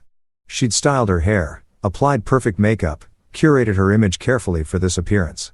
She looked like someone's kind grandmother, not the manipulator she really was. Heath was there, too, slouched in the back row with his arms crossed. Judge Catherine Morrison entered the courtroom and everyone stood. She was a woman in her early 60s with steel gray hair and sharp eyes that missed nothing. Harry had looked her up online, learned that she'd been a family court judge for 20 years and had a reputation for being fair but tough. She didn't tolerate games or manipulation, and she prioritized children's welfare above all else. "Be seated," she said, settling in her chair and opening a thick file. "We're here today for the temporary custody hearing in a matter of Roe versus Roe. I've reviewed the filings from both parties, the documentation submitted, and the preliminary report from the guardian admit." She looked up, fixing her gaze first on Amelia's attorney, then on David. "I'm going to hear testimony from both parents and then I'll review the guardian's report in more detail before making my determination." Amelia was called to testify first. She took the stand, was sworn in, and settled into the chair with visible nervousness. Her attorney walked her through a series of questions designed to paint her as the stable, reasonable parent. She talked about her love for Michael, her desire to maintain family unity, her concerns about Harry's anger issues. Then David stood to cross-examine. "Mrs. Rowe, you claim your husband has anger management issues. Has he ever been physically violent with you? Or Michael?" "No." "But has he ever threatened violence?" "No." "But his behavior at Thanksgiving?" "We'll get to that. Prior to Thanksgiving, had your husband ever raised his voice to your mother in Michael's presence?" Amelia hesitated. "Not really." "No." "Not really." Or no. "No." "And prior to Thanksgiving, had he ever refused to help your mother when she asked?" "No." "So, for 12 years of marriage, your husband maintained a civil relationship with your mother despite how she treated him." "I don't know what you mean." "You don't?" David picked up a sheet of paper. "Let me read you a text message you sent to your husband on August 3rd of this year. I know Mom can be difficult sometimes, but please just ignore her comments. It's easier than fighting about it." "Does that sound familiar?" Amelia's face flushed. "Yes, but so you acknowledge that your mother makes comments that require ignoring. That suggests you're aware her behavior can be problematic. She's just old-fashioned. She doesn't mean let's talk about the Thanksgiving incident. Your mother served Michael a cold plate of food while everyone else ate hot meals. Is that accurate? She was trying to teach him not to be wasteful by giving him cold food. It was still good food. Mrs. Rowe, would you eat a cold plate of food while everyone else at the table ate hot meals?" Silence. "I'll take that as a no." David set down the paper and looked at Amelia directly. "Your husband's response to that incident was to place the cold plate in front of her mother and suggest she eat it if it was good enough for an 8-year-old child. Do you see that as an unreasonable response to protect your son? He made a scene. He embarrassed everyone. Did he use profanity? No. Did he raise his voice? Yes. But to what volume? Shouting or speaking firmly?" Amelia looked at her attorney, who nodded slightly. "Speaking firmly. And then he took your son and left. Did he prevent you from coming with him?" "He didn't ask me to come. Actually, Mrs. Bro, there's testimony from a witness that your husband did ask you to come with them, that he asked you to choose your family. Do you remember that?" Amelia's eyes filled with tears. "I was trying to keep the peace." "At what cost?" "At the cost of your son's dignity." Objection. Amelia's attorney stood. Argumentative. Sustained. Judge Morrison said, "Move on, Mr. Chun." David nodded and switched directions. "Mrs. Bro, since your husband left with Michael on Thanksgiving, how many times have you seen your son?" "Only twice. Harry won't let me see him more often." "Is that accurate?" "Let me read from text messages between you and your husband." David pulled out his phone. November 30th. Your husband wrote, "You can see Michael anytime you want. I just asked that it not be at your mother's house." Your response was, "That's ridiculous. My mother has a right to see her grandson." He wrote back, "Then we can arrange visits somewhere neutral." You never responded. Is that correct? I was upset. December 7th. Your husband wrote again. "Michael would like to see you. Can we meet at the park tomorrow?" You responded, "Not without my mother." Is that accurate? Amelia didn't answer. Mrs. Rowe, is it accurate that your husband has offered multiple times to facilitate visits between you and Michael and you refused unless your mother could be present? She's his grandmother. That's not what I asked. Have you refused visits that didn't include your mother? Finally, quietly, yes. So, when you claim your husband won't let you see Michael, that's not entirely accurate, is it? The truth is you won't see him without your mother present. Amelia wiped her eyes. You don't understand. My mother is heartbroken. She needs to see your grandson. And your son? What does he need? He needs his family, including a grandmother who serves him cold food and tells him he's too sensitive. Objection. Amelia's attorney was on his feet again. Withdrawn. David returned to his seat. No further questions. Harry was called next. He took the stand with his heart pounding. But as he settled into the chair and met Judge Morrison's eyes, he felt calmer. This was it. His chance to tell the truth, to present his side, to fight for his son. David asked him to explain the events of Thanksgiving in his own words. Harry did, keeping his voice steady, describing the cold plate, Michael's reaction, his own response, and the decision to leave. Why did you take Michael with you when you left? David asked. Because he wasn't safe there. Not physically unsafe, but emotionally. He was being punished for existing, being told he should be grateful for scraps. I'd watched it happen for years, and I'd promised him I'd protect him if it happened again. So, I did. Do you love your wife? The question caught Harry off guard. He glanced at Amelia, saw her watching him now, finally making eye contact. Yes, he said, but love isn't enough when someone won't protect our child.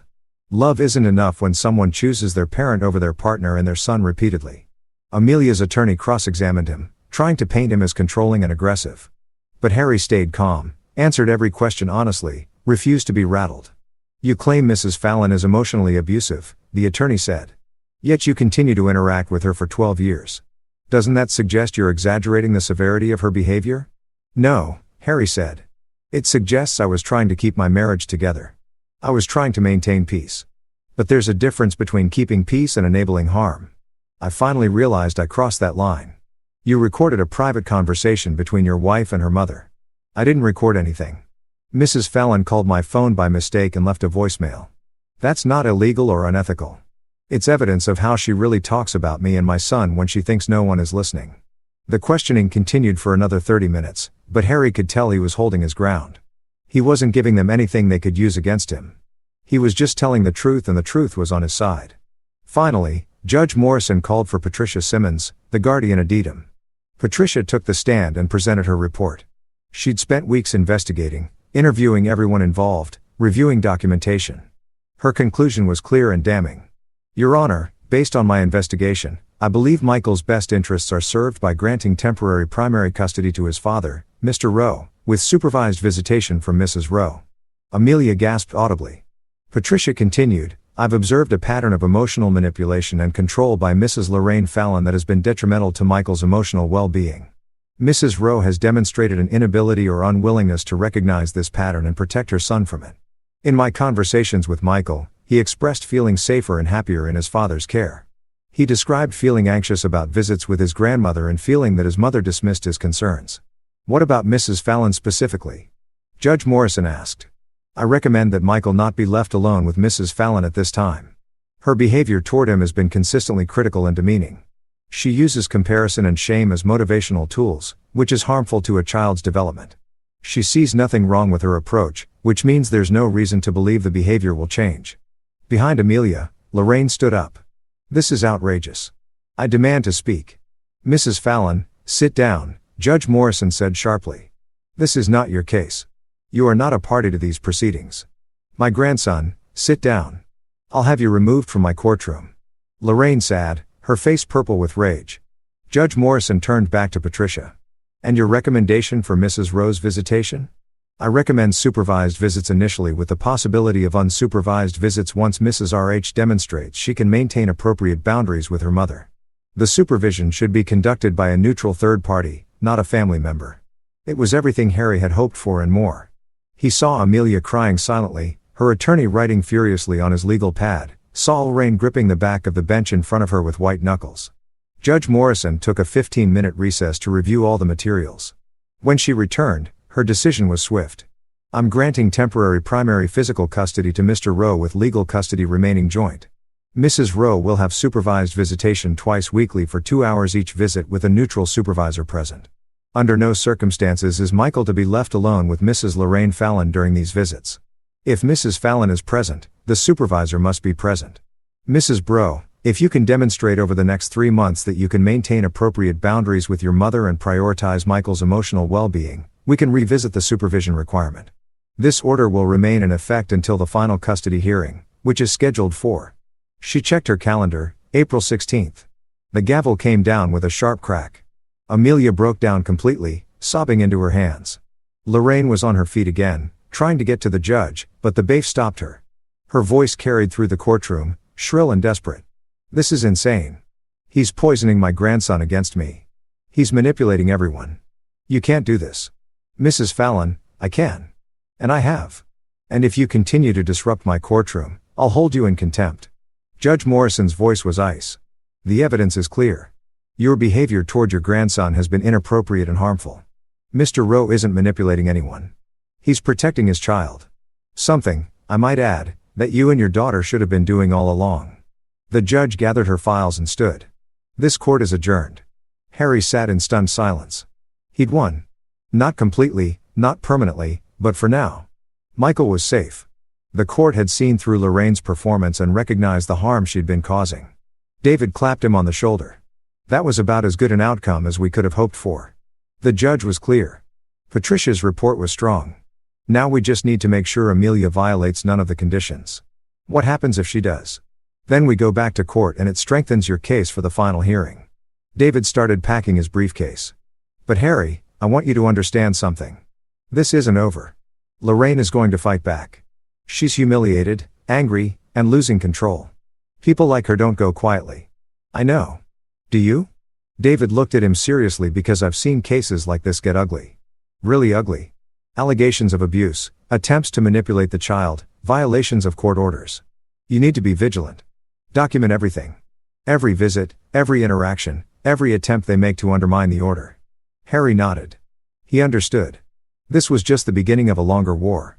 As he left the courtroom, he passed Amelia in the hallway. She was surrounded by her mother and brother. Both of them talking at once, Lorraine's voice rising above the others. Harry caught fragments of her rant. "Corrupt judge. That guardian was clearly biased. We'll appeal. Find a different attorney. This is outrageous." Amelia looked up and met Harry's eyes. For just a moment, he saw something there. Not anger, not hatred, just exhaustion, defeat, the recognition of something broken beyond repair. Then Lorraine pulled her away. Still talking, still plotting, still refusing to accept any responsibility for the situation she'd created. Harry walked out into the cold January afternoon. The sun was bright, reflecting off snow-covered streets, and the air was crisp and clean. He stood on the courthouse steps for a moment, breathing it in. He protected his son. That was what mattered. Whatever came next, whatever Lorraine tried, whatever battles still needed to be fought, he'd stood up and done the right thing. And that had to be enough. The next 3 months passed in a strange sort of routine. Harry and Michael settled into their small rental house, making it into a real home. Harry taught Michael to cook simple meals. They played board games in the evenings. They went to the library every Saturday. Simple things, quiet things. But Michael flourished in the safety and consistency. The supervised visits with Amelia were difficult. They took place at a family services center with a counselor named Mrs. Rodriguez supervising. Amelia came alone to the first few visits and they went well. Michael was happy to see his mother and they played games, talked, even laughed sometimes. But on the 4th visit, Lorraine showed up. She didn't come inside, just waited in the parking lot. But Harry saw her there when he dropped Michael off, and he saw the way Amelia kept glancing toward the window, distracted and anxious. Mrs. Rodriguez noted it in her report. Mrs. Rose's mother's presence in the parking lot created visible stress for both Mrs. Rowe and the child. While no court order was technically violated, the spirit of the supervision arrangement was compromised.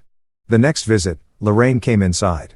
She stayed in the waiting room, technically separate from the visit, but her presence loomed. Michael became withdrawn and quiet, giving short answers to his mother's questions. Mrs. Rodriguez ended the visit early. "I'm going to recommend to the court that Mrs. Fallon not be on the premises during these visits. Her presence, even in a separate area, affects the child's ability to engage with his mother." The visits improved after that, but the damage was done. Michael started to dread them, associating seeing his mother with the anxiety of potentially encountering his grandmother. Harry tried to help him work through it. Even found a child therapist named Dr. Ellen Walsh, who specialized in family dynamics. Michael saw her weekly and slowly he started to understand that his feelings were valid, that it was okay to have complicated emotions about his family. "I love Mom," he told Harry one evening. "But I don't want to go back to how things were before."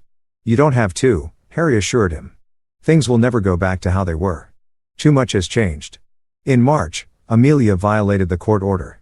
She picked Michael up for a supervised visit, but drove him to Lorraine's house instead of the Family Services Center.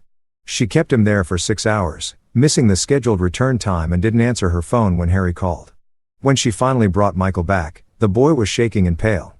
Lorraine had spent the entire visit telling him that his father had poisoned everyone against her, that she was the real victim, that Harry was destroying their family. Harry called David immediately. They filed an emergency motion the next day. The hearing was brief. Judge Morrison was not pleased. "Mrs. Rowe, you violated a direct court order. You took your son to precisely the environment this court determined was harmful to him. You exposed him to the person we specifically said he should not be alone with. Can you explain your reasoning?" Amelia, looking smaller and more defeated than Harry had ever seen her, said quietly, "My mother was in crisis. She needed to see her grandson. I thought one visit wouldn't hurt. One visit did hurt." According to the therapist's report, Michael had nightmares for 3 nights afterward and regressed emotionally. "Your mother used that visit to manipulate him, to try to turn him against his father. That's exactly what this court was trying to prevent." Judge Morrison shook her head. "Mrs. Bro, I'm reducing your visitation to once weekly, still supervised, and I'm making it clear that any further violations will result in the complete suspension of your visitation rights pending the final hearing. Do you understand?" "Yes, Your Honor," Amelia whispered. As they left that hearing, Harry saw Amelia and her mother in the parking lot. Lorraine was berating her daughter, blaming her for not fighting hard enough, for not standing up to the judge, for not being strong enough to protect her family. And Amelia just stood there and took it like she'd been taking it her whole life. Harry almost felt sorry for her. Almost. The final hearing in April was anticlimactic compared to the earlier battles. The evidence was overwhelming. Patricia's final report recommended that Harry maintain primary custody with unsupervised visitation for Amelia, but with strict boundaries around Lorraine's involvement. Judge Morrison's final order was clear. Harry would have primary physical custody. Amelia could have unsupervised visits, but Lorraine could only see Michael during specific supervised periods once per month. Michael would continue therapy to process the family dynamics and trauma. All parties would return to court in 6 months to review the arrangement. The divorce was finalized the same day. 12 years of marriage ended with the stroke of a judge's pen. As Harry walked out of the courthouse for the last time, he felt lighter than he had in years. Not happy exactly, not yet, but free. The weight of Lorraine's expectations, of Amelia's divided loyalties, of pretending everything was fine when it clearly wasn't, all of it was finally gone. Michael was waiting with Harry's sister, who'd driven down from Minnesota to provide support during the hearing. When he saw Harry, he ran to him, and Harry scooped him up, even though the boy was really getting too big for it. "Is it over?" Michael asked. "Yeah, buddy. It's over. Are we okay?" "We're going to be okay. I promise." That evening, Harry and Michael drove to the north side of Cedar Bluff, where a small cottage sat near the lake. It was the same rental they'd been in, but Harry had signed a long-term lease now and made it officially theirs. They sat on the small porch as the sun set over the water, painting the sky in shades of orange and pink and purple. The air was warm, carrying the first hints of real spring. Birds sang in the trees around them. Everything felt quiet and peaceful in a way Harry hadn't experienced in years. "Dad," Michael said after a long comfortable silence. "Yeah. Thank you for what?" "For keeping your promise. For standing up for me. For making sure I was safe." Harry pulled his son close, feeling tears prick his eyes. "I'll always keep that promise, Michael. Always." They sat together until the stars came out, until the lake was dark and still. Until the night settled around them like a blanket. Michael fell asleep against Harry's side, peaceful and safe, and Harry just held him and watched the quiet water. He'd lost his marriage, lost his in-laws, though that was no real loss. Lost the life he'd built over 12 years. But he'd gained something more important. He'd gained back his dignity, his son's safety, his own sense of integrity and purpose. And he'd proven that sometimes loving someone meant setting them free. Setting yourself free. Walking away from people who'd never really valued you in the first place. Harry looked out at the lake at the reflection of stars on dark water and felt something he hadn't felt in over a decade. Peace. The kind you earned by finally standing up for what mattered. The kind you couldn't buy or fake or compromise into existence. The kind that came from knowing you'd done the right thing, even when it cost you everything else. Michael stirred in his sleep, mumbling something about pancakes. Harry smiled. Tomorrow they'd make pancakes. Tomorrow they'd go to the library. Tomorrow they'd live their simple, quiet life free from manipulation and cruelty and conditional love. Tomorrow they'd keep building the life they deserved. But tonight they'd just sit here in the peaceful dark and be grateful for exactly what they had.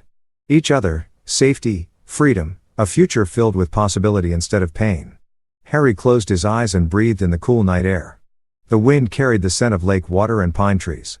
Somewhere in the distance, a loon called out, its cry echoing across the water. He was home. Finally, truly home.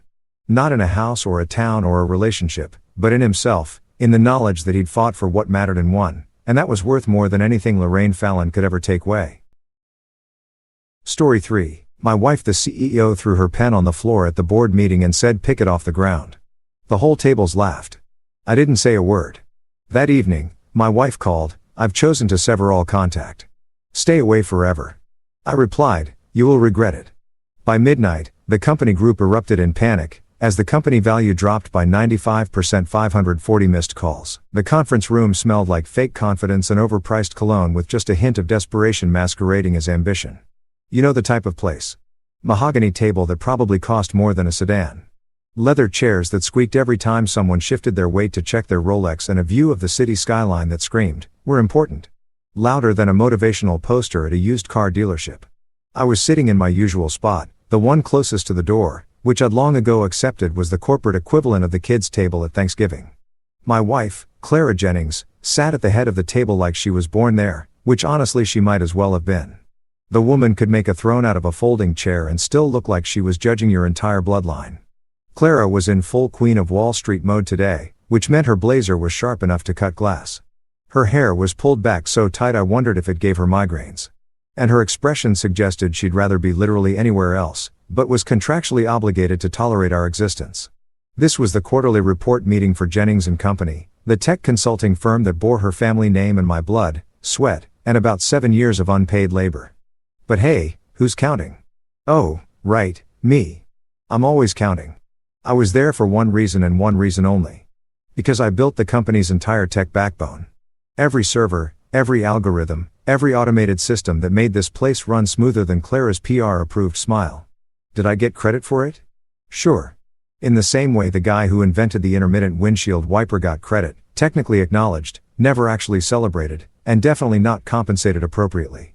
But Clara had assured me early on that equity in marriage is better than equity in business, which I later realized was corporate speak for I'm not putting your name on anything. Around the table sat the usual suspects. There was Richard Peaton, the CFO, who looked like he'd been born in a Brooks Brothers and sustained himself purely on black coffee and the tears of interns. Next to him was Diane Kowalski, VP of Operations, who had the personality of a spreadsheet and the warmth of a tax audit. Then there was Marcus Chun, the marketing director, who spent more time perfecting his Instagram aesthetic than actually marketing anything. And finally, Clara's personal assistant, Bethany, who had mastered the art of laughing at her boss's jokes approximately 0.3 seconds before anyone else to maintain job security. Clara was midway through the quarterly report, rattling off numbers that meant the company was doing well, thanks to the system I'd built that basically ran itself at this point when it happened. Her platinum pen, the one she'd special ordered from some boutique in Manhattan that probably charged by the letter for engraving, rolled off the glossy surface of the table. It tumbled in slow motion, like a dramatic scene in a movie where everyone knows something terrible is about to happen, but can't look away. The pen hit the carpet with the softest little thud and rolled naturally directly toward my shoe. The room went quiet. Not the thoughtful kind of quiet, but the someone just ripped one in an elevator kind of quiet. Clara's eyes, those ice blue weapons of mass destruction, tracked the pin's journey, and then landed on me. Not near me, not in my general direction.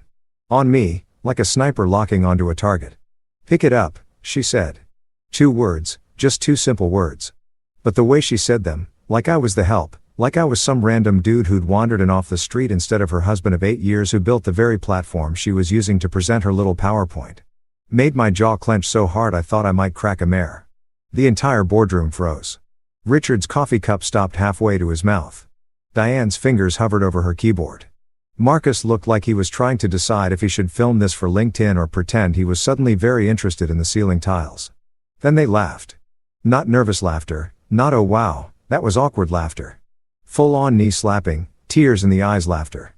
Bethany snorted like a malfunctioning printer, which triggered another wave of giggles around the table.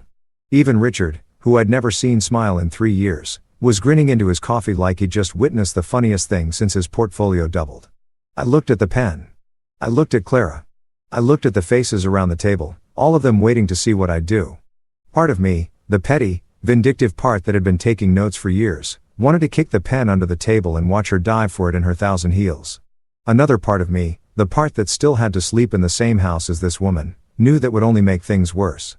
So, I did what I'd become embarrassingly good at over the years. I smiled politely, bent down, picked up the pen, and placed it gently on the table in front of her. "There you go, Your Majesty," I said, keeping my tone light and my smile plastered on like I was auditioning for a toothpaste commercial. That just made them laugh harder. Marcus actually slapped the table. Diane covered her mouth, but her shoulders were shaking. Richard muttered something that sounded like domesticated under his breath, which earned him a sharp look from Clara, but not sharp enough to make him take it back. Bethany had to excuse herself because she was laughing so hard she was crying, which I personally thought was overkill, but what do I know about performative corporate siffy? Clara took the pen without a word, without even a nod of acknowledgement, and continued her presentation like nothing had happened, like she hadn't just publicly reduced her husband to the status of a foot tool in front of the entire executive team. Like this was just another Tuesday in the glamorous life of Clara Jennings, CEO extraordinaire. But here's the thing about humiliation. It has a funny way of clarifying things. As I sat there listening to her drone on about projected growth and market penetration and synergistic partnerships, I felt something shift inside me. Not anger, not even hurt, something colder, something more focused inside.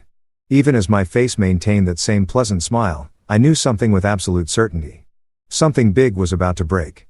And it wouldn't be me this time. I'd spent years building systems, creating fail-safes, embedding back doors into code that only I understood. Clara thought she owned this company. Thought she owned me. But you can't own what you don't understand. And she'd never understood what I'd built. She'd never cared to learn.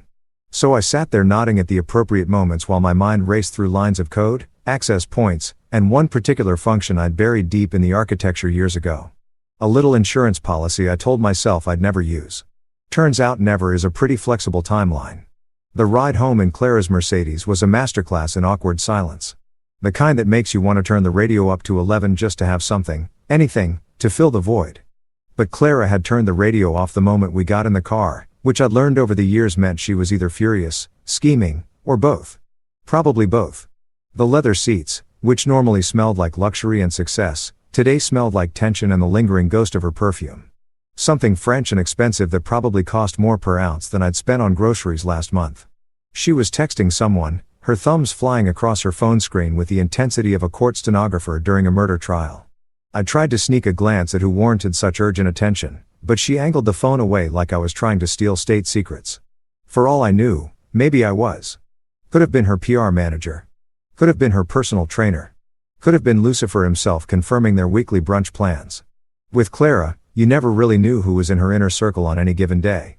Her contacts list probably had more turnover than a fast food joint.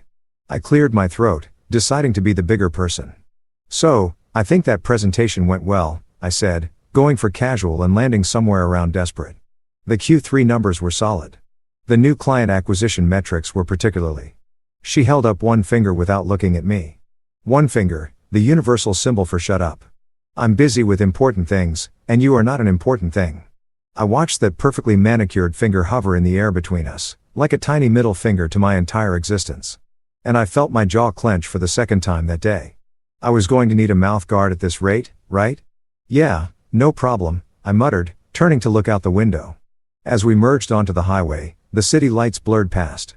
All those other people in all those other cars probably having normal conversations with their spouses about what to have for dinner or whose turn it was to take out the trash. Meanwhile, I was sitting here getting the silent treatment like I was a teenager who'd missed curfew, not a grown man who'd just been publicly humiliated by his wife in front of her entire executive team. I tried again about 10 minutes later because apparently I'm a glutton for punishment. "Did you want to stop anywhere? We could grab takeout. That Thai place you like is on the way." "The one with the no," she said, not looking up from her phone. "Just no. Not no, thank you, or I'm not hungry, or even I'd rather eat glass than prolong this car ride." Just a flat dead no that somehow managed to convey that my suggestion was not only unwelcome but actively offensive to her sensibilities. "Cool, cool," I said, nodding like an idiot. "Home it is then." She didn't respond. Her phone buzzed. She typed something back and then she actually smiled. A real genuine smile that I hadn't seen directed at me in probably 6 months. Whoever was on the other end of those texts was getting the good Clara, the one who laughed at jokes and had personality and didn't treat people like sentient furniture. I wondered what that was like. I used to know back when we were dating, back when she looked at me like I was someone worth looking at. The highway stretched on. I counted exit signs to pass the time. We passed billboard after billboard. Personal injury lawyers promising maximum compensation. Fast food chains advertising deals I'd never take advantage of. A weirdly aggressive ad about gutter cleaning that seemed more threatening than informative. Anything to avoid focusing on the fact that my wife and I were sharing a confined space, and somehow I'd never felt more alone. By the time we pulled into our driveway, our being generous since the house was in her name, purchased with her family money and decorated according to her taste, it was almost 7:30. The house was one of those modern minimalist nightmares that looked like it belonged in an architecture magazine and felt about as warm as the magazine's glossy pages. All sharp angles, floor-to-ceiling windows, and furniture that looked expensive but felt like sitting on decorative rocks.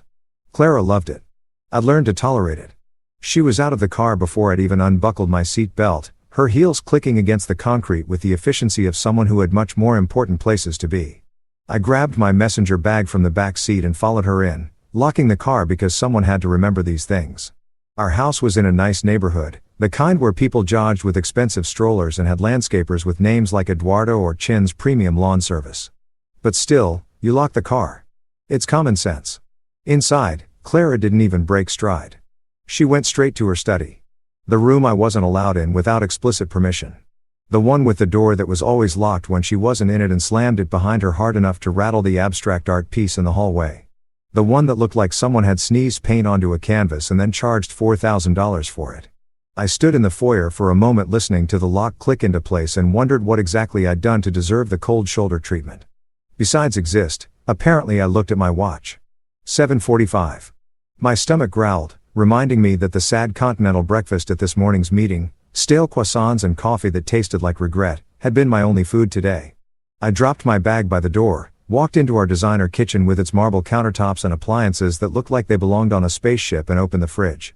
The glow of the interior light felt judgmental somehow, like even the refrigerator was disappointed in my life choices.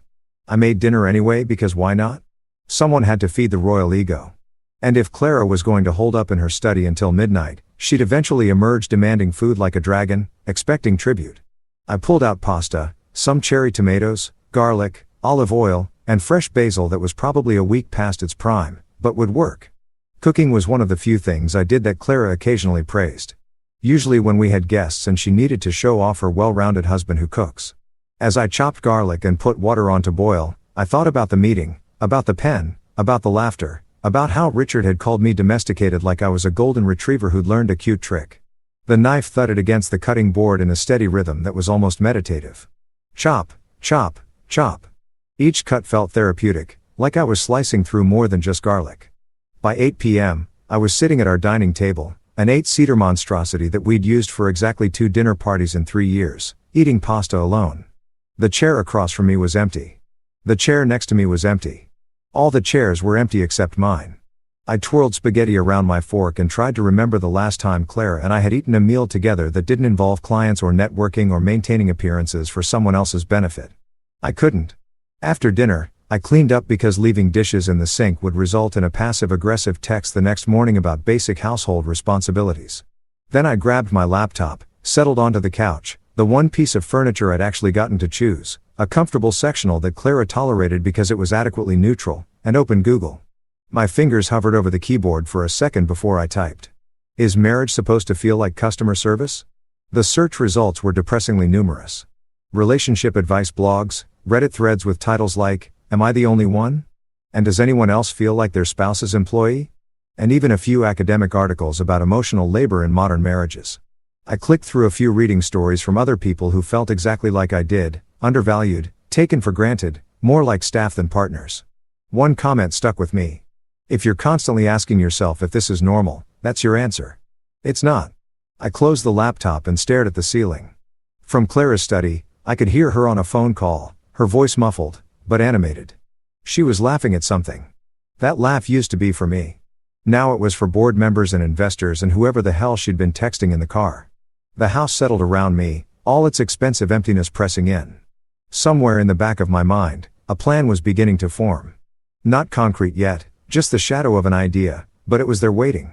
I just didn't know yet how soon I'd need it. I'd moved from the couch to my desk around 9:30.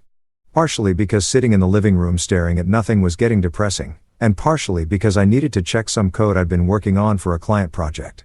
Well, client project was generous. It was more like a side hustle I'd been developing in secret.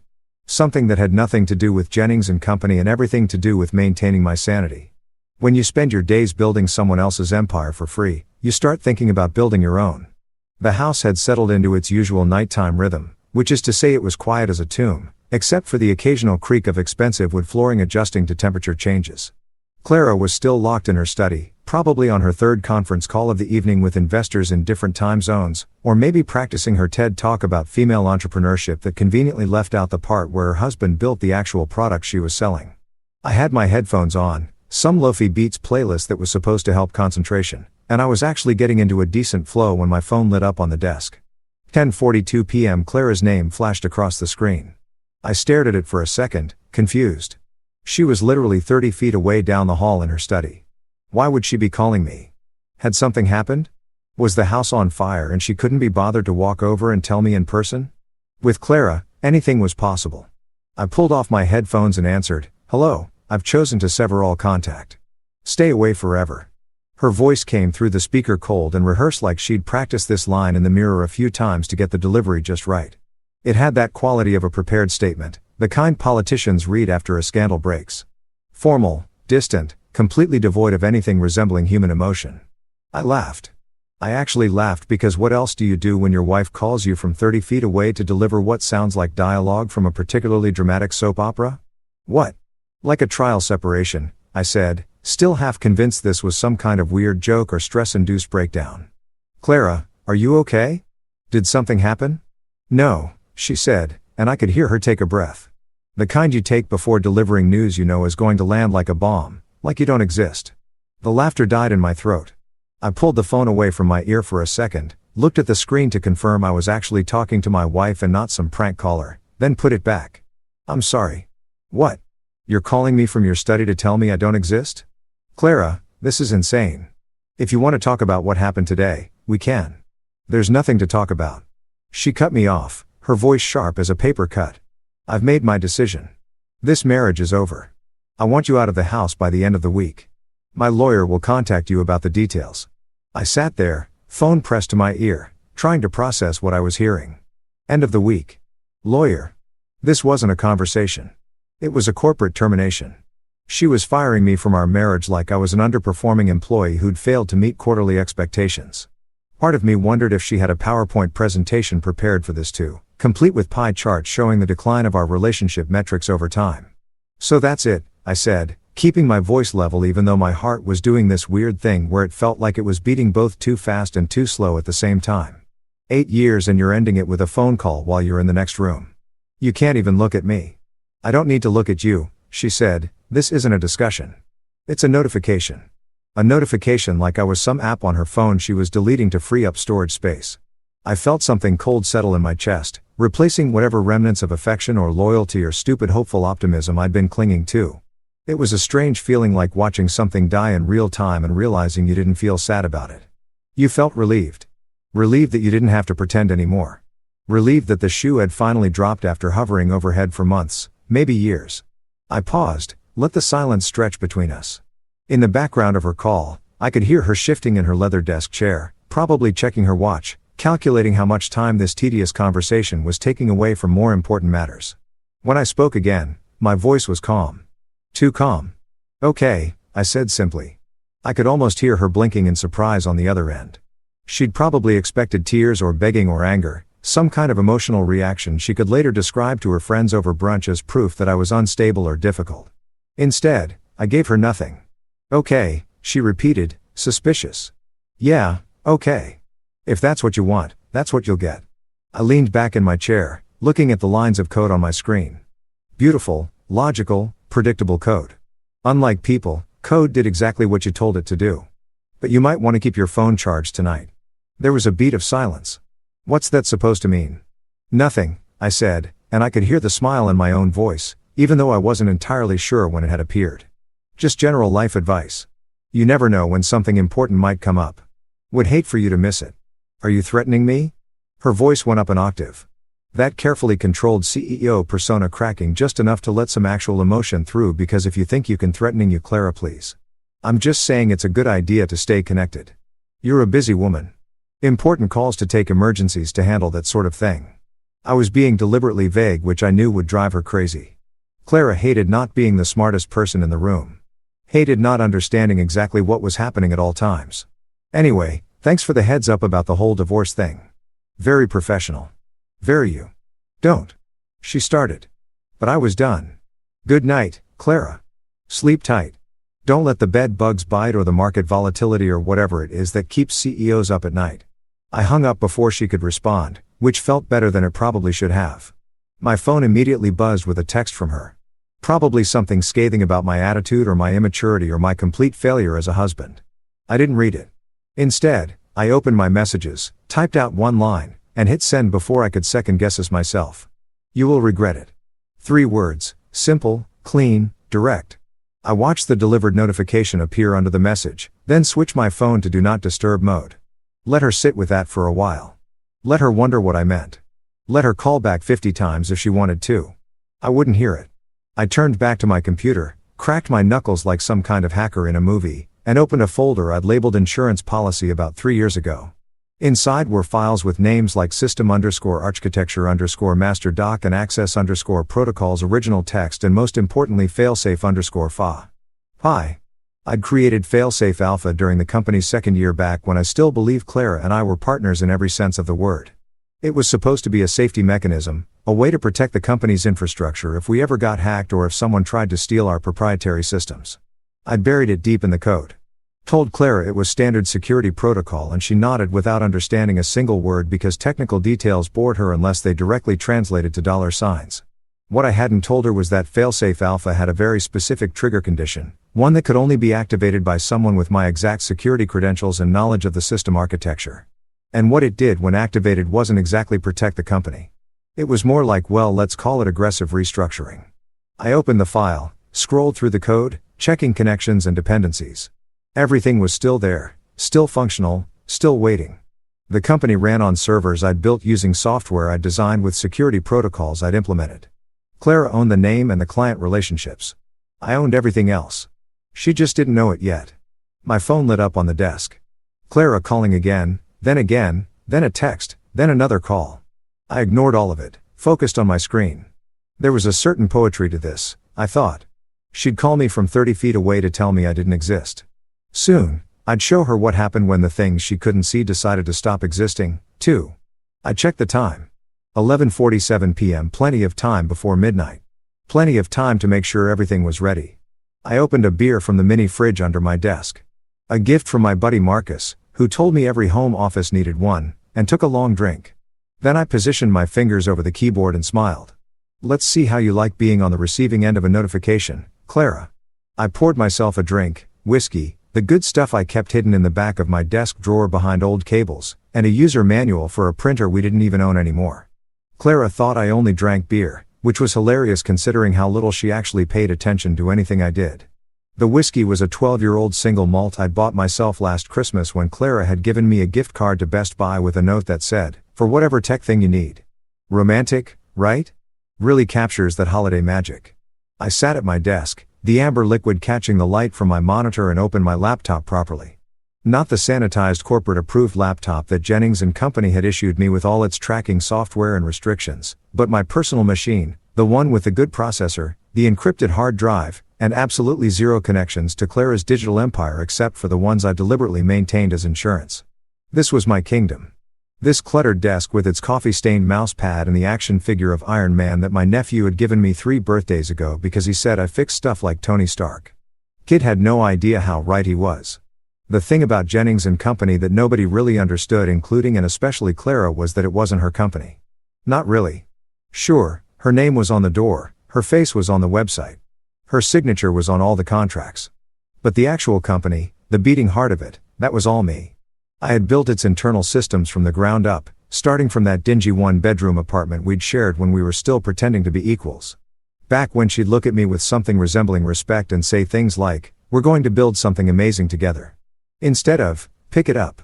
I'd constructed every server, every database, every line of automation that made the company run smoother than Clara's carefully maintained public image. The client tracking AI that everyone raved about. Mine.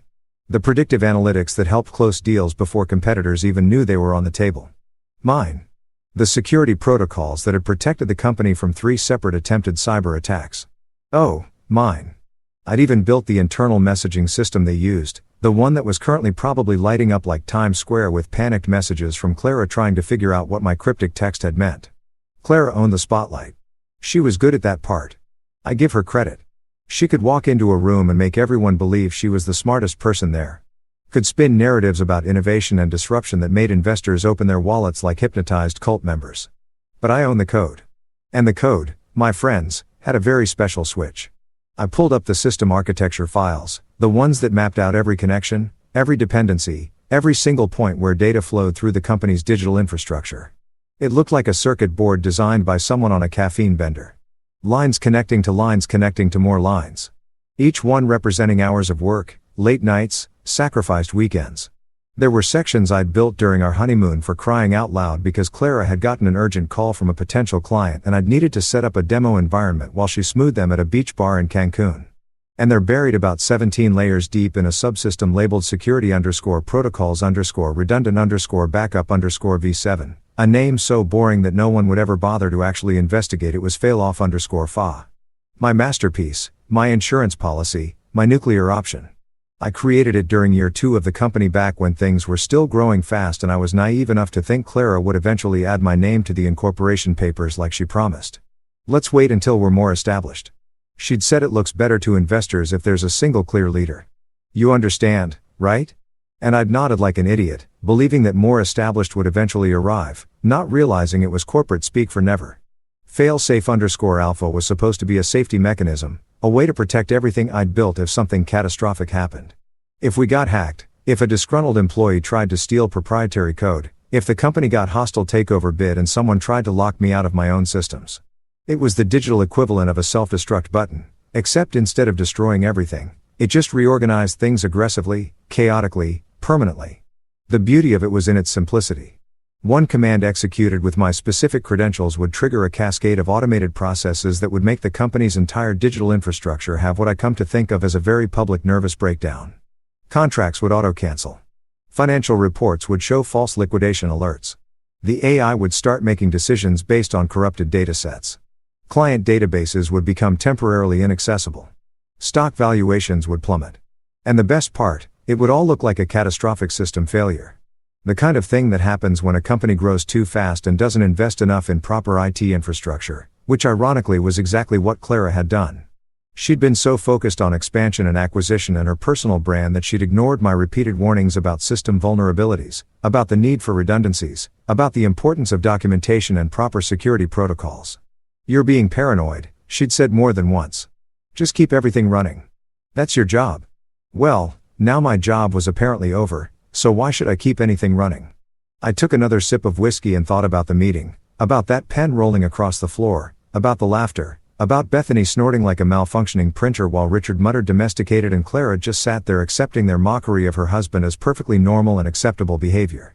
I thought about all the dinner parties where I'd been introduced as Clara's husband instead of the CTO, or even just this is my husband who built the company's entire technical infrastructure. I thought about the credit I'd never received, the equity I'd never been granted, the respect I'd been systematically denied. And then I thought about that phone call, that cold, calculated corporate termination disguised as a marriage ending. I've chosen to sever all contact, stay away forever. Like I was a vendor whose contract wasn't being renewed. Like 8 years of my life were just a line item she was removing from her budget. My fingers moved across the keyboard almost of their own accord, pulling up terminal windows and security access points. I verified my credentials, still active, because of course Clara hadn't thought to revoke my system access. Why would she? She probably assumed I'd just quietly pack my things and disappear like a good little dismissed employee. Maybe send her a fruit basket and a thank you note for the privilege of having served. I checked the company's current status. All systems operational. Servers running smoothly. The automated processes I'd built humming along perfectly, making Clara money while she slept, completely oblivious to how fragile her empire actually was. I could see the real-time data flowing through client transactions, processing reports, generating the AI, making micro decisions about resource allocation. It was beautiful in a way, a complex machine operating flawlessly because I designed it to operate flawlessly for her. I opened another window and pulled up the company's current stock valuation. Trading had closed for the day, but the after-hours numbers looked good. Really good. The company was valued at just over $3.22 billion, which was frankly insane considering we'd started in that cramped apartment with a dream and my coding skills. Clara had been profiled in Forbes last month, featured in their 30 Under 40 issue, even though she was 37, but apparently they'd made an exception because her visionary leadership was just that impressive. The article hadn't mentioned me once, not even in the acknowledgments. I wondered what Forbes would write about tomorrow. The clock in the corner of my screen ticked over. 11:52 p.m. I had 8 minutes until midnight. Not that midnight was significant in any practical sense. The code would work just as well at 11:53 or 12:47 or 3 o'clock in the morning. But there was something poetic about it, something cinematically satisfying about timing the fall of Clara's empire to coincide with the death of one day and the birth of another. New beginnings and all that inspirational poster nonsense. I pulled up the failsafe alpha file one more time, scrolling through the code to make absolutely sure I hadn't missed anything. Every function was intact. Every trigger was properly configured. Every cascade protocol was ready to execute. The code was clean, elegant, even some of my best work, which was saying something considering the quality of what I'd built for this company. My phone buzzed again. Another call from Clara number 47. If I was counting correctly, which I was because I'm petty like that. I let it go to voicemail, imagining her in her study, probably pacing now, her carefully maintained composure cracking as I refused to respond to her summons. She wasn't used to being ignored. She wasn't used to not getting immediate compliance when she demanded something. This had to be driving her absolutely insane. Good. I finished my whiskey, set the glass down with a satisfying clink against the wooden desk, and positioned my hands over the keyboard. My heart was doing this weird thing where it felt both calm and racing at the same time, like my body couldn't decide if this was terrifying or exhilarating. Probably both. Definitely both. 11:58 p.m. I thought about calling someone, my brother maybe, or my college roommate Dave, just to have someone witness this moment. But no, this was something I needed to do alone. This was between me and Clara and 8 years of accumulated disrespect. 11:59 p.m. I took a breath, then another. My fingers rested on the keys, ready. You know what, Clara? I said out loud to the empty room. You were right about one thing. I don't exist. Not to you, anyway. But let me show you what happens when something that doesn't exist decides to stop pretending. The clock hit 1159 and 30 seconds. I typed the command, enter my credentials, verified the execution parameters one final time. 11:59 and 50 seconds. My cursor hovered over the enter key. See you on the other side, I whispered. And at exactly 11:59 and 59 seconds p.m., I pressed enter. The screen flickered once like it was taking a breath before a performance.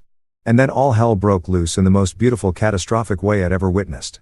At exactly 11:59 p.m., the moment my finger left the enter key, every server that powered Jennings and Company started screaming like a kettle on full boil. Not literally screaming. Obviously, servers don't have vocal cords. But the system monitoring dashboard I had pulled up on my second screen erupted into a light show of red alerts, error messages, and warning notifications that would have made a Christmas tree jealous. I sat back in my chair, cracked open another beer, and watched the digital apocalypse unfold with the kind of satisfaction usually reserved for watching your favorite sports team score a game-winning touchdown. Except this was better than any sports game, because I wasn't just watching. I'd written the entire playbook. The first thing failsafe_alpha did was target the automated contract management system, the crown jewel of the company's operations. This was the AI-powered beauty that handled client agreements, renewals, and those sweet recurring revenue streams that made investors salivate. I'd spent 9 months perfecting it, teaching it to recognize patterns, flag opportunities, and essentially print money while Clara took all the credit during board meetings. Now, at 12:01 a.m., it had developed a sudden and aggressive case of amnesia mixed with what could only be described as suicidal tendencies. High-value contracts started auto-canceling. Not the small ones, that would have been too subtle.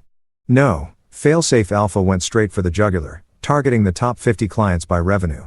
Companies that paid us 6 and 7 figures annually suddenly received automated emails informing them that Jennings and Company was restructuring operations and would be unable to continue service effective immediately. The emails were professionally worded naturally. I'd written them years ago as templates, but their timing and volume was about as professional as a bull in a china shop wearing roller skates. I watched the activity log scroll past on my screen. Each line representing another severed revenue stream. Another broken relationship, another nail in the coffin of Clara's empire. It was poetry in motion. If poetry could be written in Python and executed with ruthless efficiency. By 12:03 a.m., the financial reporting system had joined the party. This was the part one was particularly proud of the piece to resistance, if you will. The system started triggering false liquidation alerts, sending automated notifications to investors and board members that the company was entering emergency shutdown protocols. The notifications looked official because they were official. I built them into the system as part of the disaster recovery procedures that Clara had approved without reading. The irony was delicious. Stock market algorithms that monitored after hours, company communications picked up these alerts immediately. Even though the markets were closed, the automated trading systems that ran 24/7 started adjusting their models, recalculating Jennings and Company's valuation based on what appeared to be a complete corporate meltdown. I pulled up a financial tracking site and watched in real time as the company's theoretical value began to nosedive faster than my faith in marriage. 3.2 billion at 11:59 p.m., 3.1 billion at 12:04 a.m., 2.9 billion at 12:06 a.m. It was like watching a countdown clock, except instead of counting seconds, it was counting Clara's net worth circling the drain. By 12:07 a.m., the client database had decided to take an unscheduled vacation. Not deleted. I wasn't a monster, just temporarily encrypted with a key that only I possessed to anyone trying to access it. The system would report catastrophic data corruption and recommend immediate IT intervention. The kind of IT intervention that would cost millions and take weeks, assuming they could find someone who understood my architecture well enough to even attempt repairs. Spoiler alert, they couldn't because I deliberately made the documentation about as helpful as assembly instructions written in ancient Samrian. The AI systems were really getting into the spirit. Now, the predictive analytics engine, which normally suggested optimal resource allocation and client engagement strategies, had apparently decided that the optimal strategy was chaos. It started making recommendations like divest all assets immediately and liquidate all holdings. And my personal favorite, terminate all employment contracts and flee to a non-extradition country. I hadn't programmed that last one. The AI had genuinely gone off the rails in the most entertaining way possible. At 12:10 a.m., I decided to check in on the company's Slack workspace. Because if there's one thing I'd learned about corporate America, it's that when stuff hits the fan, everyone runs to Slack to panic. Collectively, I'd maintained admin access to the workspace. Naturally, and set my status to invisible so I could lurk like a ghost at my own company's funeral. The main channels were exploding. The first message had appeared at 12:02 a.m. from Dylan, the night shift system administrator, who probably thought this was going to be a quiet Tuesday night of Netflix and occasionally checking server logs. Dylan, guys, anyone else seeing weird behavior in the contract system that had been followed approximately 30 seconds later by Dylan? Okay, never mind. Everything is on fire. Dylan, not literally fire, but like digital fire. Dylan, someone call someone. The IT channel had devolved into complete pandemonium. Messages were flying faster than I could read them.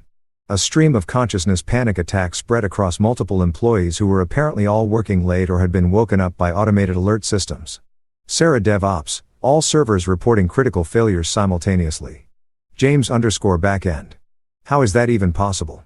Sarah _DevOps. I don't know, James. That's why I'm asking. Marcus _IT contract system just sent termination notices to Lex. Sarah _DevOps. Lex is our biggest client. Marcus was our biggest client. I took a sip of beer and scrolled through more channels. The executive team's private channel, which I'd been removed from 3 months ago, but had maintained backdoor access to because I'm not an idiot, was even better. Richard, the CFO who'd found my humiliation this morning so amusing, had posted at 12:11 a.m. Richard CFO, what's happening? Richard CFO, someone explain to me why Bloomberg is reporting we're in liquidation. Richard CFO, our stock projection just dropped $2.1 billion. Diane, VP of Operations, chimed in with her characteristic grace under pressure. Diane _ops, this can't be real. Diane _ops, this has to be a hack. Diane _ops, we're down $3.1 billion. And then at 12:15 a.m., the message I'd been waiting for appeared, written in all caps with the fury of 1,000 suns. Claire CEO, fix this now. Claire CEO, I want every single person on this platform working on solutions immediately. Claire CEO, someone get our lead developer on the line. I laughed out loud at that one, the sound echoing in my empty office. Lead developer. That's what she called me when she needed something fixed, when my actual title was apparently too complicated or too generous for regular use. I wondered how long it would take someone to point out that the lead developer was her soon-to-be ex-husband who she just fired via phone call from 30 feet away.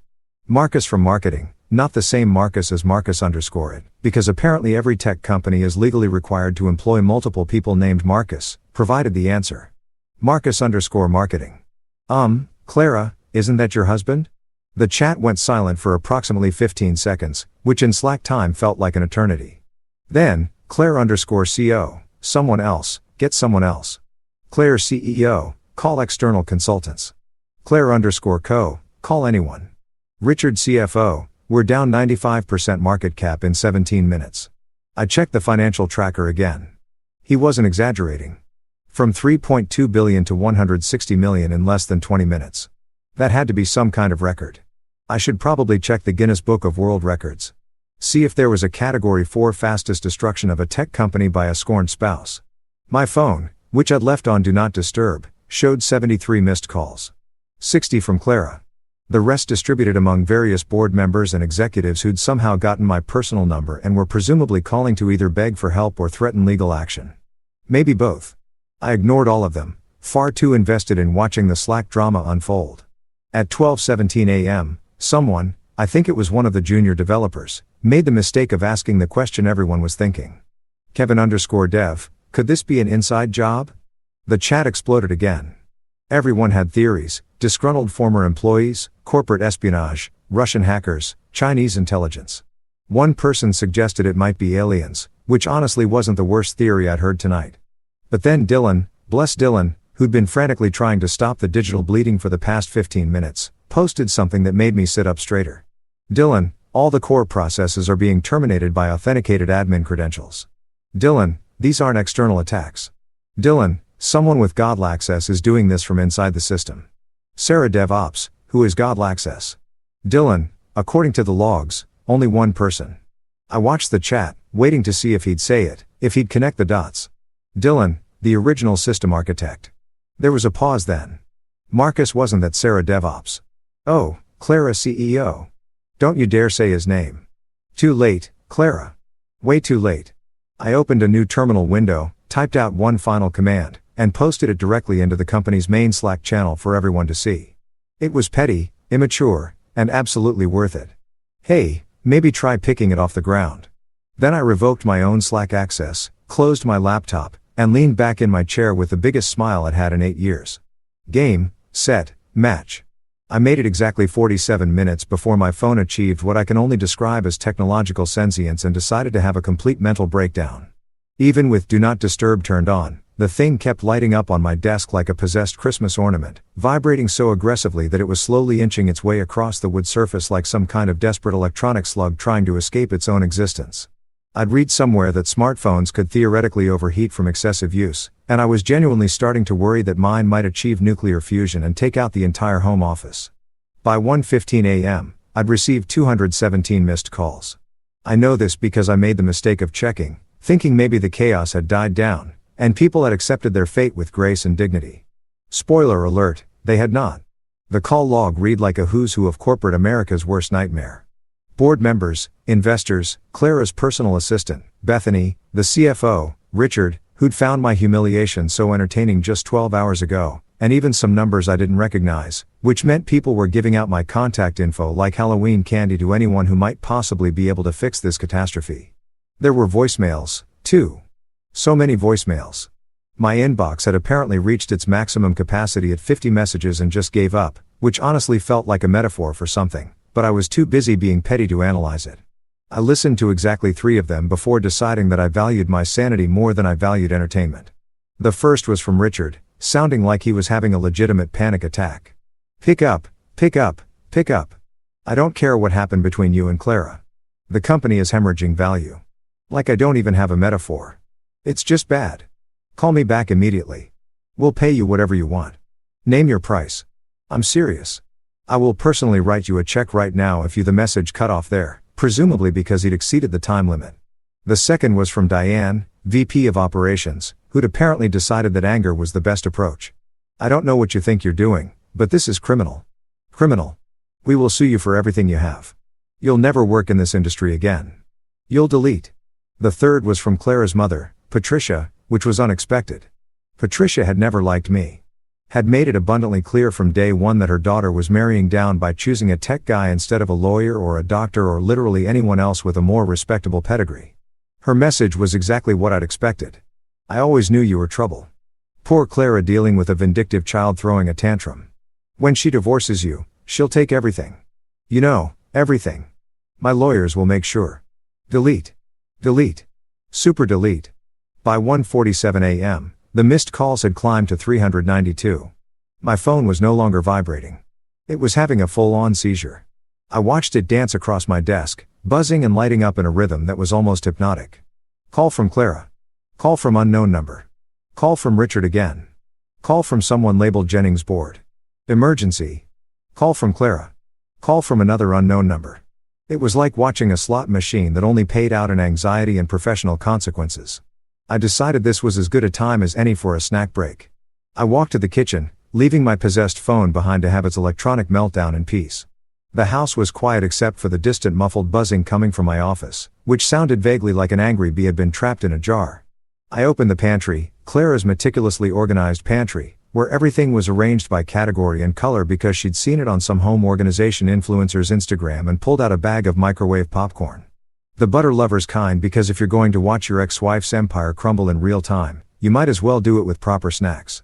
The microwave hummed to life, and I stood there watching the bag expand and rotate, listening to the kernels pop in increasingly rapid succession. There was something meditative about it, honestly. Pop, pop, pop, pop, pop, pop, pop. Kind of like the sound of Clara's net worth disappearing now that I thought about it.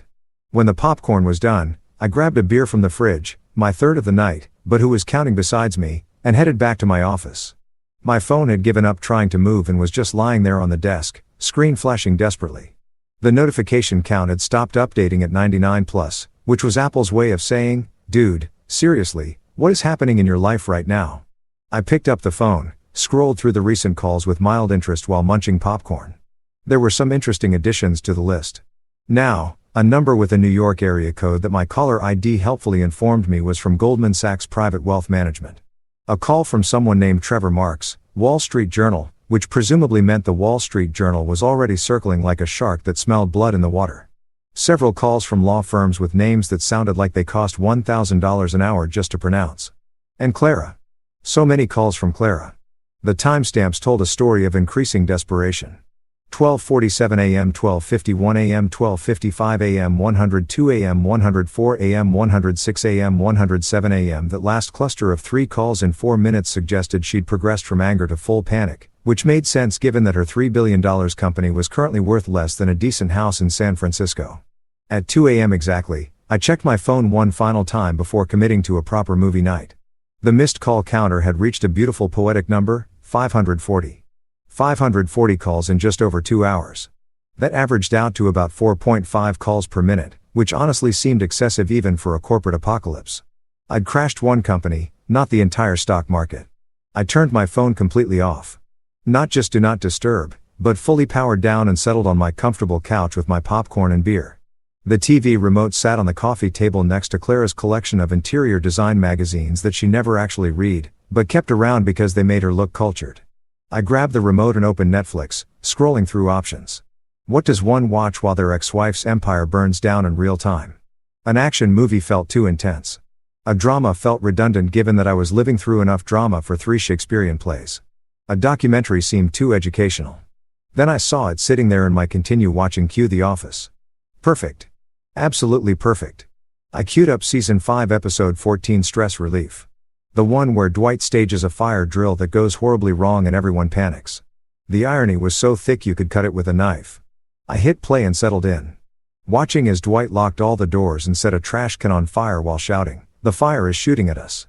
Mood, I said to my empty living room, raising my beer and a solitary toast. By 3:30 a.m., I'd finished 4 episodes and 2 bags of popcorn. My phone remained blissfully off, sitting on my desk like a deactivated bomb. Somewhere out there, Clara was probably still frantically trying to reach me, mobilizing every contact she had, calling in every favor, desperately searching for someone, anyone who could reverse what I'd done. The mental image of her in her designer pajamas, pacing her study at 3 o'clock in the morning with her perfectly styled hair falling apart and her mascara running brought me more joy than it probably should have. I thought about turning my phone back on just to see how high the missed call counter had climbed. But no, that would ruin the surprise for tomorrow morning. Let the number accumulate. Let Clara and her board and her investors and her lawyers all scream into the void while I sat here in my comfortable clothes, eating junk food and watching Jim Halpert play pranks on Dwight Schrute as the sun started to peek through my windows around 5:47 a.m., painting the sky in shades of orange and pink that Clara would probably describe as uninspired or pedestrian. I pulled up the news on my laptop. I wasn't surprised to see that Jennings and Company's collapse had made headlines, but I was impressed by how fast the media had picked up on it. Tech giant Jennings and CEO suffers catastrophic system failure. Bloomberg: Jennings and CEO loses $3 billion in market value overnight. Wall Street Journal: the fastest corporate collapse in state history. Financial Times: that last one made me laugh out loud. The fastest corporate collapse in state history. They'd probably want to interview me for the behind-the-scenes story. Eventually, maybe I'd write a book. How to Destroy a Billion-Dollar Company in 20 Minutes. A memoir by a guy who was told to pick up a pen. I closed my laptop, stretched, and looked around my office. My space full of my things, free from Clara's minimalist design philosophy and color-coordinated. The sun was fully up now, marking the beginning of what was technically Wednesday, but felt more like the first day of the rest of my life. Outside, birds were chirping. Inside, my phone was off and my conscience was clear. The news could call it the fastest corporate collapse in state history if they wanted. I called it Tuesday. I woke up around 10 a.m. on Wednesday morning, feeling more refreshed than I had in approximately 3 years, which was coincidentally around the time Clara had stopped pretending our marriage was anything other than a business arrangement with occasional awkward dinner parties. My neck didn't hurt from sleeping on the couch. I'd actually made it to the bed around 6 a.m. and for the first time in recent memory, I didn't wake up with that familiar knot of dread in my stomach that usually accompanied the thought of existing in the same house as my wife. Ex-wife, soon to be ex-wife, whatever the legal terminology was for a woman who tried to fire me from our marriage via phone call. I showered, shaved, and put on my best suit, the charcoal gray Tom Ford that I bought for our 5th anniversary dinner, and that Clara had immediately criticized for being too flashy, even though it cost less than one of her weekly blowout appointments. I paired it with a crisp white shirt, my favorite tie with the subtle geometric pattern, and the watch my brother had given me when I'd graduated college with my computer science degree. The watch was nothing fancy, just a reliable Seiko, but it kept perfect time and hadn't once tried to publicly humiliate me, which made it more valuable than most of the people I'd be seeing today. By 10:47 a.m., I was walking into the Jennings and Company building like I owned the place, which technically I kind of did from a built-every system that makes this building function perspective.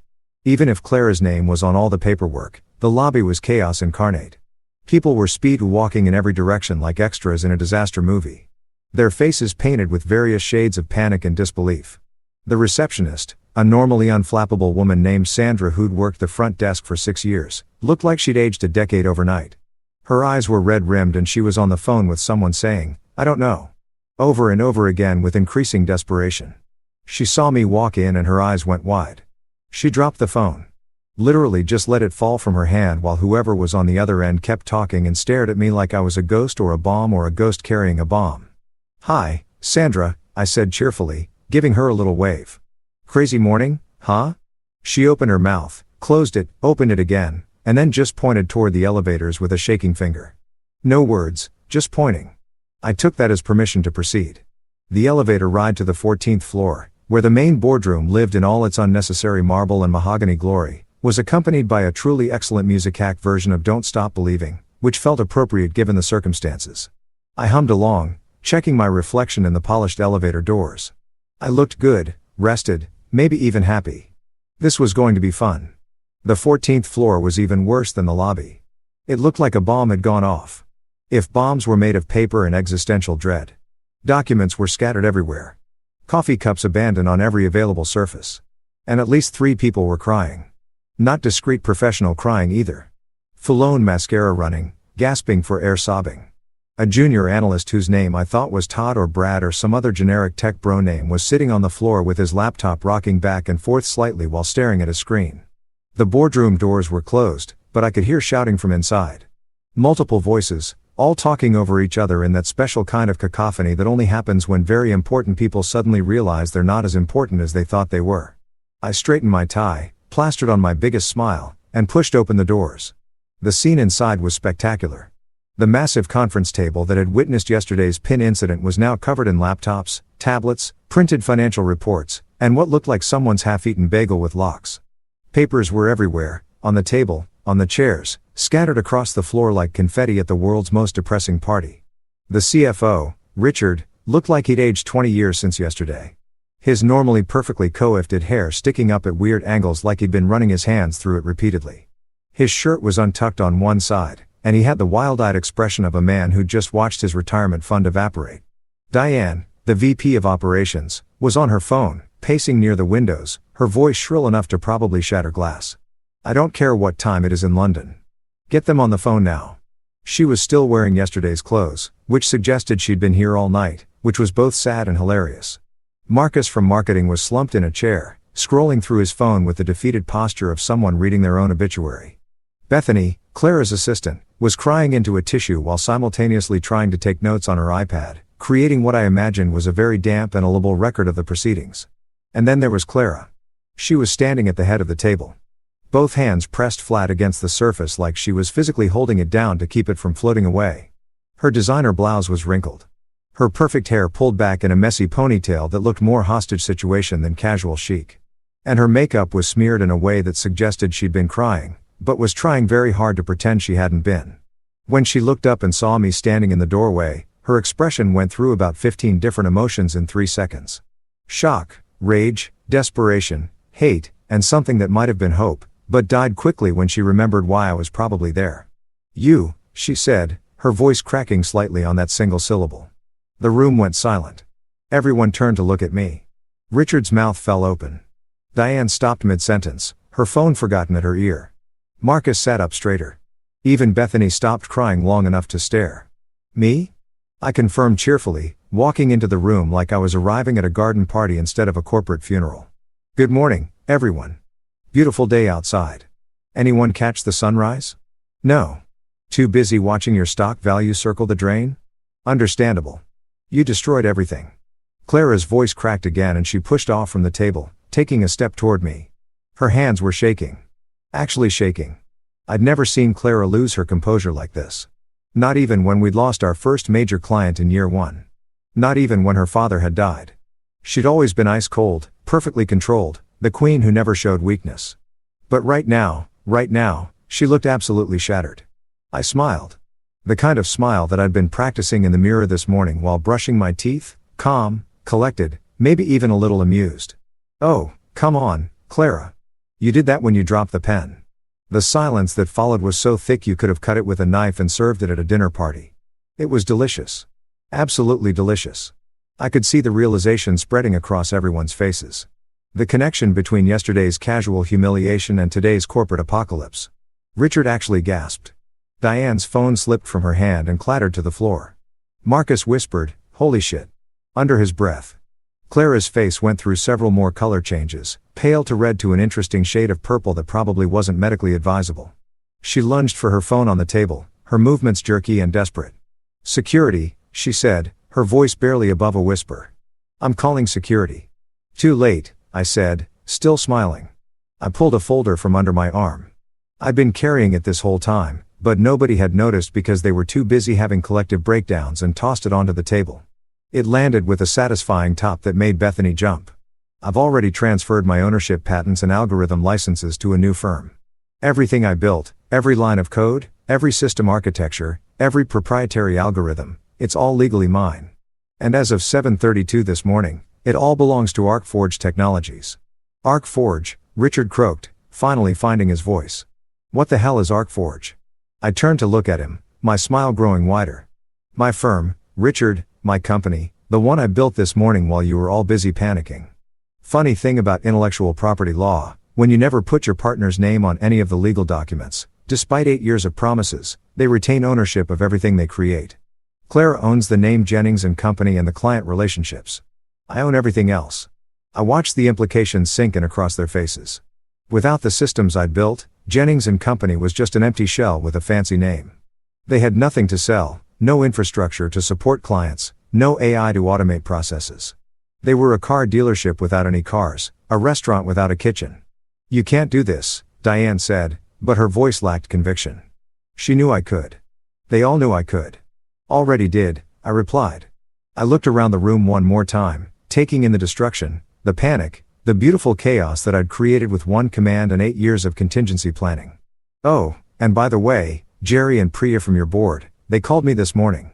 They're joining ArcForge as senior advisors. They said they loved my sense of humor." That wasn't entirely true yet. Jerry and Priya had sent inquiring emails, but we hadn't finalized anything. But the looks on everyone's faces made the embellishment worth it. Clara just stared at me, her mouth opening and closing like a fish drowning in air. For once in her life, she had absolutely nothing to say. I straightened my tie one more time and headed for the door. Before I left, I turned back, catching Clara's devastated expression one last time. "Oh, and Clara, if you drop your pen today, pick it up yourself." The door closed behind me with a satisfying click, and I walked toward the elevator with my head held high, leaving the wreckage of Clara's empire scattered across that conference room like the world's most expensive jigsaw puzzle. 48 hours. That's all it took for ArcForge Technologies to go from a spite-fueled idea I'd incorporated while eating popcorn and watching The Office to the hottest name in the tech industry. 48 hours for my newly minted company to trend globally on Twitter, LinkedIn, and even TikTok, where some finance bro with exceptionally good hair had made a video about the fastest revenge glow-up in tech history that got something like 4 million views. I didn't have TikTok. I valued my attention span, but my nephew sent me the link with approximately 17 fire emojis and the message, "Uncle, you're famous." I'd spent Wednesday afternoon after leaving the Jennings & Company boardroom doing what any reasonable person would do after destroying their ex-wife's billion-dollar empire. I went to Costco and bought a rotisserie chicken because spite is hungry work and I'd been living off popcorn and beer for 36 hours.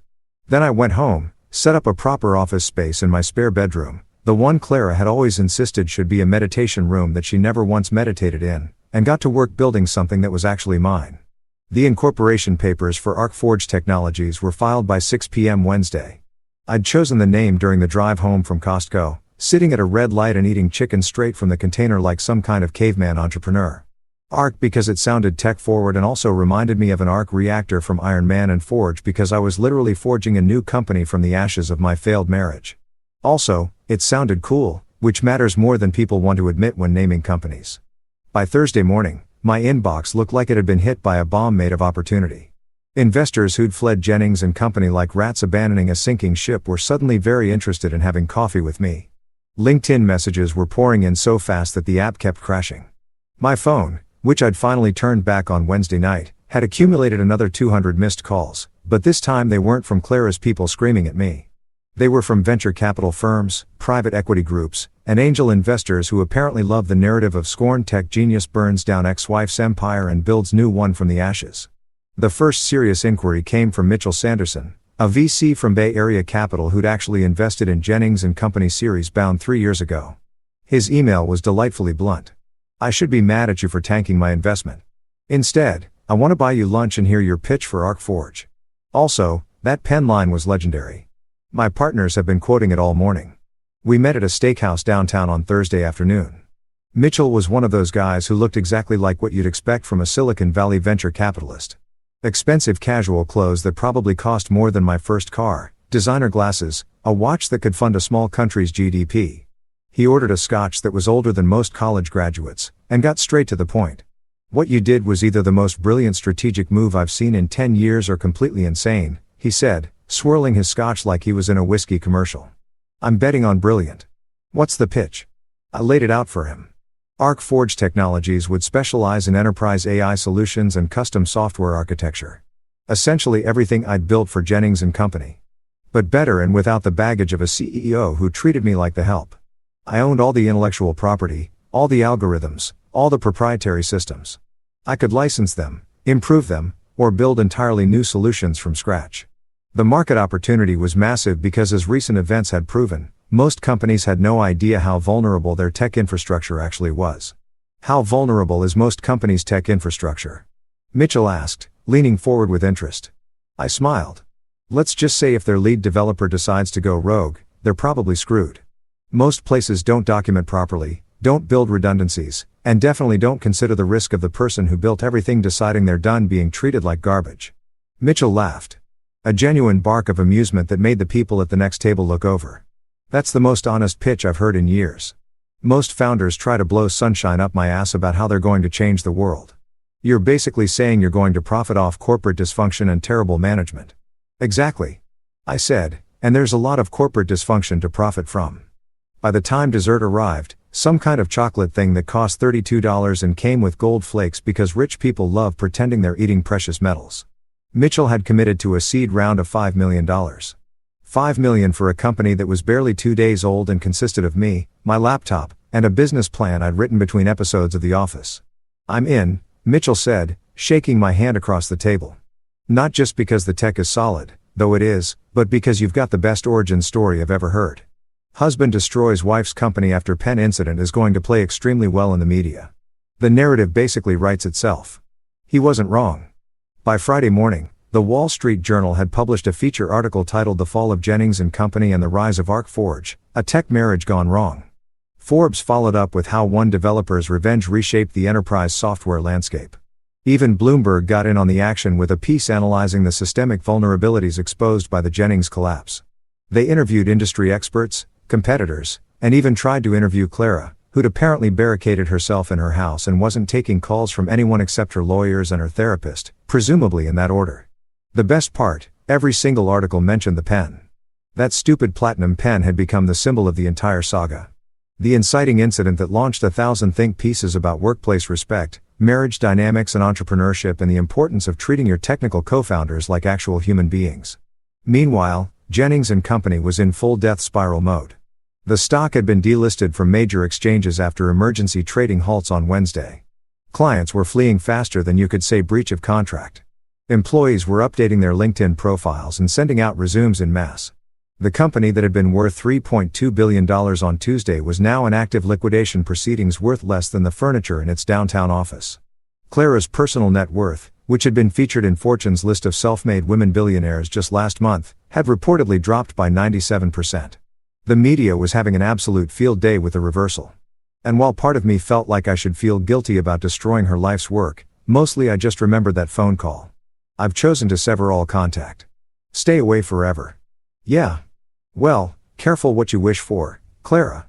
By Friday afternoon, I'd hired my first 2 employees. Jerry Blackwood and Priya Kapoor had been on Jennings & Company's board for 4 years. Both of them sharp, experienced, and apparently more loyal to good technology than to Claire's ego. Jerry was a former CTO at a Fortune 500 company who'd retired early and gotten bored. Priya was a strategic consultant who specialized in corporate turnarounds and had the kind of network that made things happen. They showed up at my house/Prairie office Friday at 2 p.m. dressed business casual and carrying coffee from the Good Cafe downtown. We sat in my living room, the same living room where I'd eaten pasta alone on Tuesday night, and talked strategy. I have to ask, Jerry said after we'd covered the basics of equity splits and role definitions. What's your leadership philosophy? Every company needs some kind of guiding principle. I thought about it for exactly half a second. The answer was obvious, had been obvious since the moment that pen rolled across the conference room floor. I grinned. If you drop your pen, pick it up yourself. Jerry and Priya looked at each other, then burst out laughing. Real, genuine laughter that filled the room and made me feel for the first time in years like I was exactly where I was supposed to be. I love it, Priya said, wiping tears from her eyes. That's going on our website. That's going on business cards. That's going to be our entire corporate culture. Damn right it is, I said, raising my coffee cup. Welcome to ArcForge, where we build great technology and treat people like actual human beings. Revolutionary concept, I know. We clinkied our paper coffee cups together like they were champagne glasses, and I looked around my living room at the beginning of something real, something mine, something that Clara couldn't touch or take credit for or diminish. Outside, the sun was shining. My phone was buzzing with more investor inquiries. And somewhere across town, in a minimalist house that felt more like a museum than a home, my ex-wife was probably sitting in her study, surrounded by lawyers, trying to figure out how her perfect life had imploded in less than a week. I hope she was comfortable. I hope she remembered who built everything she'd lost. And I really hope she'd learned to pick up her own damn pen. 1 week after the fall of Jennings & Company, I was sitting in my new office space on the 23rd floor of a building in the financial district, reviewing contract proposals from 3 different Fortune 500 companies who apparently loved the idea of hiring the guy who just pulled off the most spectacular corporate implosion in recent history. The office wasn't huge, about 1,500 square feet, but it was mine. Actually, mine with my name on the lease, my logo on the frosted glass door, and absolutely zero risk of someone telling me the desk I'd chosen wasn't enough. Speaking of the desk, I'd deliberately chosen the same IKEA model I'd had in our spare bedroom at home. The one Clara had looked at with barely concealed disgust and said made me look like a freelancer working from a coffee shop instead of a serious businessman. It was solid oak, had good cable management, and cost about $300, which meant I could actually afford to spill coffee on it without having an existential crisis about furniture depreciation. I'd paired it with a comfortable ergonomic chair, 2 monitors, and a Spider-Man Funko Pop that my nephew had given me as an office warming gift. The Spider-Man was positioned prominently where clients could see it because if people couldn't handle a CEO who liked comic books, they probably couldn't handle working with me anyway. Jerry had the office next to mine, separated by a glass partition that we could frost for privacy, but usually kept clear because we discovered we both thought better when we could bounce ideas off each other randomly throughout the day. Priya had claimed the corner office with the better view, arguing that as our head of strategic growth, she needed to see the horizon, which Jerry and I suspected was just corporate speak for I want the nice windows. But we'd agreed because Priya was already bringing in clients faster than we could onboard them. It was around 2:30 on a Tuesday afternoon, exactly 1 week since I'd pressed enter and watched Clara's empire crumble, when our receptionist, Katie, buzzed my desk. Katie was a college student working part-time studying computer science at the State University and had immediately earned my respect by showing up to her interview with a portfolio of side projects and zero tolerance for corporate nonsense. "There's someone here to see you," Katie said through the intercom, her voice doing that thing where it goes up at the end like a question even though it's technically a statement.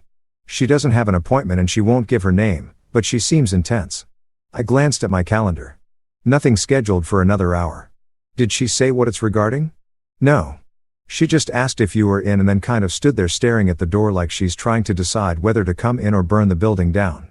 Jerry, who could hear the conversation through our open petition, looked up from his laptop and mouthed Clara with raised eyebrows. I shrugged, but my gut told me he was probably right. Who else would show up unannounced and radiate enough intensity to make our unflappable receptionist nervous? "Send her in," I said, leaning back in my chair and trying to decide what facial expression I should wear. Professional, smug, concerned. I settled on neutral curiosity, which was probably the most mature option, even though smug was really calling to me. The door opened and Clara walked in. Except it wasn't the Clara I'd last seen in that boardroom a week ago. And it definitely wasn't the Clara who'd sat at the head of conference tables like she was royalty presiding over her subjects. This Clara looked like she'd been through a war and lost badly.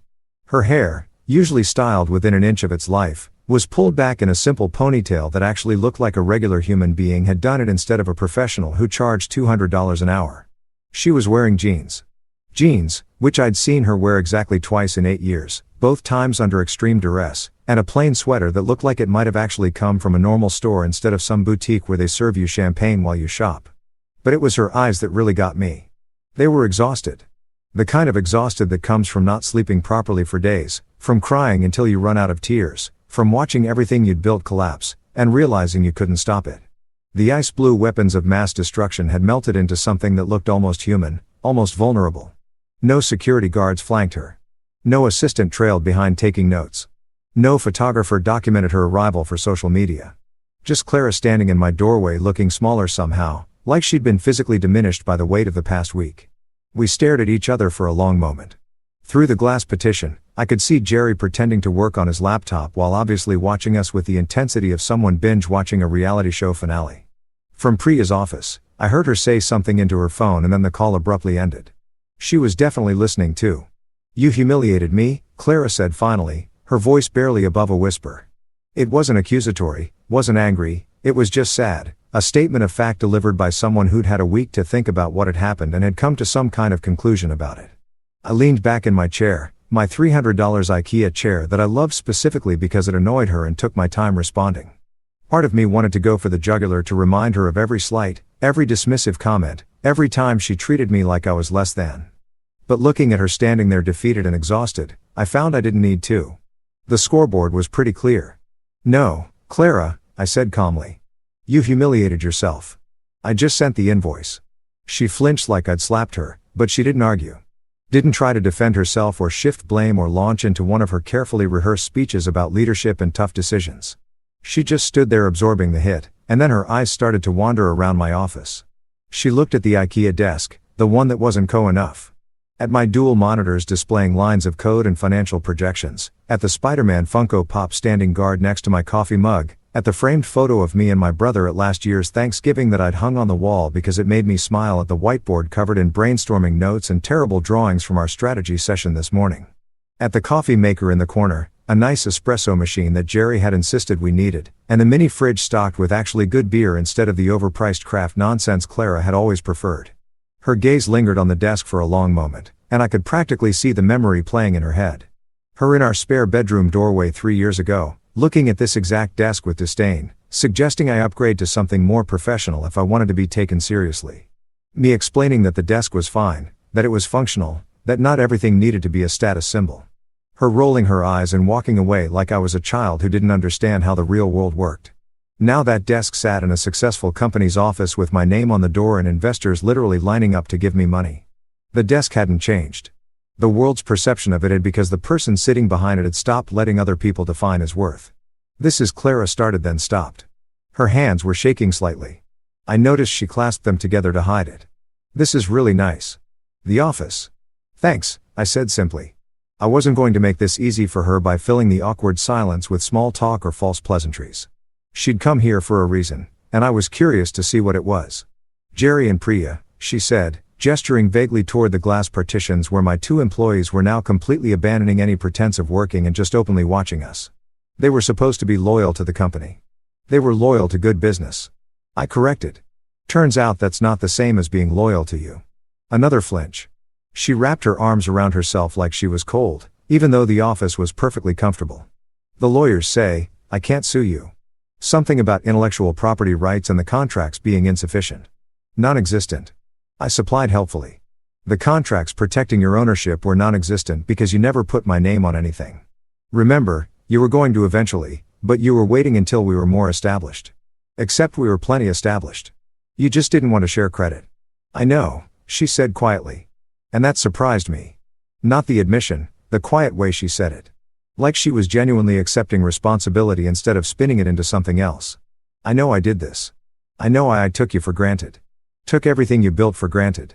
I waited. There had to be more. Clara Jennings didn't show up at her ex-husband's office to deliver a simple apology. That wasn't her style. Even defeated. I came here to ask if you'd consider selling the technology back to me, she continued. And there it was. The real reason for this visit. Not all of it, just enough for Jennings and Company to fulfill our existing contracts. I have investors willing to fund a rebuild, but they need guarantees that we can actually deliver services and without your systems. You have nothing to deliver. I finished. Yeah, I'm aware. I built it, remember? I can't pay you what it's worth, she said, her voice cracking slightly. But I can offer you 40% of whatever we rebuild. Partnership equity, your name on everything this time. Real partnership like it should have been from the start. I almost laughed almost. The audacity of it coming here after everything and offering me what she should have given me 8 years ago like it was some kind of generous gift instead of the bare minimum of respect. But I didn't laugh because looking at her standing there, I realized something important. I didn't want it. I didn't want to rebuild Jennings and Company. Didn't want 40% of a company that would always have her family name on the door. Didn't want to go back to being someone's partner when I could be my own boss. No, I said simply. No. She looked confused, like she'd been so certain I'd jump at the chance. But you'd be. I'd be your partner again, I interrupted, in a company that I already burned down once. CL, I don't want to rebuild your empire. I'm busy building my own. She opened her mouth to argue, then closed it. Looked around my office one more time at the desk, the monitors, the Spider-Man, the whiteboard, the evidence of something new and mine and untouchable by her. Right, she said finally. Of course, I just thought, never mind what I thought. She turned to leave and I let her get all the way to the door before I spoke again. Clara, she stopped, hand on the door frame, but didn't turn around. That phone call, I've chosen to sever all contact. Stay away forever. You remember that? Her shoulders tensed. Yes. Good. Because that's the last time you get to make demands of me ever. We're done. The company is done. Whatever we were is done. Move on. She stood there for another moment. And I thought maybe she'd turn around, try one more time to convince me or guilt me or manipulate me. But she didn't. She just nodded once, sharp and quick, and walked out of my office without another word. Through the glass, I watched her walk past Katie's desk, past the ArcForge logo on the wall and out into the hallway. The elevator dinged. She stepped inside and then she was gone. Jerry appeared in my doorway approximately 4 seconds later. Holy dude. Yeah, I agreed. You okay? I thought about it. Really thought about it. Then I smiled. Yeah, Jerry. I'm actually perfect. Months passed. ArcForge thrived like a plant that finally got moved out of the shade and into actual sunlight. We'd closed deals with 12 major clients, hired 15 employees, and moved into a bigger office space that had an actual break room instead of just a mini fridge and prayers. I'd moved into a downtown loft with exposed brick, hardwood floors, and my dog Baxter, a golden retriever I'd adopted from a shelter who greeted me every day like I was a war hero returning home instead of just some guy who worked from home in sweatpants. Sometimes when I scrolled past news articles about Jennings and Company's liquidation proceedings, I'd smile and whisper to Baxter. Told her she'd regret it.